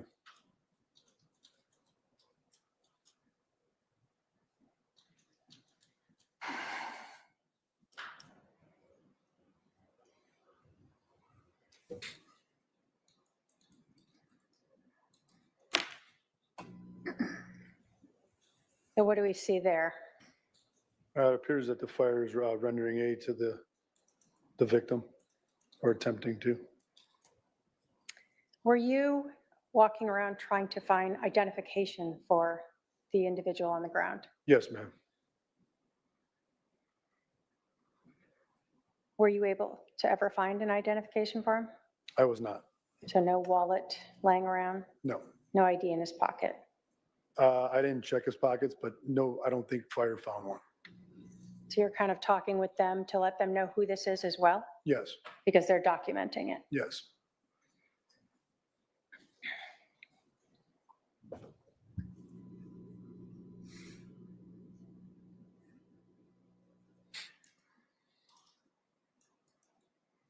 And is that the individual who came out with the phone from the house? Yes, ma'am.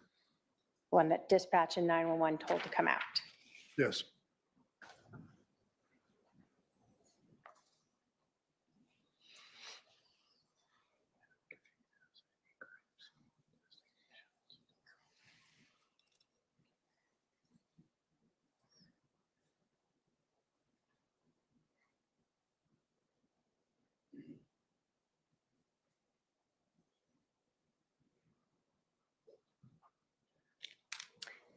When you were interacting with him there, what was his demeanor like?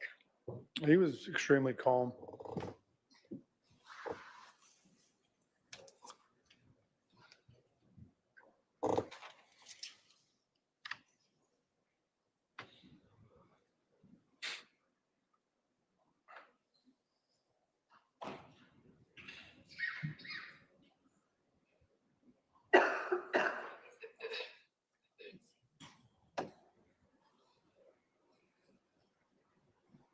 You told us that you were looking for the wallet for this individual. Did it seem unusual to you that you couldn't find one? I wouldn't say it was unusual. I didn't know if he lived there or not, so I just kind of looked around to see if there was anything laying around.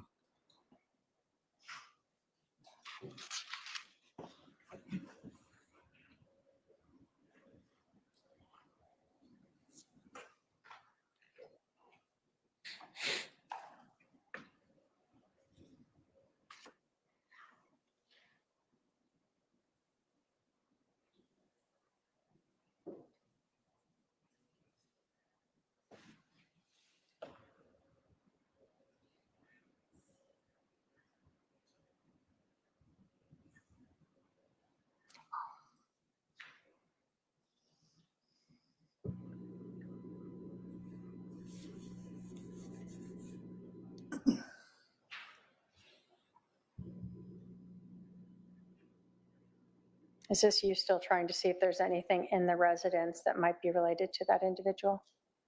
I think I was just giving Officer Cohen a recap of what I already went and looked through.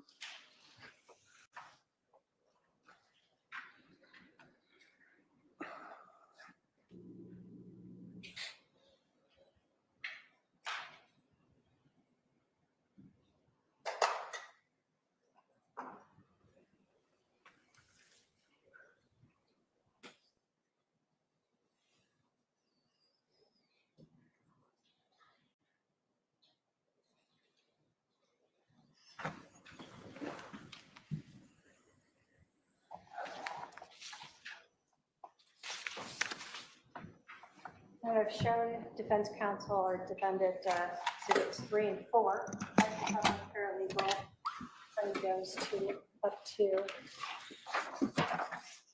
the officer to review as well.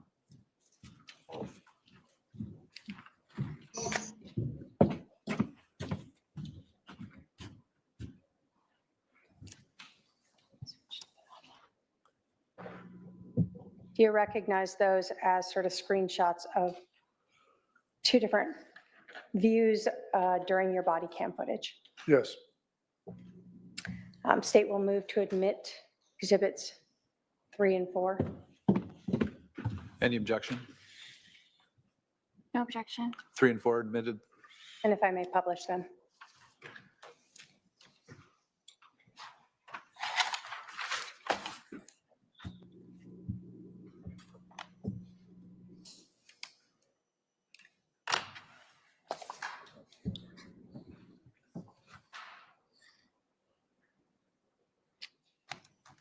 So in this photo, when you were looking at it, were you able to see here's where you are checking to see the pulse of this individual? Yes, ma'am. And did this also reflect what you had talked about of the blood pooling that had run towards his neck area? Yes.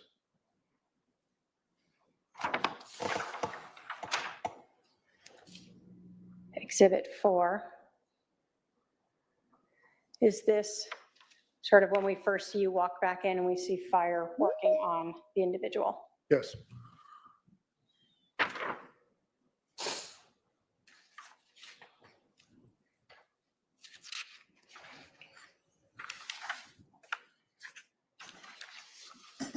You told us that when that individual who was on the call with 911 came out, that you observed the phone with him. He was kind of holding it. Yeah. Did you ever see any other phone in the house as you were looking around? Anything obvious laying around? I don't recall. No, I don't believe I did. No phone on the ground near the deceased male? Not that I recall. No. After you had cleared the house, allowed fire to enter, and other officers were arriving, were you tasked with going out to put up some crime scene tape? Yes, ma'am. What does that mean? It's just tape that keeps the general public out, keeps the media out, so we have a secure scene, and it doesn't get tainted by anybody or anything. So that included both the house and some of the street. Yes, ma'am. Did that sort of end your involvement? Yes. Thank you. I have no other questions. All right, cross-examination.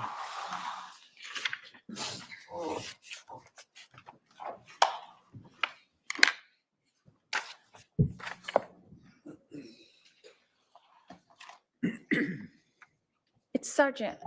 Where's Vicky? Is that correct? Yes, ma'am. I like to get that right. Okay. You said that the individual exiting the house was nonchalant. Is that correct? I don't know if I used those words, but he seemed very calm. Yes. Very calm. Yes. Is that the same thing to you as nonchalant? I wouldn't use that word, so I would say he looked very calm and unbothered. But you said nonchalant a minute ago. I don't recall saying that. Okay. Does everyone act the same in a stressful situation that you've experienced? No? Are you qualified to give someone a psychological evaluation? No. No. You put your hand on My husband's neck for checking for a pulse, is that correct? Yes, ma'am. That's what you did when you first came in? Yes. Did you perform CPR? No, No. Why not? because it was apparent to me that he was deceased. And that's not your protocol To what? to perform CPR until fire comes in? Not if it's going to make it even worse because they had apparent gunshot wounds to the chest. What do you mean by that? Well, if I start pumping on his chest, it's going to start spewing blood out of his chest even at a more rapid pace.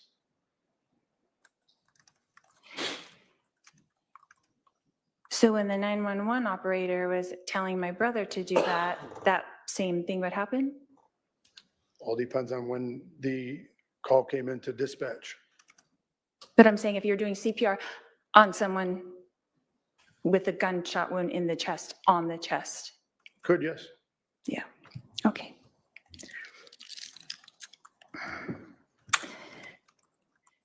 And you said something else. You said fire gives official time of death. Is that correct? Yes, Okay. And what was that time of death? Do you know? I do not recall. And you cleared the house before fire came in. Is that correct? Yes, ma'am. Okay. And you were looking for some kind of identification?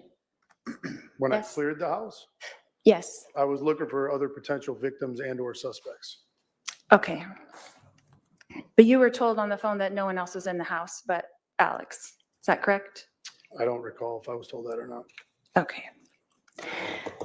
Do you have any crime scene investigation experience? Just my 20 years of experience as a police officer.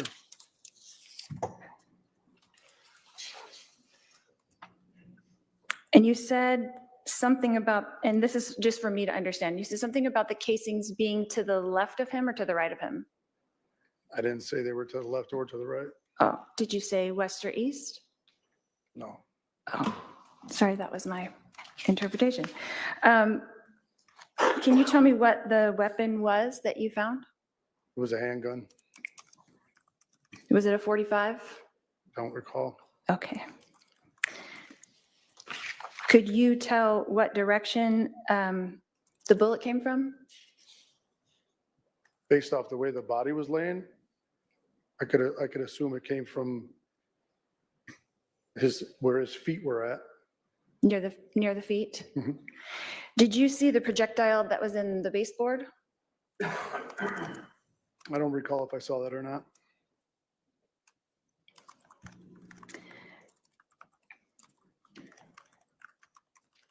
You said he did not appear alive, that you already thought that he was deceased. Is that correct, when you entered into the house? Yes. And what time was that? I believe I was dispatched to the call at 8:41. So I mean, if I was going to make a guess on what time I walked into the house, I would say I was probably at the residence within 10 minutes, So around 8:51 perhaps? possibly, yes. Okay. And then when fire took over, is that the normal protocol for fire to take over and do the CPR? Yes, And so you didn't do CPR, but they did do the CPR. Is that correct? yes, On top of the gunshot wound. yes. Is that normal protocol? I don't know what their protocol is. Okay. I'm just asking because I wouldn't think to do that either. And then you said that you went outside to put up the crime scene tape. Is that correct? Yes, ma'am. So after you cleared the house, you left and went to the front yard? Yes, And then you were there for how long at the residence before you left? I couldn't give you a time. Did you stay for a while or was that the end of your job there? I don't recall. It was a long time ago. I have no idea how long I was actually on scene for. And who is your direct supervisor? I Like- believe that day was Sergeant Nocella. I'm sorry, what was the last name? Nocella? Okay. And what contact did you have with Detective Moffett that day?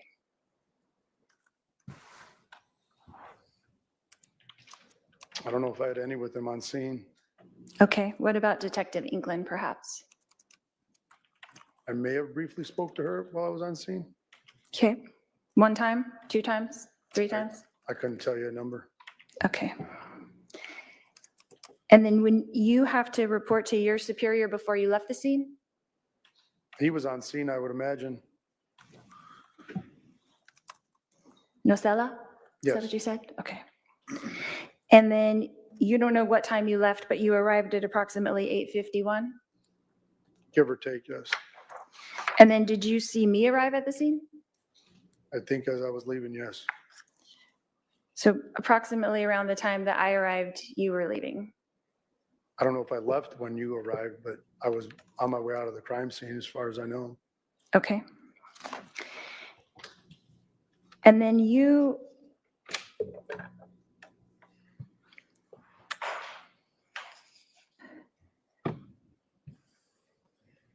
said something about 2 wounds. Is that correct? Yes. And how did you see the 2 wounds through the shirt? Just was an observation that I made when I saw him laying on the ground. So did you see 2 holes in the shirt? I'm not sure exactly what I saw when I was there, but I could see that there were 2 apparent gunshot wounds to his chest. And then I'm sure, well, I won't speak for you. So when they began CPR, they did open his shirt. Is that correct? I have no idea. Because when you walked by, his shirt was open. Objection to question. Yeah, please ask questions only. Did you discuss this case with Sergeant Nocella? I don't believe so. I would imagine he was on scene and he got briefed by the detectives. He got briefed by the detectives? Is that what you In said? fact, I would imagine, yes. Okay. And then have you spoken to the case agent on this case? How many times would you say? Who's the case agent? Oh, Detective Duncan. It's my Detective understanding. Mhm. I mean, I've spoke to him many times in my career. Regarding this case, how many times do you think you've spoken to Detective Duncan? I couldn't even put a number on it. I would say very few. Very few? Like, how many would you guess? I would say maybe 5 times. 5 times. Thank you. And would that be in-person kind of discussions or? Yeah, I wouldn't even say there were discussions, probably just in passing. Okay. So how many times have you emailed with Detective Duncan concerning this case? Objection to relevance. Overruled, you can answer if you know. I have no idea. What about text messages? No idea. Phone calls? Ma'am, I have no idea. Okay. And your report that you wrote about this, about how long after the incident did you make your report?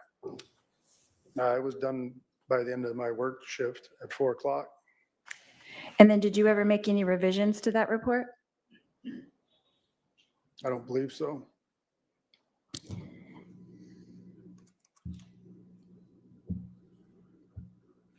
So you left the scene approximately sometime in the morning, and by 4 o'clock that day you had written your report. Is Yes. that correct? And you've never changed anything on your report? Not that I recall, ma'am. And the report is exactly as you left it when did you review it for this testimony today? Yes. And it was exactly the same as when you wrote it at 4 PM on July 11th? I don't know if I wrote it at 4 PM. It was Or done by 4 PM. but It appears to be, yes. Okay. Thank you, that's all I have. All right, redirect.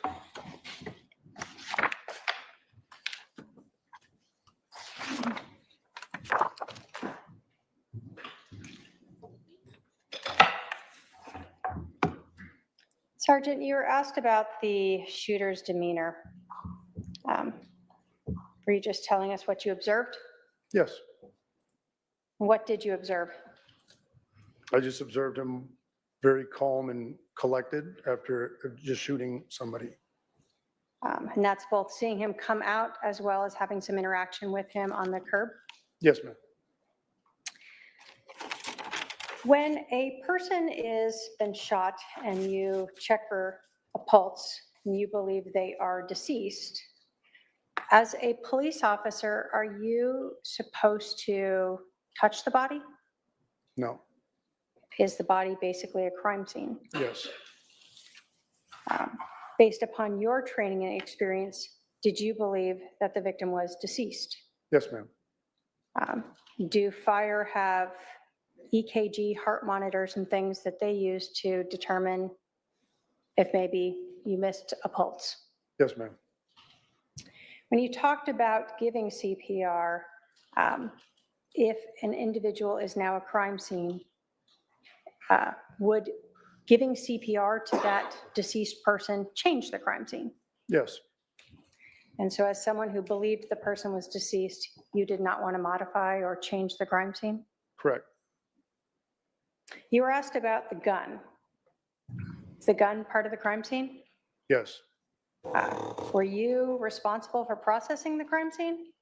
no, Why didn't you go in there and pick it up and start handling it? because I didn't want to alter where it was laying when he got done using it. You were asked a lot about when 911 was called, when you were dispatched. This was a few years ago, Several, yes. 2019. Yes, ma'am. Is there something called a CAD report that documents when 911 was called, when you were dispatched, when you arrived, and even when you left? Yes, ma'am. Would looking at the CAD report help refresh your recollection as to when those events occurred? Yes, If I may have my paralegal provide him with a copy of the CAD report.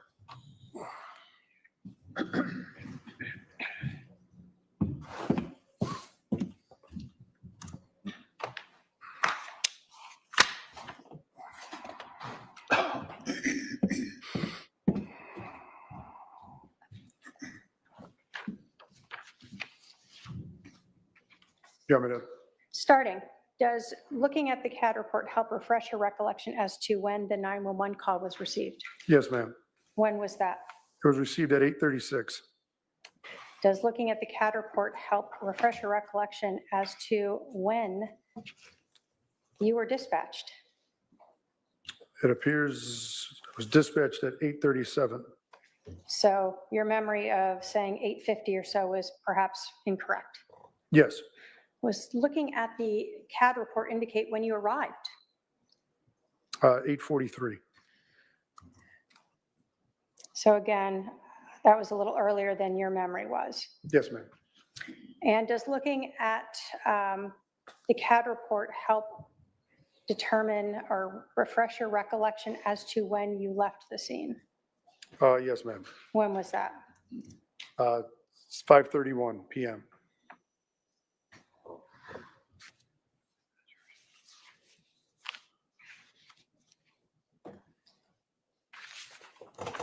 As a police officer who is one of the first on scene, do you provide briefing or information to your sergeant or the detectives on scene as to what you saw, observed, and did? If they ask me directly, yes, somebody will brief them that's on scene.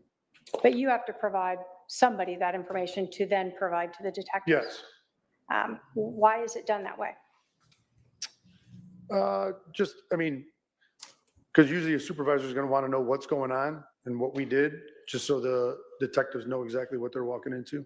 So for instance, if you had to move the gun, they would want to know that, right? Yes, Or if you had moved the body, they would want to know that too, right? yes, And if you had found any evidence, would they want to know that as well? absolutely. And so is that what you would have to do that day when you are speaking to sergeant or detectives? Yes. I have no other questions, Your Honor. Does any member of the jury have a question for this witness? If so, please write it on the provided form. I'm not seeing any questions come down. You can step down, sir. All right, state can call its next witness. Thank you. And if I may go get it.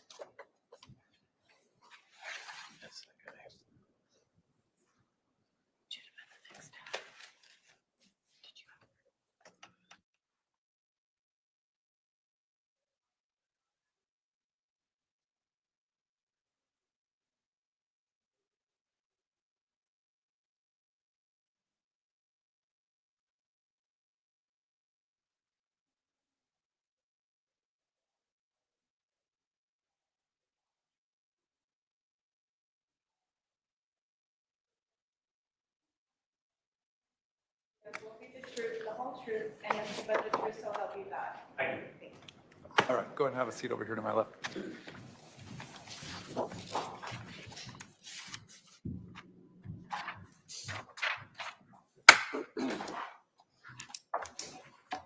Sir, would you please introduce yourself to the jury? I'm Robert Krautheim. And where do you currently work? I currently work at the Sandra Day O'Connor Federal Courthouse Back in 2019, where were you working? as a Chandler police officer in Chandler, Arizona. How long did you work for the Chandler Police Department? 25 years. When did you retire? About 3 years ago, February. When you were working there in July of 2019, what were your duties at that time? I was a patrol officer. I was responding to calls for service. Okay. And do you recall what your shift was at that time? It was a day shift. I think I start my shift at 6 and end at 4. Were you working patrol for Chandler Police Department on July 11th of 2019 at about 8:36 a.m.? I was. Were you dispatched to 5531 South Four Peaks Place in Chandler, Maricopa County, Arizona? Yes. What were you dispatched for? A shooting that had just occurred. Based upon the information that was, well, let me ask you this. When you are arriving to a scene, do you get information relayed to you about this call? I do. Why is that?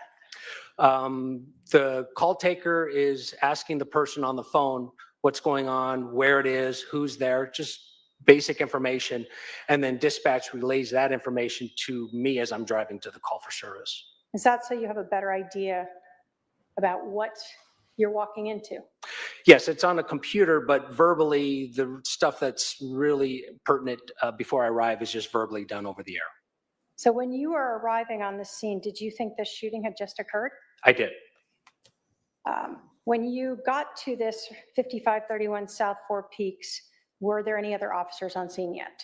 Yeah, Officer Wiz was there. Is that Officer Wiersbe? Yes, I'm sorry, I apologize. What were you wearing? Patrol outfit, basically a patrol uniform, police uniform, body worn camera. And back then, where was your body-worn camera? At the time, it was a lipstick camera, so part of it was here, but the camera's actually on my right shoulder. Okay. And was that on and recording as you sort of arrived on scene and while you were present there? Yeah, I started recording while I was driving there. Okay. When you arrived, did you know whether or not the 911 caller was still on the phone? Yeah, she was still on the phone. And when you were talking with dispatch, did you arrange to have this person come out, or did Officer Wiersbe do that? Yes, dispatch advised him to come out of the home without anything and hands up in the air. That's kind of standard. And did he comply with that? He did. What exit did he come out of? At the front door. Okay. Can you describe sort of his appearance and demeanor as you observed him coming out of the house? His clothes were clean. He was calm, not emotional at all. Different than what I would have anticipated. When he first exited, did you notice any injuries to him? He was holding, it was a white rag at the time. It was just kind of red and white. He was holding on the back of his head. When he first exited or later? As he's coming out of the house. Did you notice any difficulty walking or talking when you first had contact with him? No, Any difficulty sitting or standing? no, Did you learn the name of this person? I did. What was his name? Alex Cox. Did you observe him sweating at all when he first came out? No, Any type of jitters? no, Any uneven or broken voice as he's talking to you? no, At some point, did you notice an injury to him? I did. And where was it? On the back of his head, towards his right side. And what did you see? I articulated my written report as about an inch laceration, a small like knot, and it was bleeding a little bit.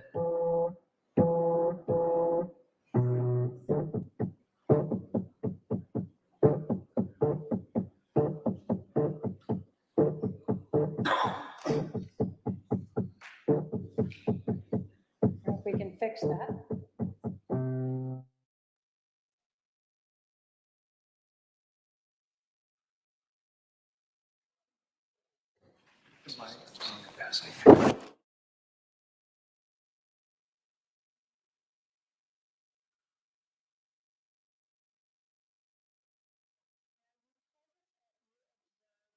Um, Alex Cox patting or rubbing the back of his head with some sort of rag or paper towel. Yes, Without going into what was said, did you talk with him? I did. Did you offer him medical treatment? I did. Did he ask for medical treatment? He did not. Was there anything about his talking with you or actions that made you concerned that you thought you should override that? Yes. Let me make sure you understood. Was there anything about what you observed with Alex Cox talking or his ability to move that made you think you should override his decision to not get treatment, and you thought, oh, he better get treatment, he's so bad off? Oh, zero, none. At some point while you were talking with Alex Cox, did you see a female and a teenager show up at the scene? I did. And did you eventually go speak with those two? I did. Where did you speak with them? Just on the other side of the street, they had parked right across from the house. Did you speak with the adult female? I did. Did you ask for a driver's license to identify her? I did. And who was that person? Lori Vallow. Do you see Lori Vallow in the courtroom today? I do. Can you point her out and tell us what she is wearing for the record? She's sitting at the defense table wearing a white shirt underneath looks like a black jacket. Your Honor, may the record reflect the witnesses identified the defendant. Shall. When you went to speak with Lori Vallow, did you know that the deceased person in the house was her husband? I did.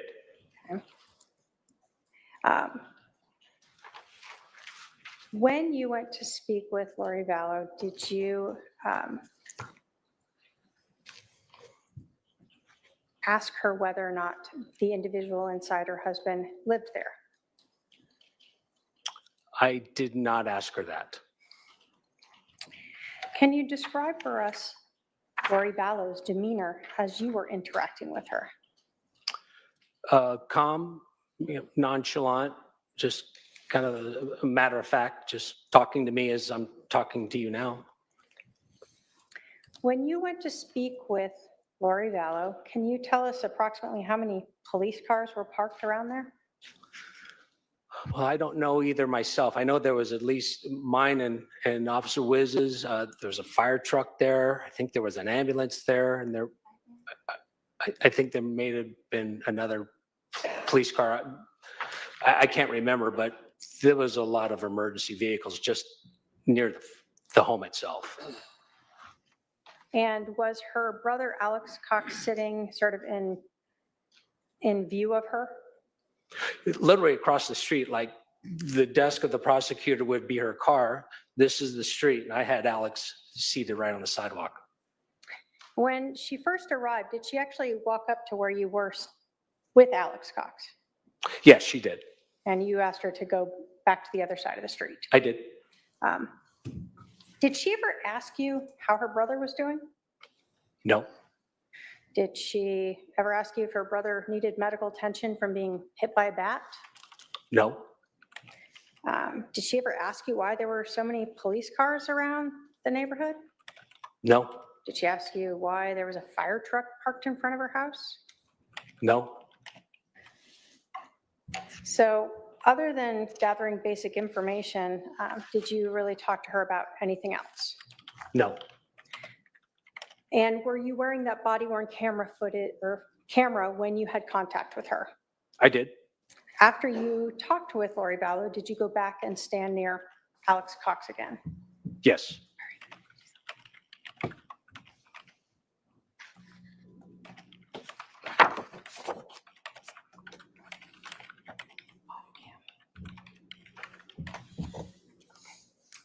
If I can have my paralegal go up and show him exhibit number 1.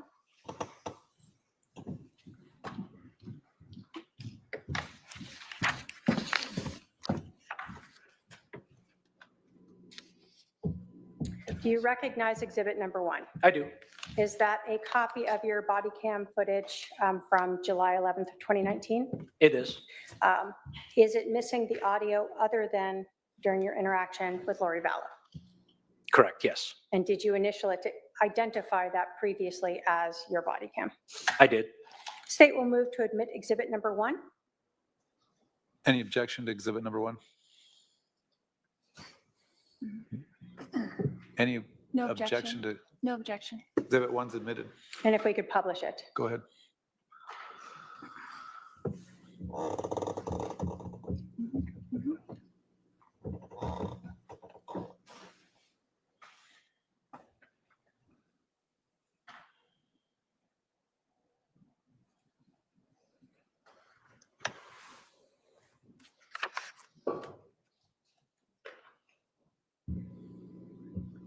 So is this you responding to the scene? Correct. And was your camera flipped upside down initially? Well, the camera wasn't, the orientation of the software was. So that's why we see the axon and stuff in the bottom corner upside down. That is correct. So this was a gated community? It was.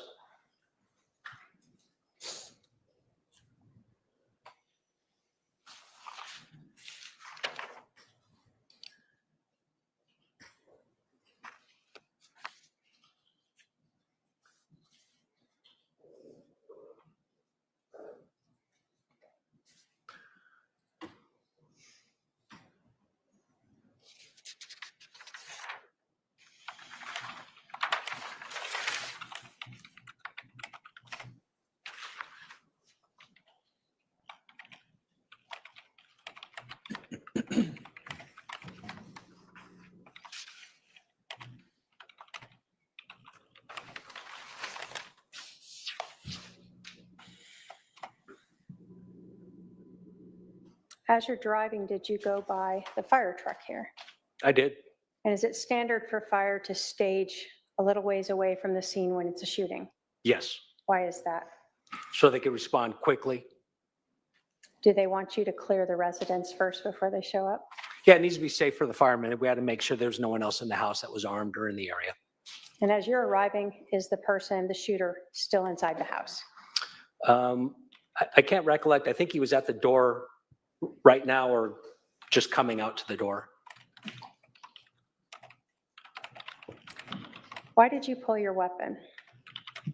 I was just told somebody killed somebody. So yeah, for my safety, I wanted to make sure I rendered him safe before I put my gun away. It was a threat to me. So when he came out, he had both his hands up in the air. Mhm. So at that point, nothing touching his head yet, no. Correct.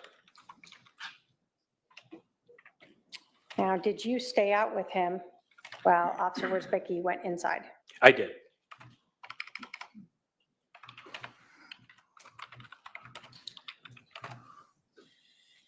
While you're talking with him during this whole time, at this point, he still hasn't brought anything out to try to place on his injury. Correct.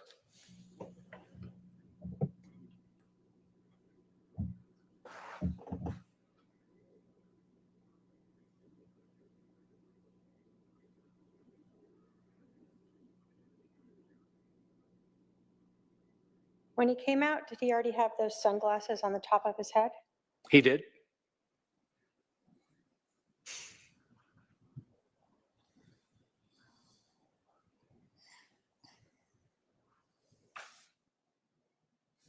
Why did you have him move over here? I actually physically couldn't hear him. Fire trucks are incredibly loud, so I had to move away. So fire had already pulled up to now go inside the residence. Correct. And can you kind of see them in the corner going in? Yes.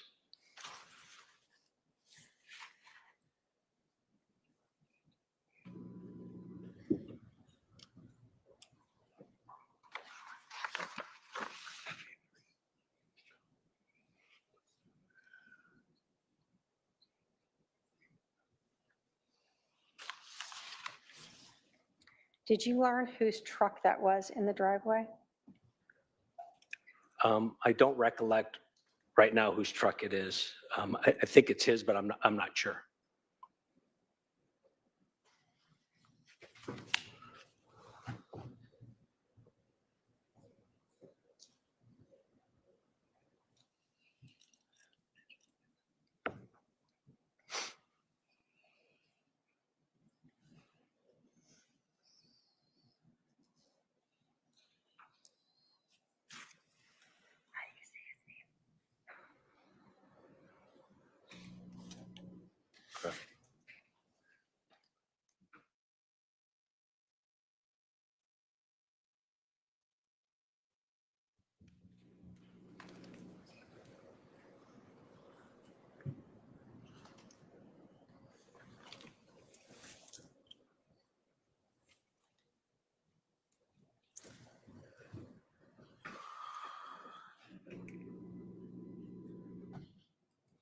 And who is that other officer there? That's Officer Wizbeski, sorry. I've been calling him Wiz since I've known him. Shorter.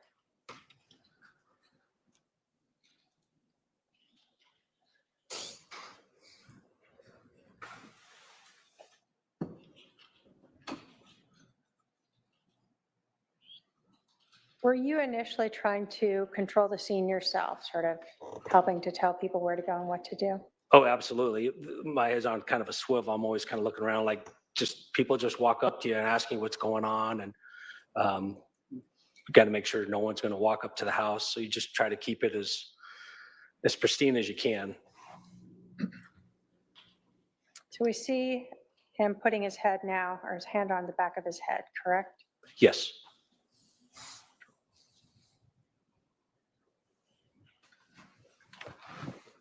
And you indicated there's a fire truck there. You asked him if he wanted any medical attention, I did. and he declined it. He refused.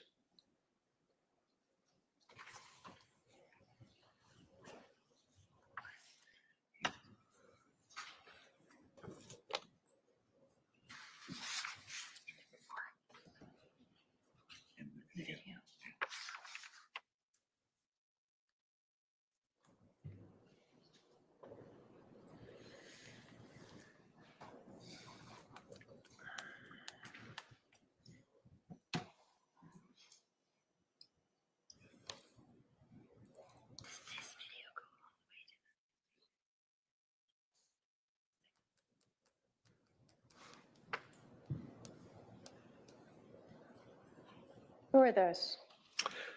That's Lori Vallow and her daughter. So when you said across the street, we just saw a red SUV. Is that what you're talking about? Correct.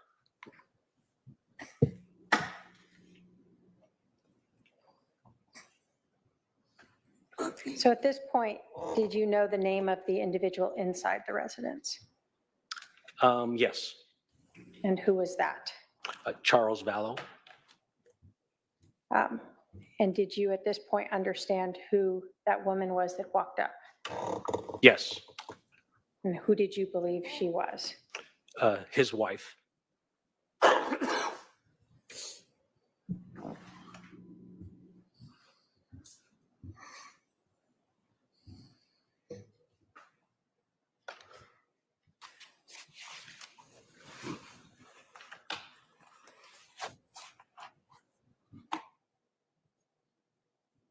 Normally when someone is shot and killed, is there a team of detectives and crime scene specialists who will come out to handle the case?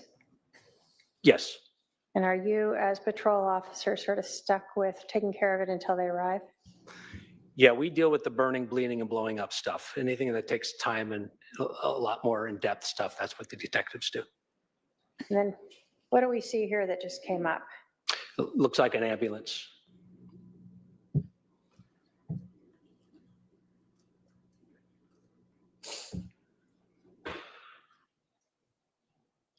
You told us that you understood when you were arriving that this shooting had just happened. Do you recall at this point when the 911 call came in? No, I don't remember specifics on the time. I think at 8:39 I was dispatched to it. And I would imagine the call for service came in a minute or two before that. And approximately, do you recall how long it took you to get to the scene? Probably 4 or 5 minutes.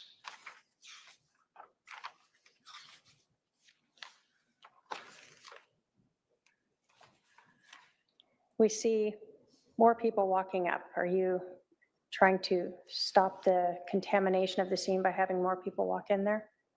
Yes, I told the firemen kind of what was maybe in the house, and Officer Wiz was already in the house, and so we were just trying to control how many firemen went into the house. So when you're the first on scene, are you trying to have the least number of people go in there as possible? Yes, Are you trying to not touch anything that's not necessary to be touched? correct, yes. Obviously, if fire's going to work on a person, they're going to have to contaminate it somewhat. Yes.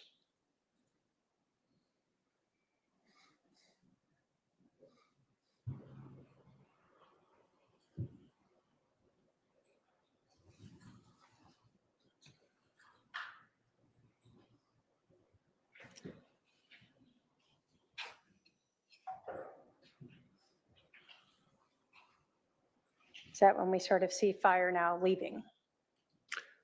I couldn't, just from recollection, I couldn't answer that.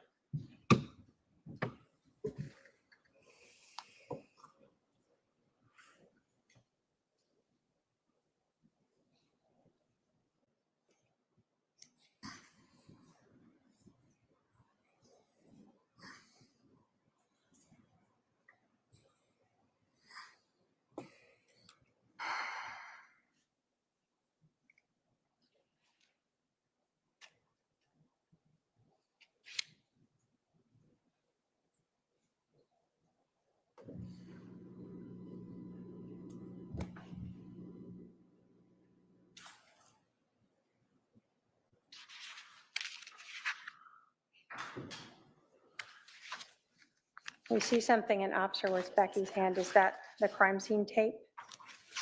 Yes. We do an inner and then an outer perimeter.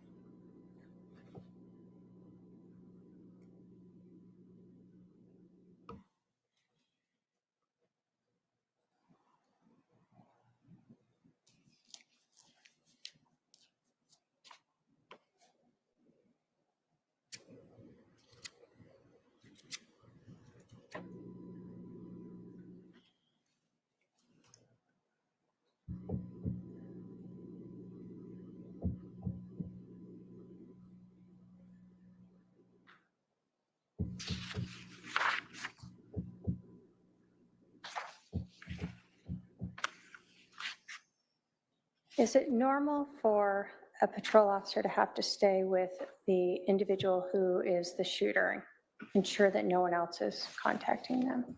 Yes. So you don't want any of the neighbors walking up to them? Correct. At this moment, I'm still basically fact finding. I'm just trying to figure out what happened, when it happened, who was involved, kind of thing. And yeah, I try to keep them separate.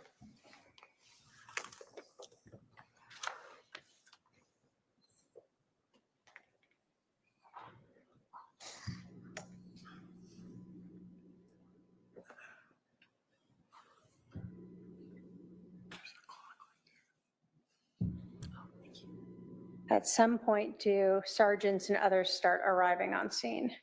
Yes, that's my Sergeant Nacella.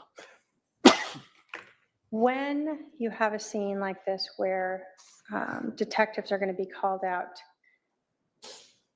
do all the different patrol officers provide their information that could be relevant to one person who can then brief the detectives? Yes, I briefed my supervisor to let him know from my point of view what I know and what I was told. And then at some point, I think he would disseminate that to the detectives. Okay. So is this you kind of telling him at this point what you've learned? Yes, And can we also see what the body camera looks like on the shoulder there? yes, he has the same type.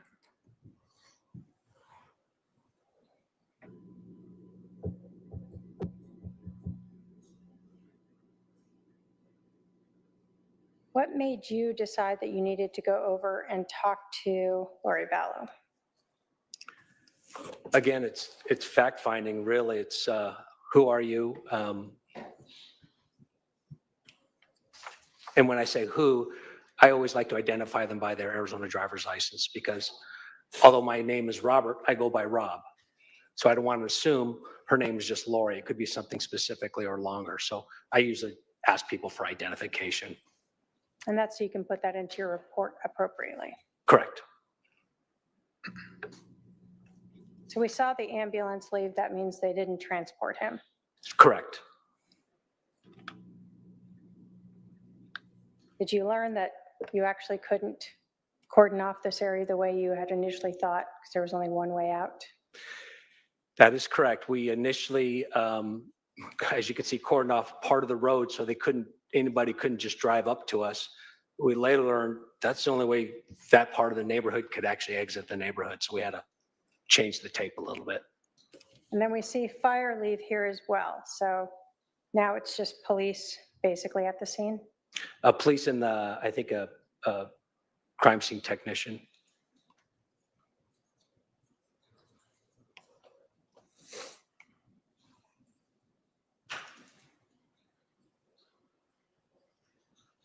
And are you still the only person responsible for making sure that no one is talking with Alex Cox? I am. Okay. Is this where you go over to speak with Ms. Vallow? Yes. Does your husband live here or no? Oh, gotcha. Okay. You got it. You could turn up the volume.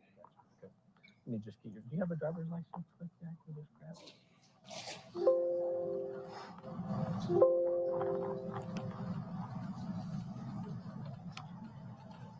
Thank you.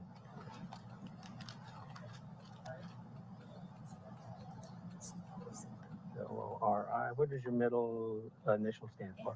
Noreen, Noreen. N-O. R-E-N. V-A-L-L. What's a phone number for you, Lori? 808-755. 755? 5452.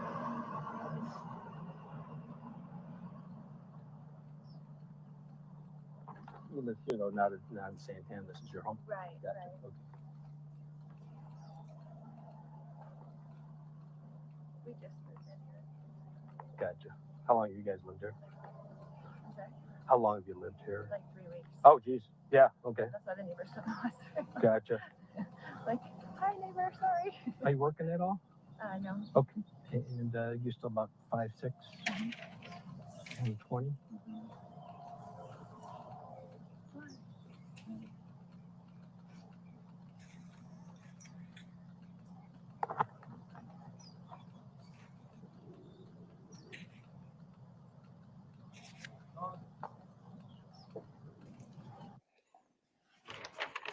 Did you also get biographical information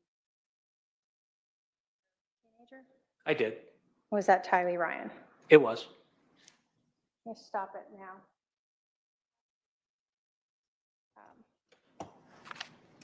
After you had talked with Alex Cox and Lori Vallow, did you go brief some of the detectives about what you had learned? I did. Did you tell the detectives that Lori Vallow did not know that her husband Charles was dead? I told them that I did not advise her of such. Okay. Did you believe that she did not know that her husband was dead? I did. Why did you believe that? Well, I was under the understanding that this just happened.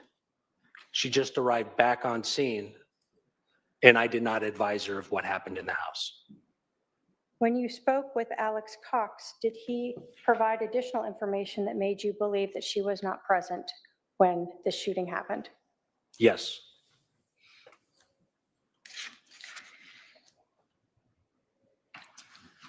After you advised the detectives of this, did you then return and remain with Alex Cox and for significant additional period of time?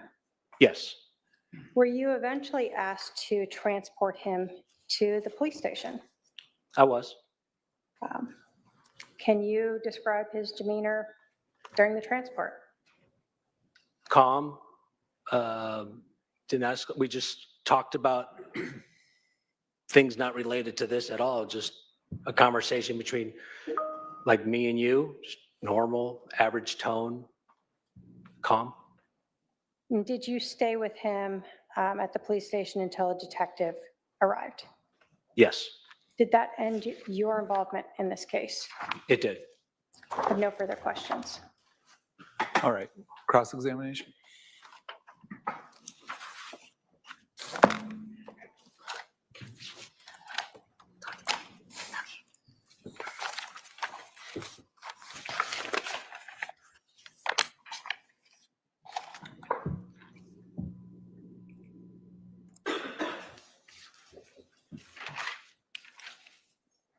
Can you pronounce your last name for me? I don't want to get it wrong.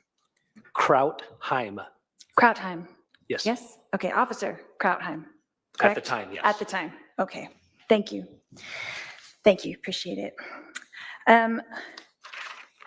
You mentioned about Alex being calm when he exited the house.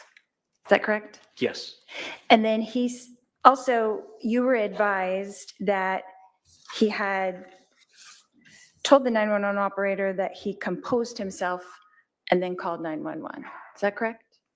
I don't remember the compose himself, but I think he did. But you stated in your report that Alex was very calm throughout the entire time talking with him, correct? Yes, Okay. And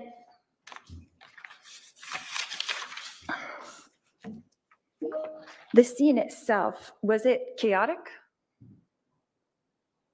no, Were people running around screaming? no, Were people running in and out of the front door? no, So were the officers calm? it was just me and another officer. Were you calm? Yes, Was the other officer calm? he was. Were the detectives calm?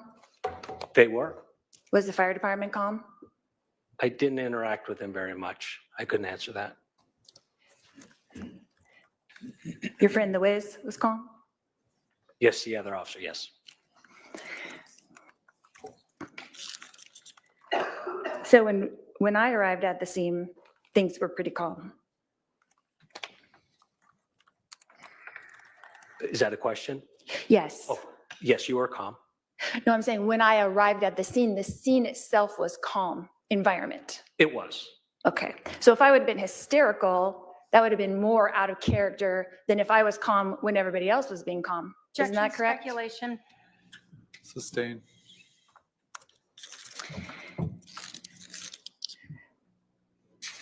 So you said that Alex was calm and was holding a towel in his right hand and holding it up to the back of his head. Is that correct? He did. And you said, oh, sorry, it's in my other note. Just now that his head had a 1-inch laceration. Is that correct? Yes, That's like a cut down his head. 1 It inch? is. Okay. And you said a small knot. I did. Is that correct? Okay. And so, and that it was bleeding a little. Is that correct? Yes, Okay. And so A small knot is what you declared it, but would you not call it a goose egg? Tomato, tomato. Okay. Did Alex ask for medical treatment? He did not. How many times did you ask him if he needed medical treatment? I think 3 times. Okay. And there was EMS right there next to you? Yes, So an EMS person could have just come over and checked the back of his head pretty easily, yeah? yes, Yes. But no one asked anybody to do that? Correct? correct. Okay. And he didn't seem disoriented to you at all? No, So you didn't think he needed any kind of medical attention at the time? no, And he didn't ask for any at the time? correct. He did not. And you didn't supply any at the time? Correct. Okay. But EMT was right there next to you? Yes. Okay.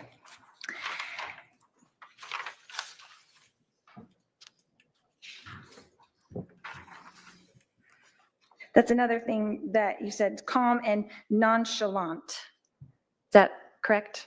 You Yes. stated that Alex was nonchalant. What is your definition of nonchalant? Kind of like how I am now. I don't have a lot of emotion. I'm not afraid. Just nonchalant. Is that your typical demeanor? I guess it depends on the situation and the circumstance. I mean, this can be a stressful situation, right? So it's your demeanor right now. It is. Testifying in court can be a stressful situation. I guess it can be. So if that was Alex's normal demeanor, then it wouldn't be out of the ordinary for him to be nonchalant. Objection, speculation. I'll allow it. I'll allow the answer. He doesn't know the demeanor, but you can answer. Can you ask the question again? Yeah, so if Alex's normal demeanor was like your normal demeanor, and even in a stressful situation, if he was nonchalant, it wouldn't be out of the ordinary for him to be nonchalant again, because that's his normal demeanor. Correct? Objection to compound question. I'll sustain that objection. You mentioned that I had parked across the street. Is that correct? Yes. Why did I have to park across the street? I don't know. So we saw on the body cam, right, that there was a huge fire truck, correct? Yes. There was police cars, correct? Yes. There was a CSI van, correct? She was parked somewhere. I don't know where. Next to the house, kind of, I guess, south of the house. So there was nowhere to park except for across the street. Is that correct? No, That's not correct? that is not correct. Where else could I have parked? Well, the street's long. You could have parked anywhere along the street. You could have parked on the other street. That's where I parked. Or you could park on the other side of the street, south of the home, where there was plenty of parking. So there was other options to park. But I parked as close as I could to the scene so that I could come talk to you. Is that correct? Speculation, testifying. Sustain. So we can agree that there were lots of police vehicles blocking the house. Is that correct? Emergency vehicles.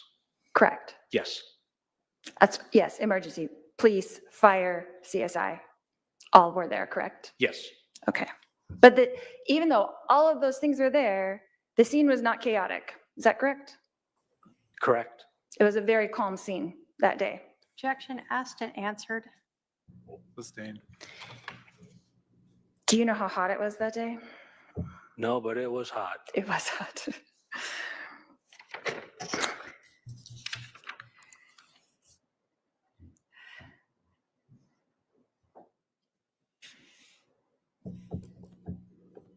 Oh, that's what I was going to ask you. What was the extent of your duties that day? I know that you had arrived on the scene. You said dispatched was about 8:39 a.m. Is that correct? Yes. And then it took you about 4 to 5 minutes to arrive. Yes.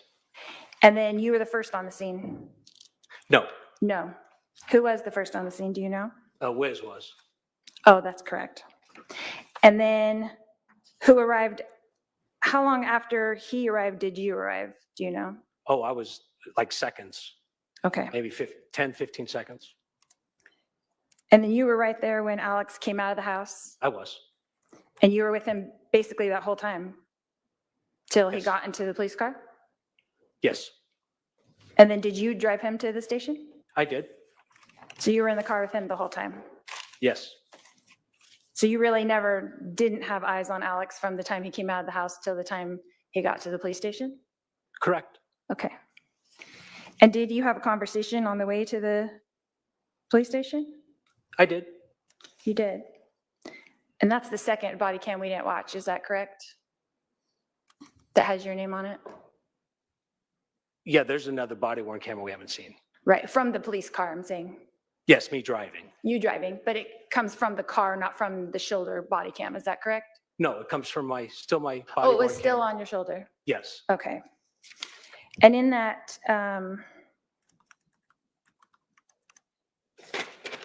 did you have a conversation with Alex on the way to the police station? Yes. Objection asked and answered. And did he express, Hold on. When Sir? there's an objection. I'm sorry, Wait for the ruling. I'll sustain the objection, but the answer will stand nonetheless. Go ahead. Next question. did he express to you that he kind of felt out of it because he hit? Say, Sustain.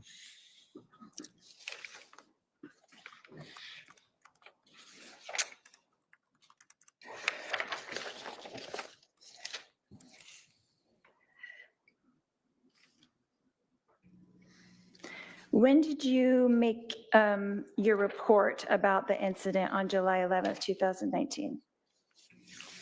I think what was the end of my workday that day, but I stopped and started it numerous times throughout the day. So did you finish it that day or it still took a few days? No, I finished at the end of my shift, By the end of your shift, which was what time that day? 4 o'clock. Okay. And did you make any revisions to that later on? No, So this is the only report that you made in regards to the day of July 11th, 2019? it is.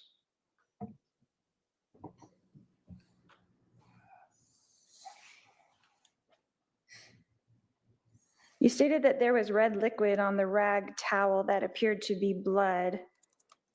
Did you think it was something other than blood? Well, I had no way to test it, so I have to articulate it that way.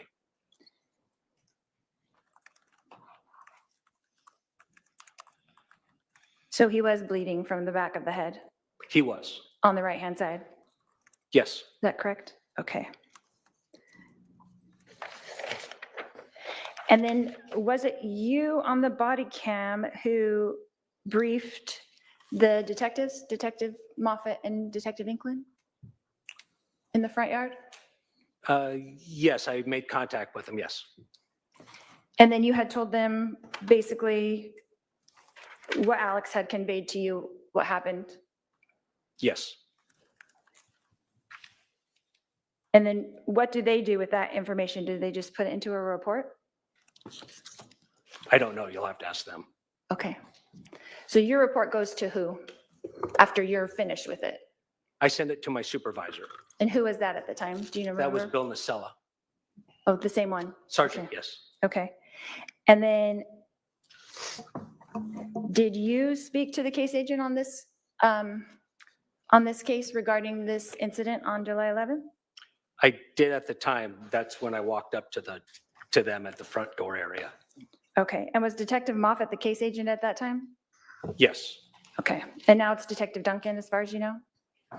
As far as I know, I don't know for sure, but that's what I've been told. Okay. And how long do you think that you were at the residence? What was the whole time before you guys left to go to the police station? Do you remember? Do you recall? No, I do not. It would be in my CAD history on when I transported him from the home to the PD. So I'd have to look at that, and I don't know, 40 minutes, half hour, 40 minutes, something like that. Now, someone on the video, and I don't remember who it was, but put a phone into a evidence bag. Was that you? I don't recollect that. Okay. And then got into the car. Did someone ride with you to the police station from the residence? Just you and Alex were in the car? Yes, No other officers? correct. But before you got into the car, an officer came over and took his phone and put it in an evidence bag? You're asking me from recollection. I don't remember that. It's probable because we usually try to bring their property to the area where we're going to. So it's probable. I just didn't see it in your report, but I saw it on the body cam, so I wondered if you knew. Okay, I'm going to object to the defendant testifying. All right. Please only ask questions. sure.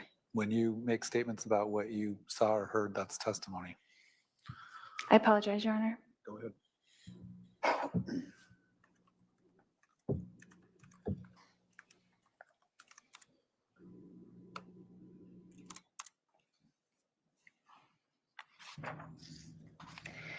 So it says in your report that you were asked by Detective Moffett to transport Alex to the police station not handcuffed. Is that correct? Yes, And to the downstairs interview room. I'm assuming that's at Chandler Police Department, it is. correct? Okay.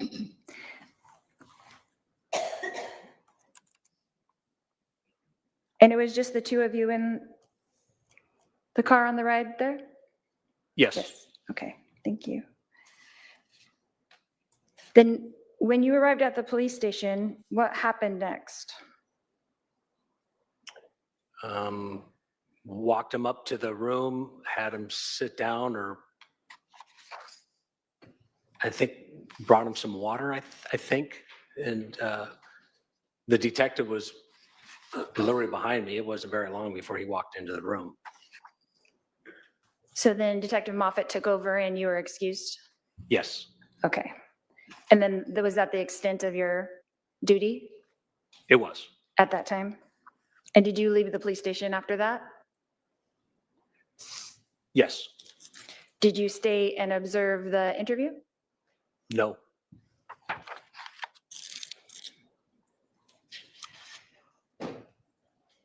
So Detective Moffett took over for you and you departed? yes, Okay, thank you. You said when you spoke to Alex that he was cooperative. Is that correct? yes.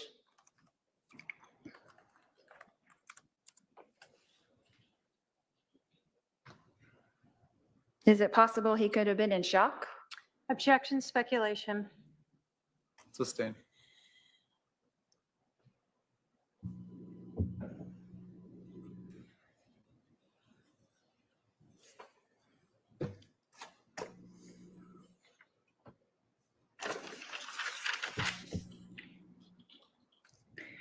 From your observation, how long did the cut on Alex's head bleed? I mean, you were with him for that 40 minutes, and how long do you think it was bleeding?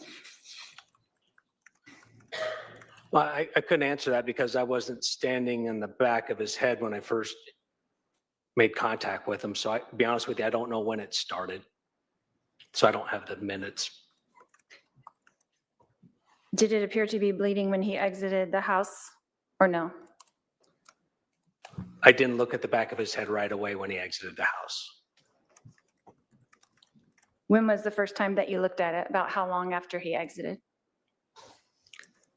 I can't answer time-wise, but it was during the time I had him seated at the sidewalk when I was talking to him. Okay. Before he moved over or after? Oh, after he moved over. Okay.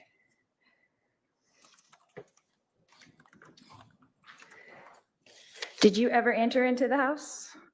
No, You were just there in the front yard yes. the whole time? Okay.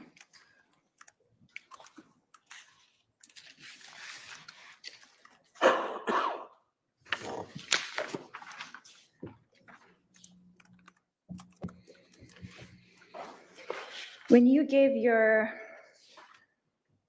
talked to the two detectives in the front yard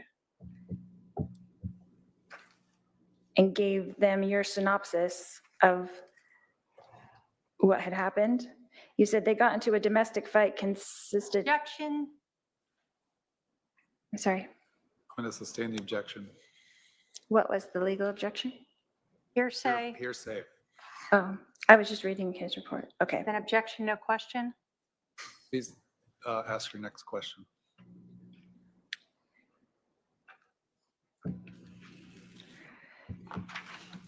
You said in your report that at one point Alex's niece grabbed the bat. Objection, Hold on.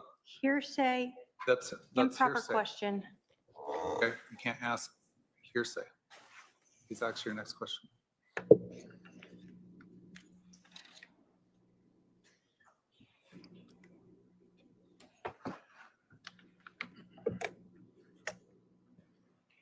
Did Alex tell you that he got hit in the head with the bat? Objection, Your Honor. Hearsay, prior ruling. Yeah, it's sustained. You can't ask questions of what Alex said.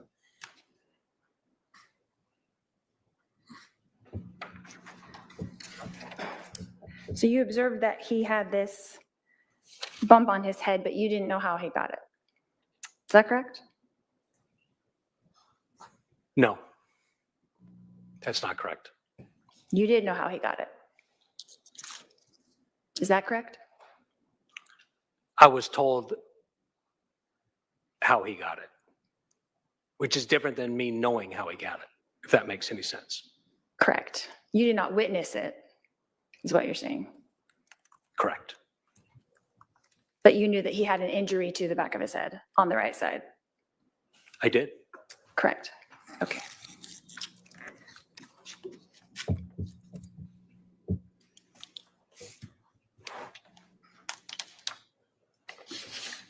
And how did you obtain that information?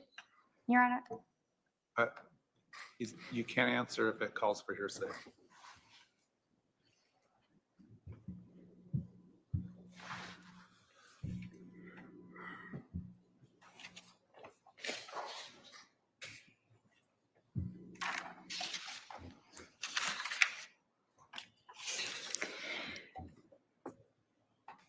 Did you observe the next door neighbor come out in her nightgown to speak to me? I did. And then there was another neighbor on the other side that came out that you told him to go back into his house? Is that I don't know if he was correct? a neighbor, but it was just some guy. Yeah, I assumed he was a neighbor. Right. So they had blocked off the street so the neighbors couldn't really exit the neighborhood. They couldn't go to school or work, or it's kind of an issue there. Not really. I mean, when one car told us the layout of the neighborhood, then we realized that was the only person that wanted to exit. They told us they couldn't exit, so we just fixed it so anyone else could leave. Right, but they were trying to come up to me to find out what was happening. objection, Okay. speculation, hearsay. I'll sustain the objection. Let's take our afternoon break for the staff and the jurors. We're going to take a 15-minute stretch restroom break. Please remember the admonition. All rise for the jury.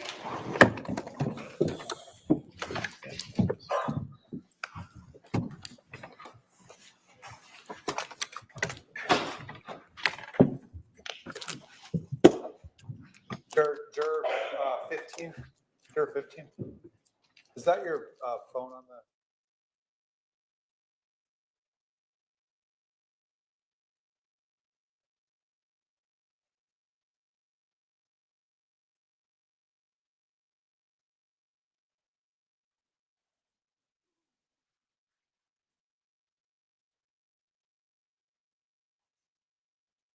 Hey there, y'all.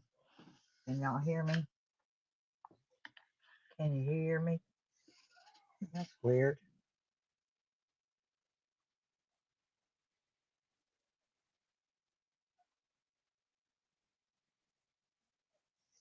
Can y'all hear me? Just can. Yeah. Hey. Hey, Hey. what are you doing? I don't know what I'm doing. Yeah, I How know. about No, me either. I'm cooking. I started cooking, so I just got to finish getting this in the pot, and then I can you? Okay, cool cover it thing. and kind of leave, or stand back a little bit. Okay. Thank you so much for doing this. Well, She's ridiculous, y'all. oh, she is. She's ridiculous. She'll never make it. Nope. She'll never. I mean, they school her like every 2 seconds. Right. It's just crazy. Yeah. I mean, and again, it makes me think of how her and Chad had been sealed in the temple since November of 2018. At this time, it was almost a freaking year, you know? And it just infuriates me because she is like trying to play the good Mormon, you know? Pitiful. She's really pitiful. Yeah, it is. Or you're falling asleep. What does Trace do? Who, Yeah. me? Well, me usually, but Oh, well, no, I just want to and make sure you can hear me because I have my phone kind of whatever. I kind of tucked it into my, it's just pointing up at my, so I can use both my hands. I have it kind of tucked in my bra strap yeah, at the top. y'all, y'all, Okay. y'all can hear us, can't you? Okay. I thought you couldn't hear me. Ah, No, okay. Now I'm a spaz. I'm a spaz now. Yeah. It was crazy seeing Tylee's face for the first time, unblurred. Trace says that the jury doesn't see the point either of all these ways that she's badgering people over nothing. I know. Well, that's interesting to hear from Trace.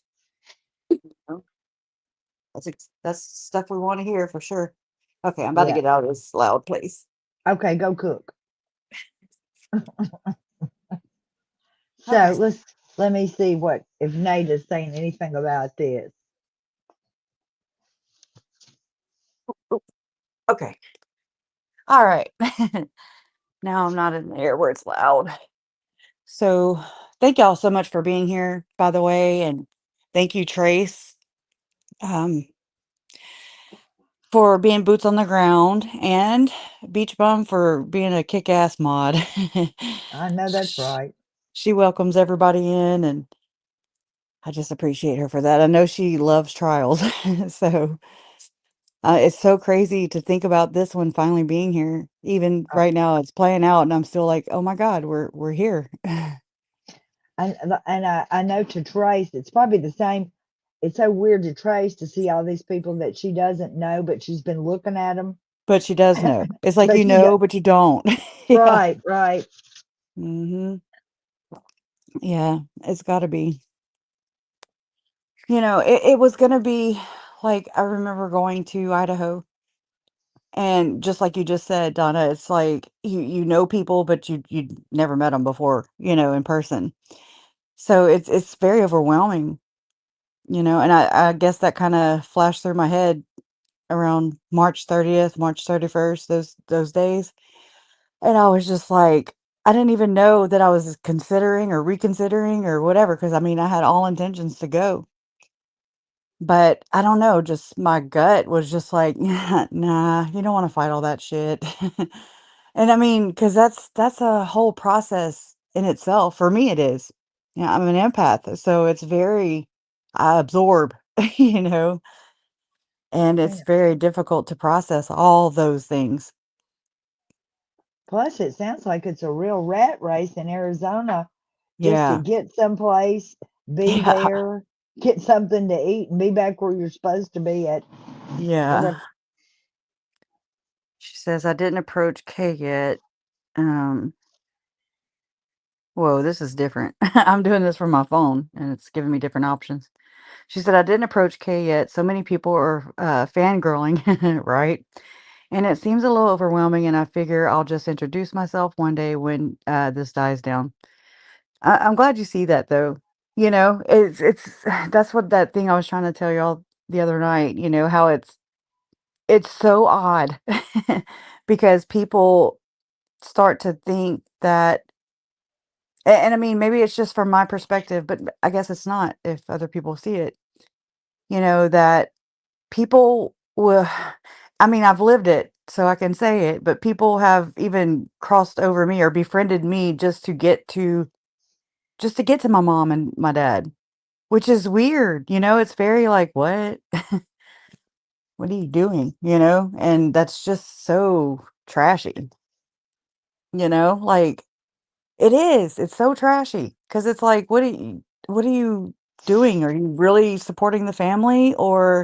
And when you say family, you don't mean everybody in the family. Let's just say that, okay?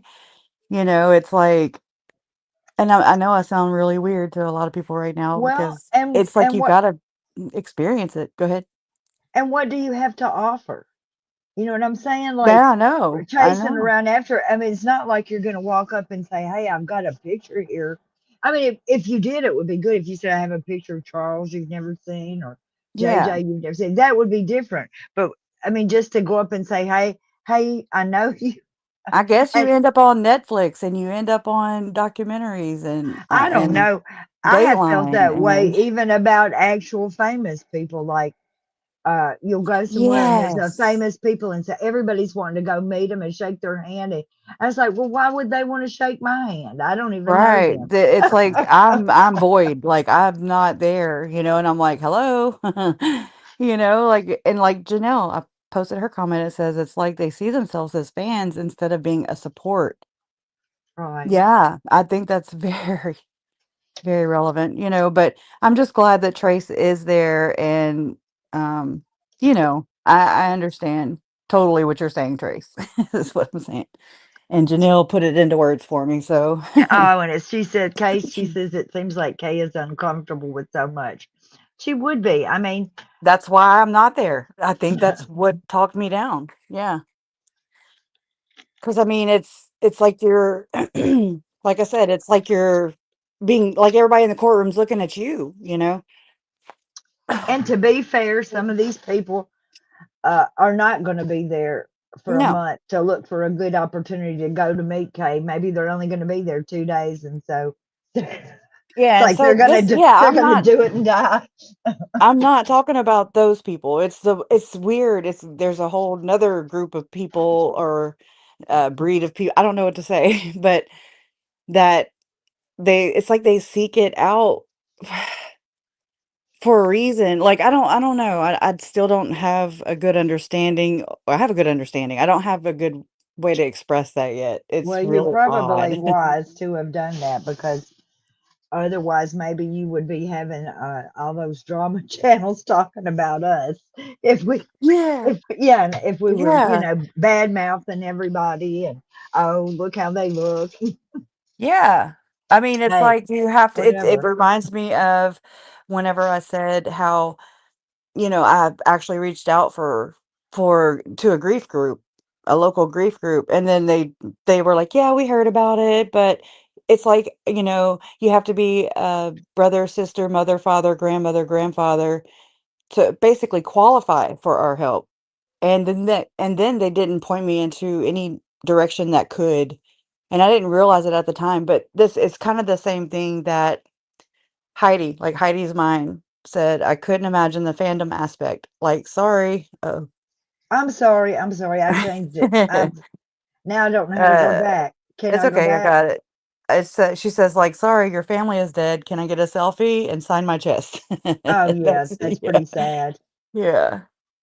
And then Trace says, on another note, there were some tears this afternoon. Was it during the opening of by the state or by the defendant?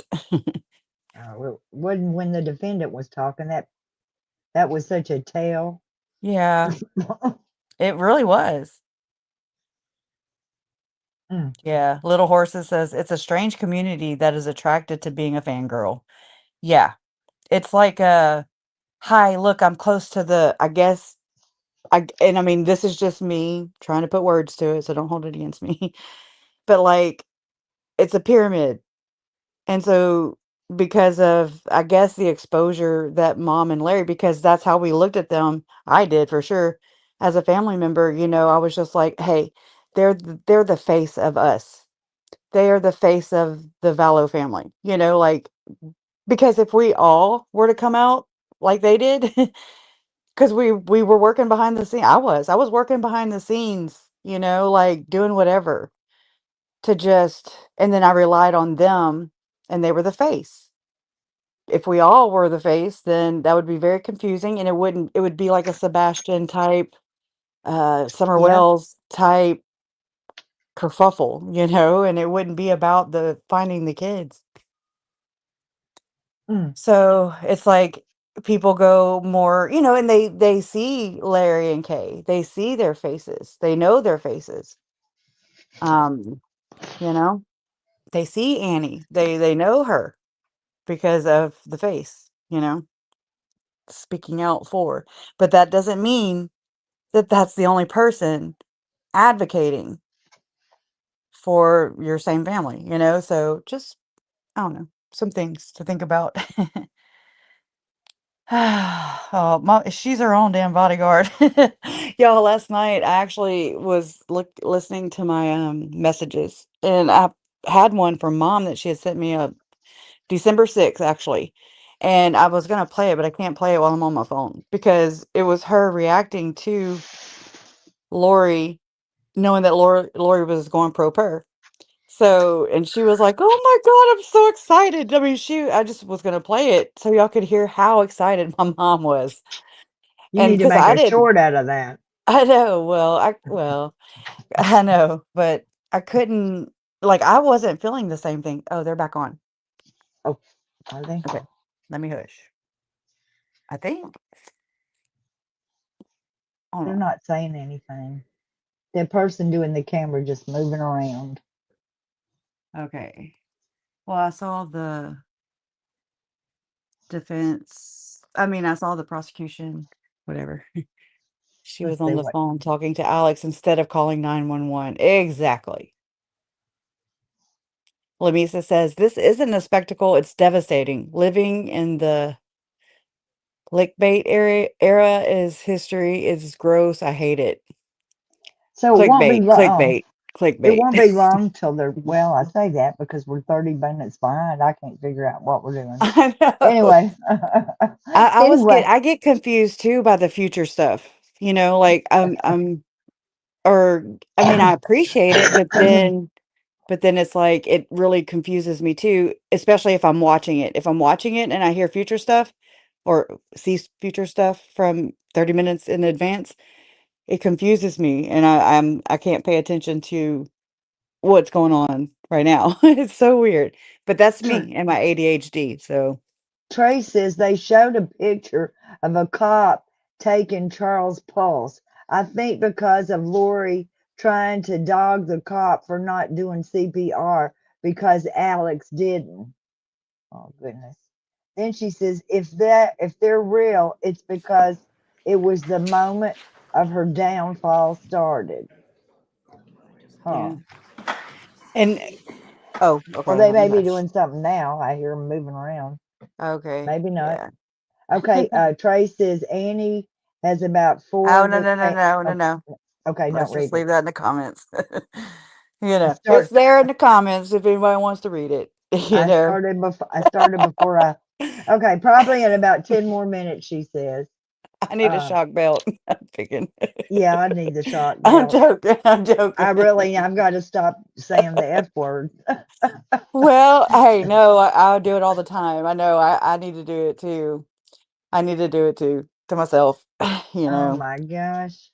But yeah, I don't like to spread hate, you know, like No, it's there's no not, need in it. it's No need. counterproductive. It's like, yeah, I'm not about blaming, I'm not about blaming the victim, family members or whatever, shoulda, woulda, coulda, you can only, but the way it's framed by that one, it's very, I was like, people probably look at me like I'm a conspiracy theorist because of the shit I chased down with Lori and Chad and their beliefs, what they believe in. So it makes it look like I'm weird, but I'm like, I got my own brand of weird. I don't need their weird too. But whenever it's like, I don't think so. I think that is very conspiratorial, the way it's framed by that family member. I just Like thinking the family members were in on it. And I'm just like, what the hell? I mean, to some degree, yes and no. But I mean, did they plot? No, I don't think so. I don't know. Megan has a good way of handling that kind of enmeshment stuff. I just threw something in the chat to see if anybody was really paying attention. Uh, In 1972, a crack commando team was sent to prison for a crime they didn't commit. These men promptly escaped to Los Angeles underground, where they survive as soldiers of fortune. If you need them and their help, and you can find them, maybe you can hire the A team. What the heck is that? Well, you're too young because before you I were remember the born, A team, but well, that's what it was. That was what started that. That was the title thing to the A team. Is that if we need their help, we can call the A team. I think we need them. oh, jurors are coming back in. I Oh, remember Mr. T. I do. I remember Mr. T. well, Mr. T would be useful along about right now. Wait, didn't he used to say like, "Hey, fool," or something like that? I was really young, but I remember that, and I loved. Oh crap! I just forgot. The Hulk.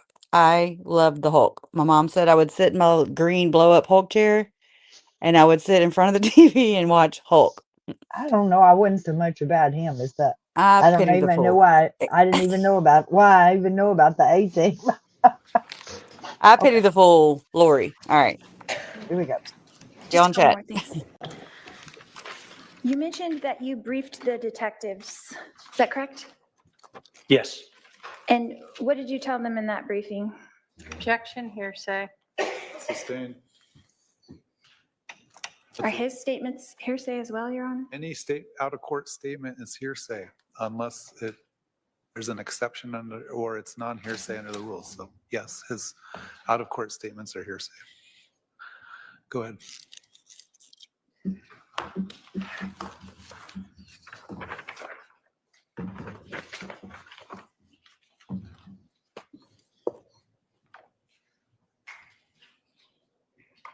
But you did brief the detectives before you headed to the police station? Is that correct? I did. And who was there? Do you remember? Nate Moffett, Cassie, I think my Is that sergeant. Detective Inklin? I'm sorry. I don't want to interrupt you. No. Oh, And just off recollection, I think there was another one, but off of recollection, I don't remember. and that was about how long before you left to go to the police station?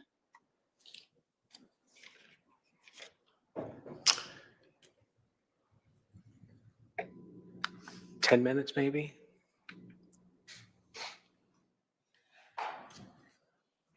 And how long do you think you were speaking with them? Under a minute. Under a minute Yes.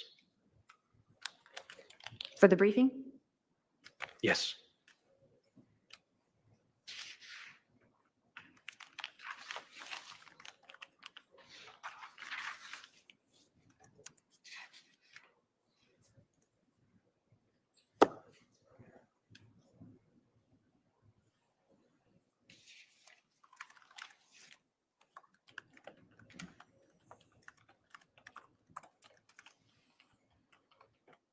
Did you meet with the prosecutor to go over your testimony today?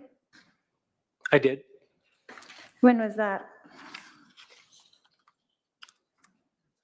2 weeks ago, maybe? How long did that meeting last? Probably around an hour total.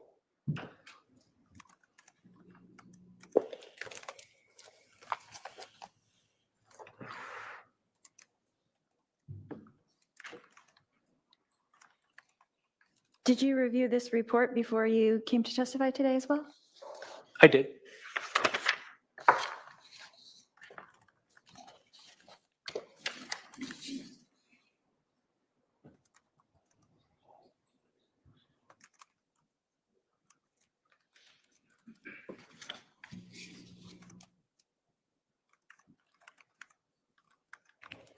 And it was not part of your duty to check anything in the perimeter? You weren't looking for evidence, you were just dealing with the shooter? Is that correct? Well, not just the shooter, but scene management, making sure the resources were en route. But yes, managed. What all does that entail, scene management? Well, once we knew there was not a threat out, I instructed Officer Wiz to set up an inner and outer perimeter with crime scene tape. What else? Make sure I had a supervisor en route. And then manage the people that walked up to the scene. Who was that supervisor en route? Do you know? Bill Nacella, my sergeant. How many people do you think came up to you at that scene? Well, not up to me, but I instructed one gentleman that was walking on the sidewalk towards us. He needed to just leave the area. This didn't concern him. And then you and your daughter walked up to me, and I just asked you to go back to your car.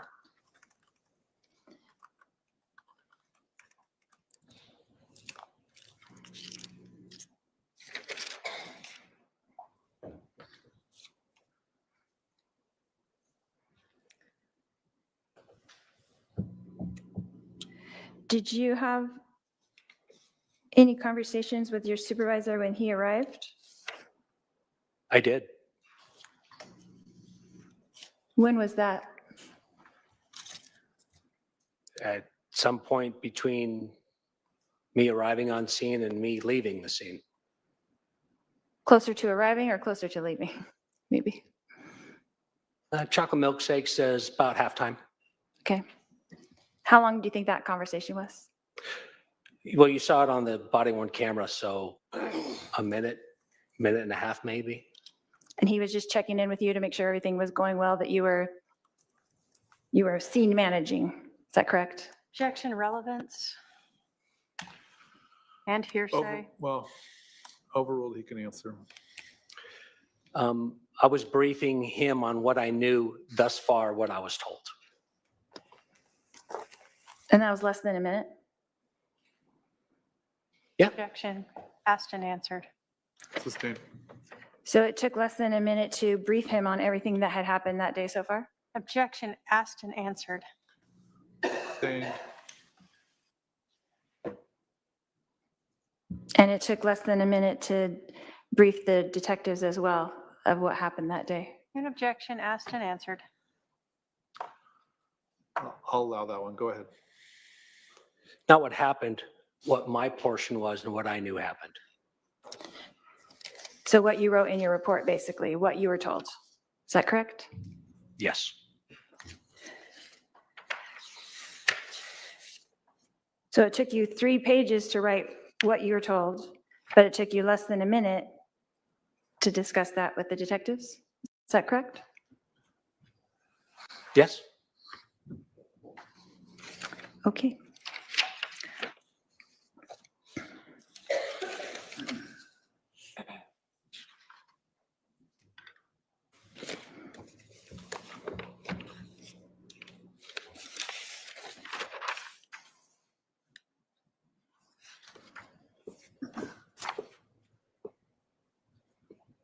How long was that transport from the residence to the Chandler Police Department? In miles, probably 8 miles, 10 miles maybe. How long do you think that took around? 10 to 15 minutes maybe.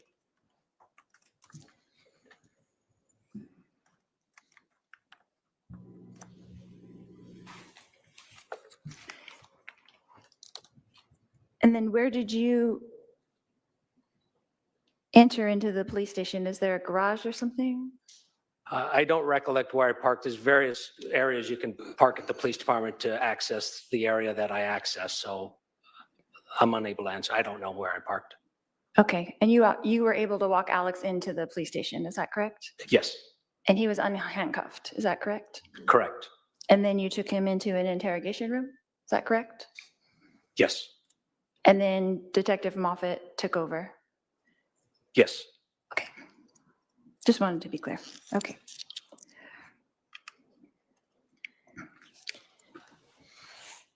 Did your supervisor, Nacella, did he come to the police station as well?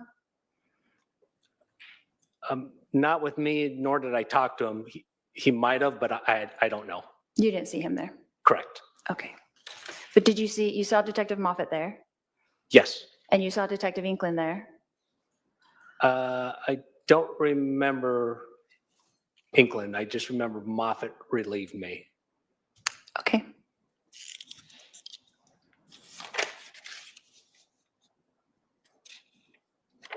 That's all I have, Your Honor. All right, redirect. Thank you.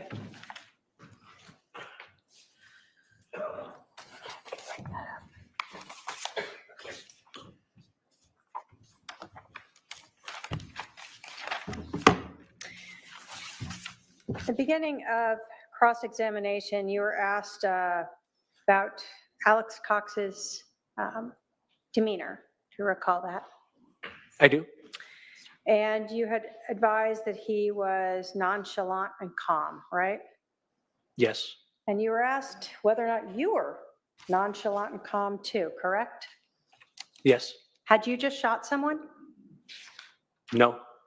You were asked if the firefighters were calm and nonchalant. Had they just shot someone? As far as I know, no. How about Officer Wiz? You said he was nonchalant and calm too. Had he just shot anyone? No. So it's not really exactly the same to compare you to the shooter, right? Correct. I would not compare us. When you went up to the scene, you had your gun drawn on him, correct? Yes. Still nonchalant and calm? Yes. You were asked a lot also about your nonchalant and calm appearance today in court. Are you stressed or just answering questions to the best of your knowledge? The latter, just answering questions to the best of my knowledge. You had to testify before? I have. You were asked about the injury to Alex Cox. We have seen the body-worn camera footage and we cut it off at some point. When Mr. Cox first came out of the house, he did not have his hand to his head, correct? Correct. You told us you didn't notice an injury at that point? Correct. When he first sat down on the curb before you moved him, did you notice an injury at that point? I did not. Was he touching his head at that point? Recollection, I don't remember. At some point in the video that we watched, did we see Alex Cox touch his head? Yes. When you were watching him, did you at times see him rubbing his head? Yes. The towel or paper towel or whatever that was in his hand, was that the only item you ever saw him using to rub or touch his head? Yes. Was it soaked or saturated in blood? No. Can we see it on the body cam that it's mostly white? Yes.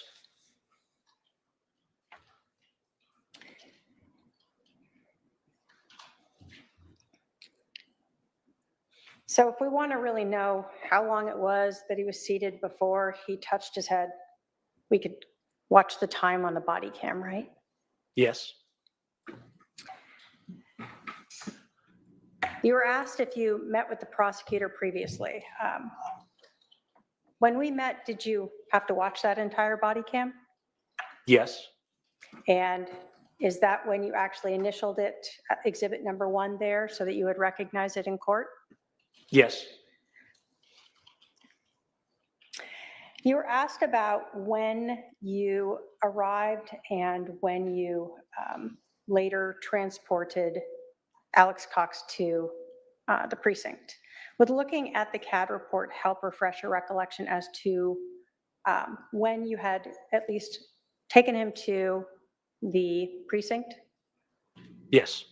If I could have my paralegal bring up the CAD report. Go ahead.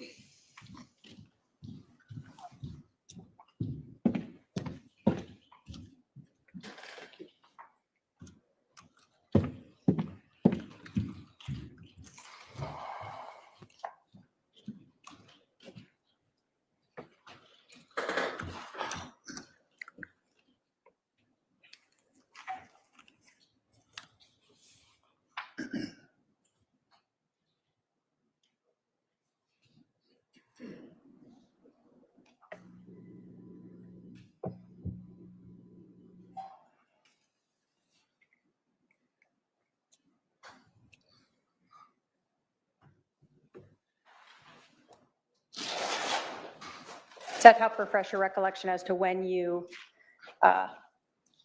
arrived back at the precinct with Alex Cox? It does. And when was that? 9:18 and 19 seconds. And so the 911 call was at 8:36 a.m.? That's when I received it. It could have come into the dispatch a few minutes earlier. And you said you arrived, and we saw you on the body cam right after Officer Where's Biggie, who got there around 8:41? Yes. So you were with Alex Cox at the scene and talking to Lori Vallow and her daughter and doing those briefings in that 20, 30 minutes? Yes. No other questions, Your Honor? All right, I see at least one juror question in a bin. If there are any juror questions, please pass them down at this time.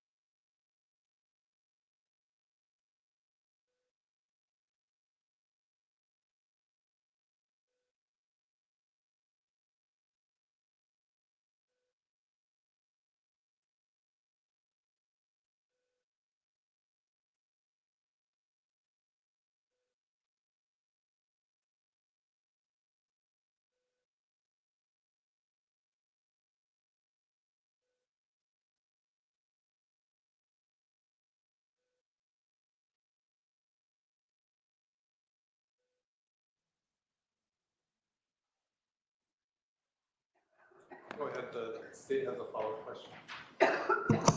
Just one question, and I don't know if the CAD will help you answer that. Do you know when you were finished with this call? What time it was when you were finished or released from this call and able to go back out? It was probably 5 minutes after, maybe 10, probably 10 minutes. I probably used the restroom, to be honest with you, and got something to drink at the station, water. So maybe 10 or 15 minutes after the detective came in the room is when I hit the 10-8 button and I went and took other calls for service. Okay, so you were done with this call before the end of your shift? Oh, yes. Okay, you didn't go back to the scene to help with scene security or anything like that? No. No other questions? Did the defendant have any follow-up? No, we're fine, Your Honor. All right, this witness can step down. You want to hand me that? Thank you. All right. You can call your next witness.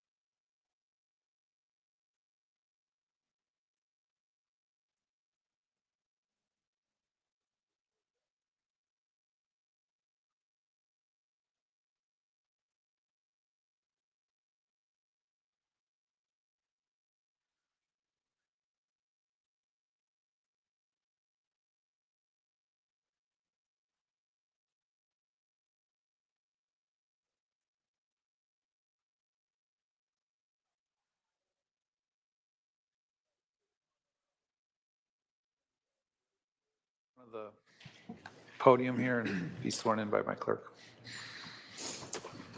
Can you spell your name? Solemnly swear that the testimony you're about to give will be the truth, the whole truth, and nothing but the truth will help you God. All right, you're gonna come up this little ramp, have a seat right here.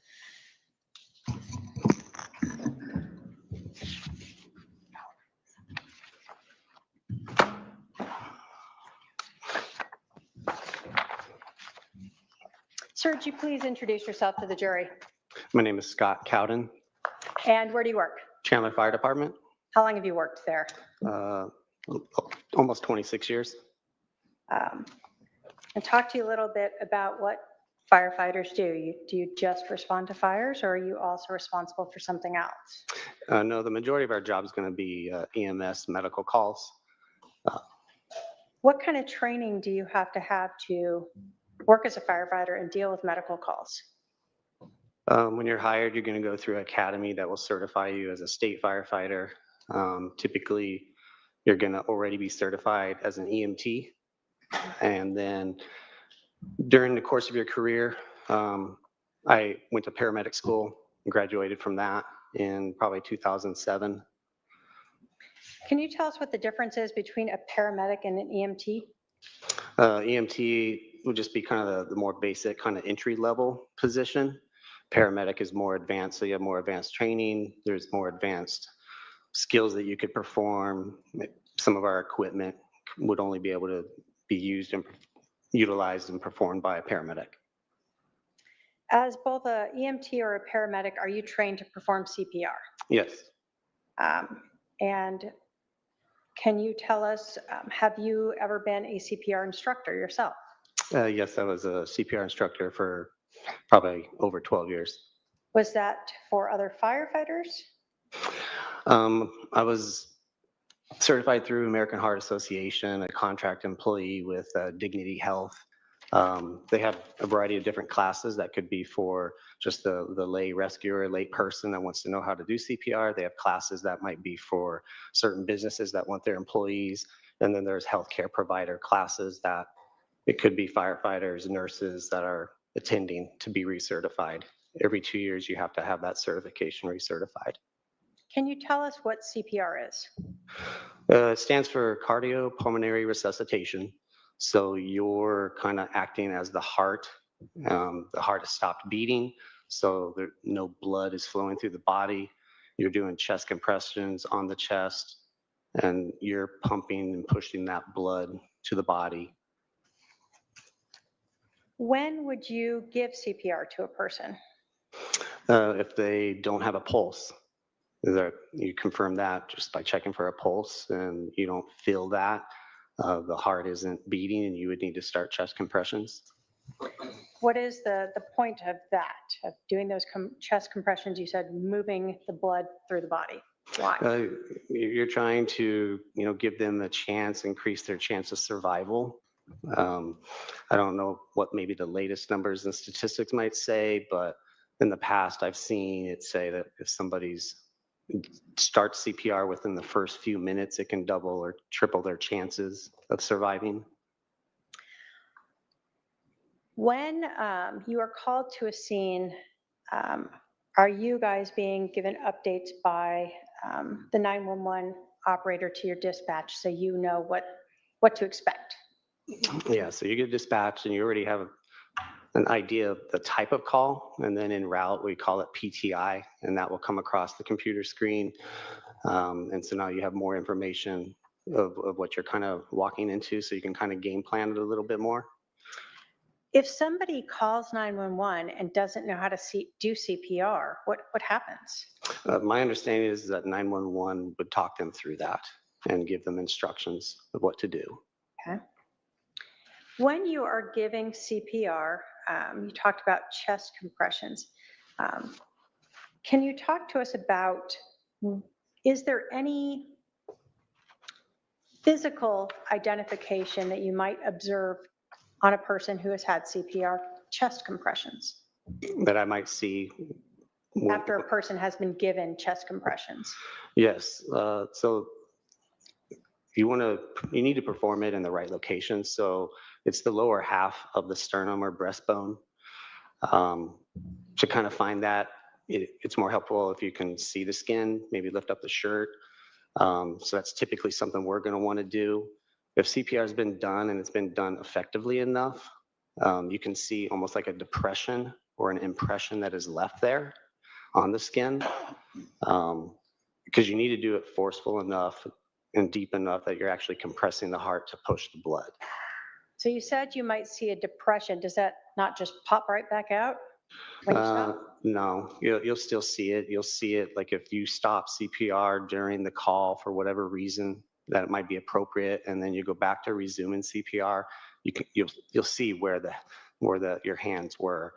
That area can be vulnerable to breaking. Ribs can break during CPR, so there's typically depression in the chest. Do you ever actually hear anything when you are giving someone chest compressions? I for sure feel it.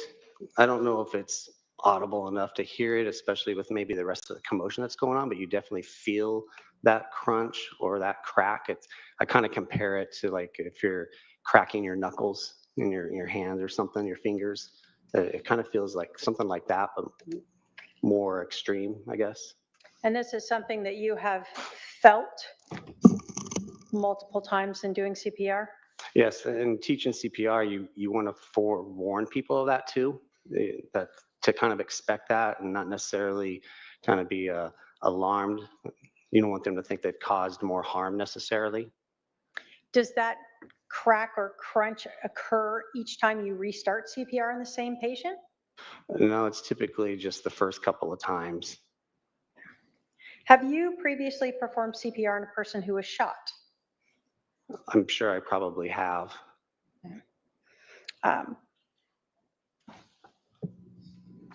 When you are performing CPR on a person that's shot, have you ever seen that cause more blood to come out if there are gunshot wounds?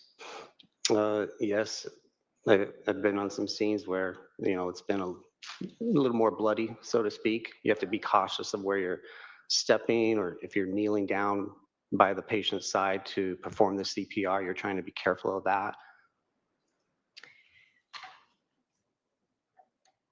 I want to bring you to July 11th of 2019, a call to 5531 South Four Peaks Place. Do you recall this incident? Yes.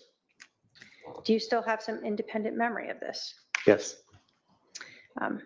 Was it the fact that the police interviewed you also make this a more memorable scene? Yes. Do you recall when you first got to the scene, did you just drive right up, or how did you guys approach the scene?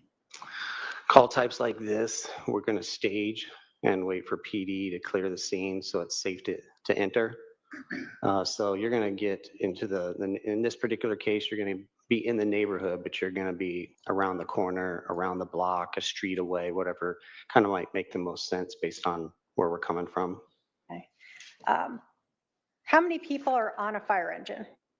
In the city of Chandler, we typically have at least 4 on any of our fire engines and fire ladders.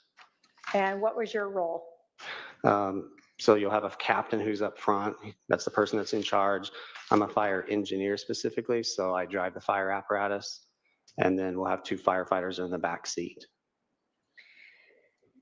Do you recall in this case about how far away you were staged? I mean, from a time standpoint, we might have been 30 seconds away.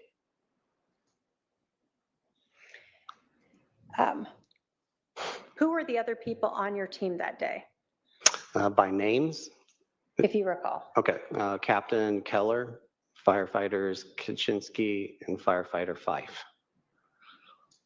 When you arrive at a scene like this, you told us that there's a captain, you're the driver. Does everyone sort of have a job, or how does that work when you first get there? You typically may kind of talk about roles and what might happen. Also, like in this particular case, this was our first call of the day. So all of our calls, we're going to do some documentation and chart it. And so we typically start with, the captain will start the first call of the day. So that meant Captain Keller was going to be charting it. So that would leave the other three of us to do the evaluation, assessment, and patient contact and skills. So when you drove up to the scene, what did you see?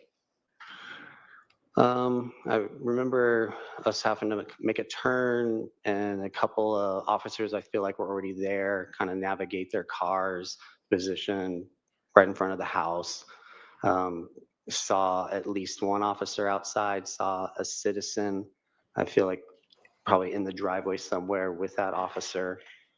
And then we just kind of proceeded out of the apparatus. When you guys entered the house, you said that Captain Keller was going to be charting. So does that mean he wouldn't be touching the patient? More than likely not, unless we needed additional help. I mean, he possibly could have been the first one in. Also, the way we were parked, that passenger side of the fire apparatus was the closest to the front door. He might have been in first, because I'm going to be on the other side. The two firefighters are getting out and going to the back compartment of the truck to get the equipment. So he may have walked up and possibly checked a pulse or something like that first, but he didn't. I don't feel like he did anything else other than that, if that. Okay. You told us that as you're going there, you're receiving information about the patient, correct? Correct. In this case, had you received any information about whether or not he was receiving CPR? Yes, I recall we had that info two ways. We had it with the PTI on our computer screen, which would be coming from our fire department dispatch. And then we have the ability to also listen on the radio to the PD channels. And so we can hear communication between the officers that are getting on scene and then the PD dispatch. And they also communicated that at some point in time.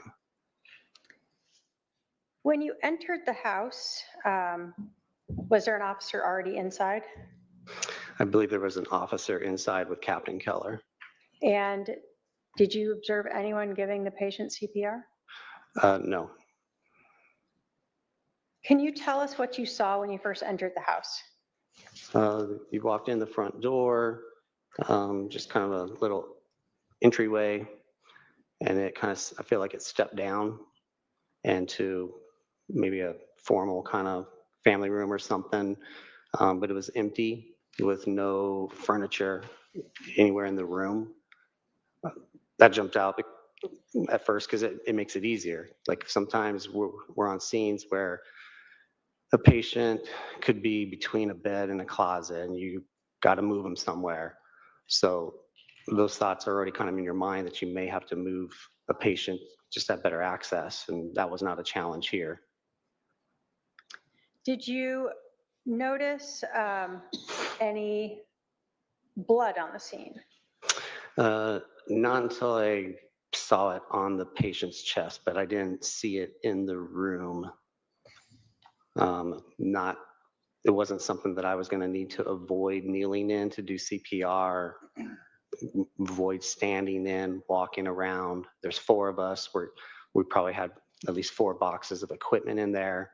So we didn't have to worry about where we placed this stuff in terms of blood. Have you been to scenes where there's a large pool of blood around the patient that you're trying to not step in, kneel in, get in? Yes.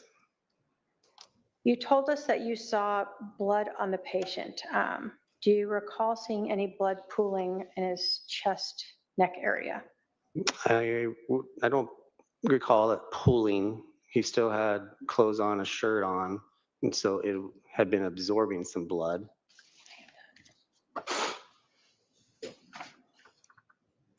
I'll show you an admitted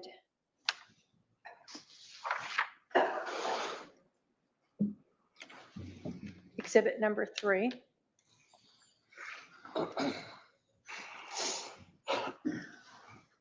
Do you recall ever seeing this pooling of blood around his neck there? I don't recall that. When you first saw the patient, what was your first impression? That he's lying there unresponsive. You're not seeing any signs of life. You don't see somebody that's maybe moaning from an injury, moving, no spontaneous breathing. What was your question again? Just your first impressions of him as you are walking in and you're looking at him and assessing him. Yeah, I guess that would be sufficient for my answer. Did you think that he could be deceased? It's definitely was a possibility. There was no, like I said, no obvious signs of life.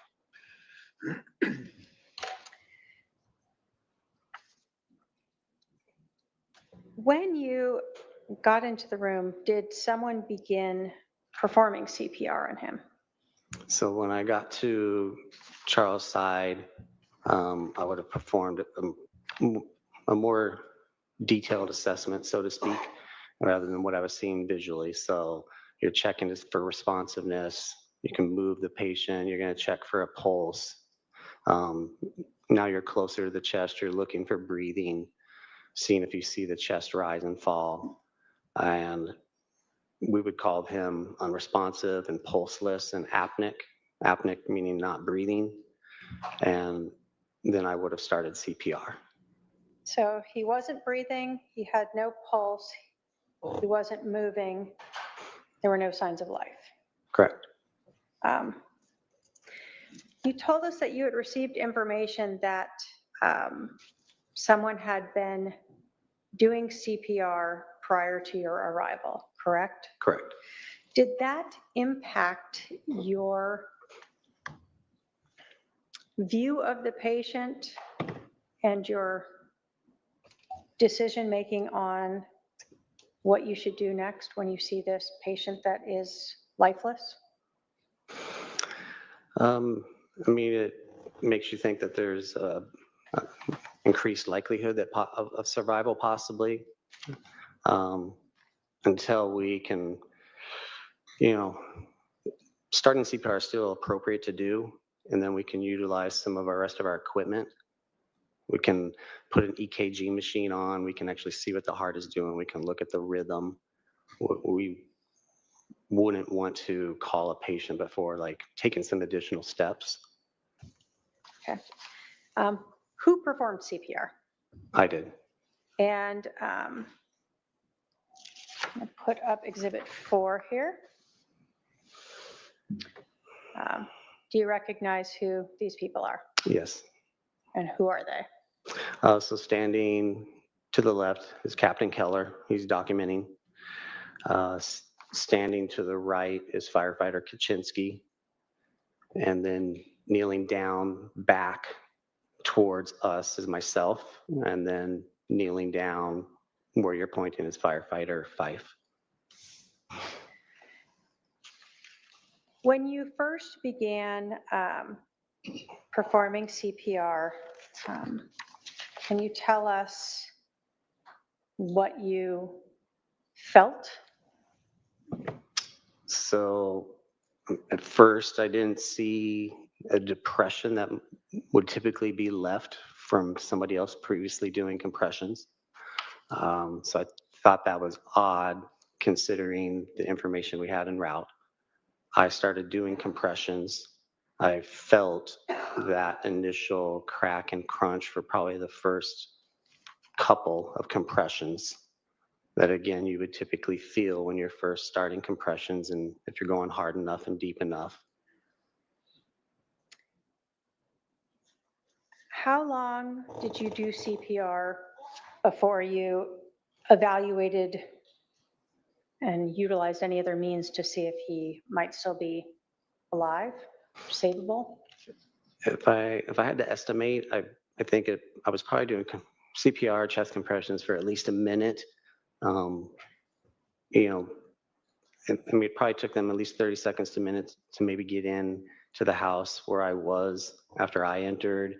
They've got to set down that equipment and get some of that out. So I feel like at least a minute is a fair assessment.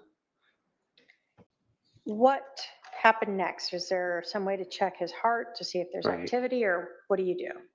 Yes, so I was doing chest compressions. I remember mentioning, because there's bullet holes going through them, so I remember mentioning to Firefighter Kaczynski when she went to cut the shirt to not cut through a bullet hole. So she kind of went along the side. That's exposing the chest, so that way then we can put our heart monitor and perform an EKG on Charles to kind of see what his rhythm is doing. A person can typically still do chest compressions while they're doing that, and they can kind of work around you. But at some point in time, you're going to have to stop. That way, we can just look at what the machine is showing you and telling you. Was there any heart activity when you put on those EKG? No, it was what we would call asystole, and it's just a flat line on the screen. There's no electrical activity of the heart. At some point, you said you saw gunshot wounds. Do you recall how many you saw in the front there? I saw 2. Do you ever look to see if there's exit wounds? We did roll him. I seem to recall and remember that we rolled him my way. I feel like the other 2 firefighters were then on that other side. Firefighter Kaczynski, who's the one that's standing up, I feel like she had a better view of what those look like since he was rolled my way. But I remember her commenting that there was 2 wounds on that backside of the patient. So when you say he was rolled towards you, he's rolled towards this mirror over here? Correct. Okay. When you had stopped doing the CPR to roll him and he goes back, did you notice the depression in his chest now? After I resume CPR, yes. It makes it kind of easier to find your landmark. So it's something that you typically look for. So it was not there when you first started CPR, Correct. but it was after you had performed it. Correct. Do you wear gloves when you do this? Yes. Did you have blood on your gloves after you were doing CPR? Yes. You told us that when you first arrived, there was not much concern for having to navigate around blood that might be pooling around the victim, correct? Correct. After you had been doing CPR, was there more blood now around the patient? There was definitely more on his chest. More was coming out of the wounds, specifically the one on the chest, from what I recall. The shirt isn't necessarily there to absorb it anymore. We've removed it. I can't recall necessarily on the ground, like where I might have been kneeling, but When you first arrived, did you see any blood exiting the abdomen wound? I did not. As you were at this scene, you guys did the EKG, there was no heart activity. What do you do after that? At some point in time, we just kind of have to look at patient viability, and we're just looking at the facts and how he's kind of presenting. And we're considering time that we've already been on scene, time, staging, responding, all of that. And we ultimately, we do have offlines that we follow for different types of medical calls. And we felt that he fell into that category of not being viable and that we could call him on scene. Now, you talked about you were not staged very far away, correct? Correct. Were you staged very long before you pulled up? I felt like we might have been there for at least a couple of minutes. Okay. When the patient was rolled, did anyone notice anything about, or did you notice anything about his skin that made you also question perhaps how long it had been since he had been shot? Yes, it was pointed out because I didn't have a good view of that backside, the skin color, some modeling. There's changes in the skin color that are starting to occur from blood hasn't been circulating, maybe been circulating as effectively as compared to when the heart is beating. You've got 2 injuries to the thoracic torso, the body, so to speak, the chest and abdomen. Those are going to hit internal organs and cause internal bleeding. And so that blood is starting to kind of what we would call dependent lividity, and it's just gravity. It's just kind of starting to go towards the backside, and the color changes are occurring. So as the heart stops, the blood starts to just pool. Yes, it's just stagnant and not being moved, and then those injuries inside, he's going to be bleeding internally. And so some of that pooling causes color changes to the skin Yes, that were observed. yes. Was there anything about this victim, about Charles, that made you think that CPR may not have been performed on him prior to you arriving? It was just simply the fact that what I saw on the chest when I first looked at it before I started CPR, and then what I felt during my first couple of chest compressions.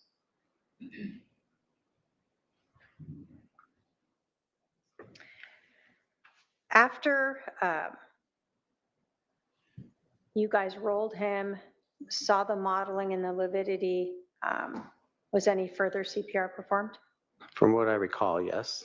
Okay. When did you call this then?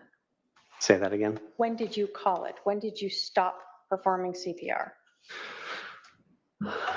So I don't remember with 100% certainty if I feel like, from what I recall, I'm performing chest compressions, the shirt's going to be cut off, we're exposing the patient, rolling, looking for more wounds and injuries, confirming what we see on the back, pointing that out to Captain Keller so he can document it, rolling back down, resuming CPR, monitors going on, stopping again to look at what the monitor's saying, resuming again to then have a brief discussion based on, okay, what we found, what are we thinking, where does he kind of fall?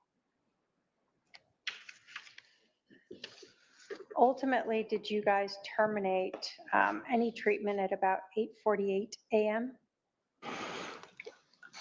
If that's what's on the documentation, I would agree with that. I know we responded in the morning. It was our shift starts at 8 a.m. This was our first call. I don't remember if you said earlier what time we were dispatched or not, or just established the date. If my paralegal could approach with the charting, would looking at the charting help you refresh your recollection as to when you guys ended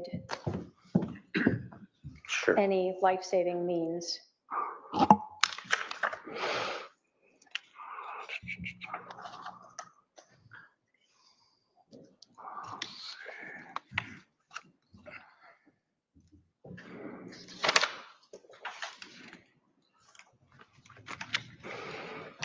So it looks like our dispatch is 8:37. Looks like we might have made patient contact at 8:45.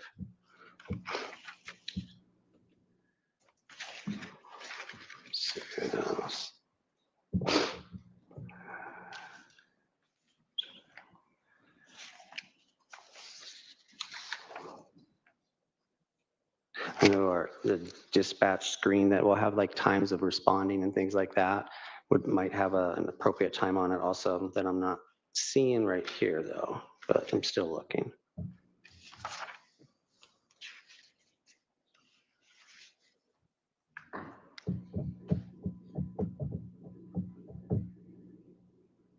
So I see our first monitored rhythm as the asystole, like I said, that date time, I see a time of 8:48.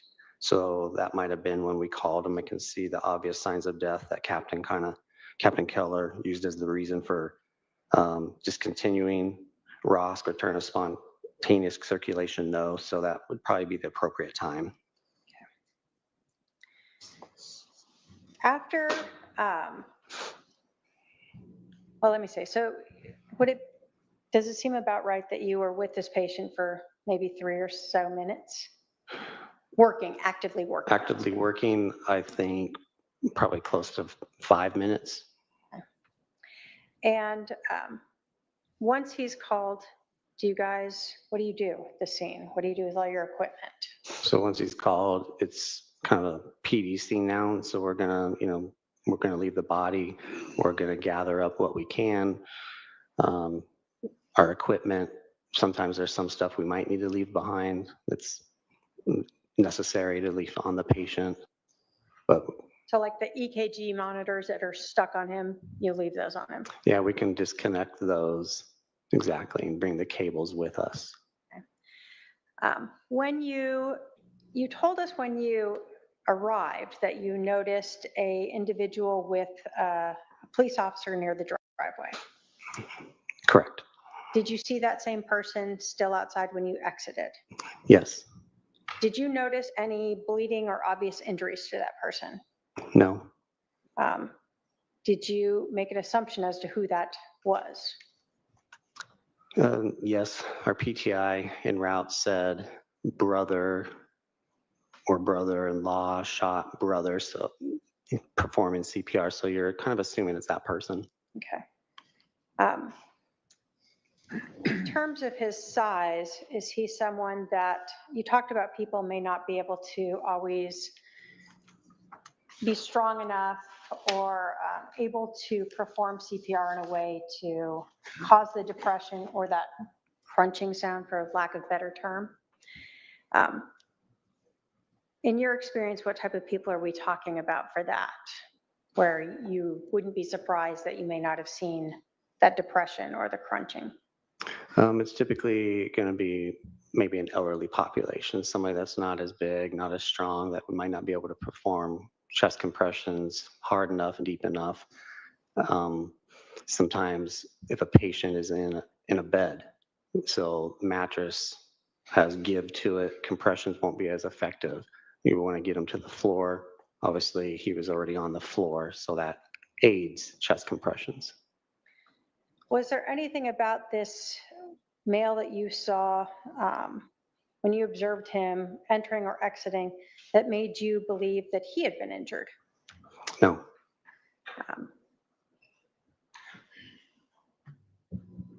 Based upon your training and experience and what you observed and did in this case, would you agree that the victim, Charles Vallow, was dead before you entered the house? Yes. Based upon your training and experience and what you observed and did in this case, would you agree that it was highly unlikely that anyone had performed CPR on Charles Vallow prior to you doing that? Yes. I have no other questions, Your Honor. All right, Cross? You want me to go now, or it's 4:30? I didn't know if you wanted How long do you anticipate your cross-examination? to. It could take a while, Your Honor. All right, we'll break for the evening then. We'll need you back here tomorrow morning at 10:30. 10:30? Yes. All right, we'll release the jury at this time for the evening. We will resume tomorrow at 10:30 a.m. Please remember the admonition. All rise for the jury.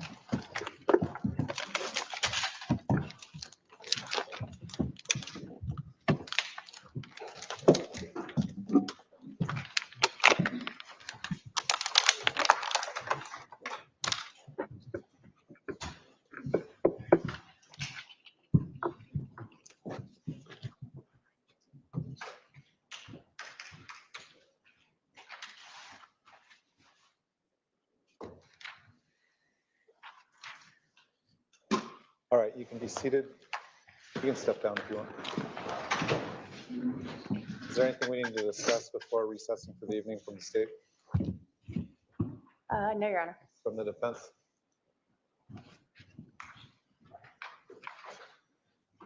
Is there anything we need to discuss before we recess?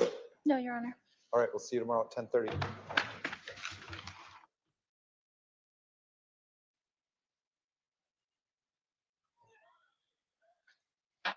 Okay, y'all. Krisha K, were you coming up, or we just gonna we're just gonna Okay. Okay, she's going to come up once they're adjourned today, but I will be there. Okay. Let's see. Okay, she's not going to come up once they're adjourned today, but she will be there in tomorrow. And if Trace will agree to do the show after each trial day, we'll do it that way too. We'll have Trace come up. I'm sure Trace is worried. She just said she didn't sleep at all last night. Well, this is what I want to say. We are here to get justice.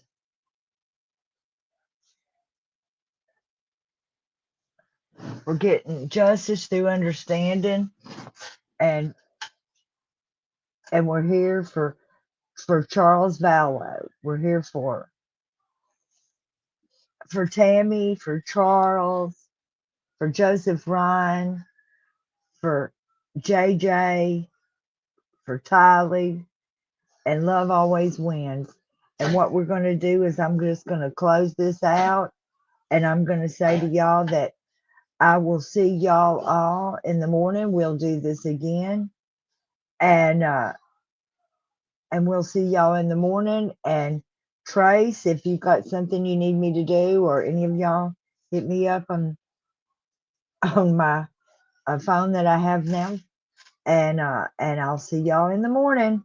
Love always wins. Justice for Charles.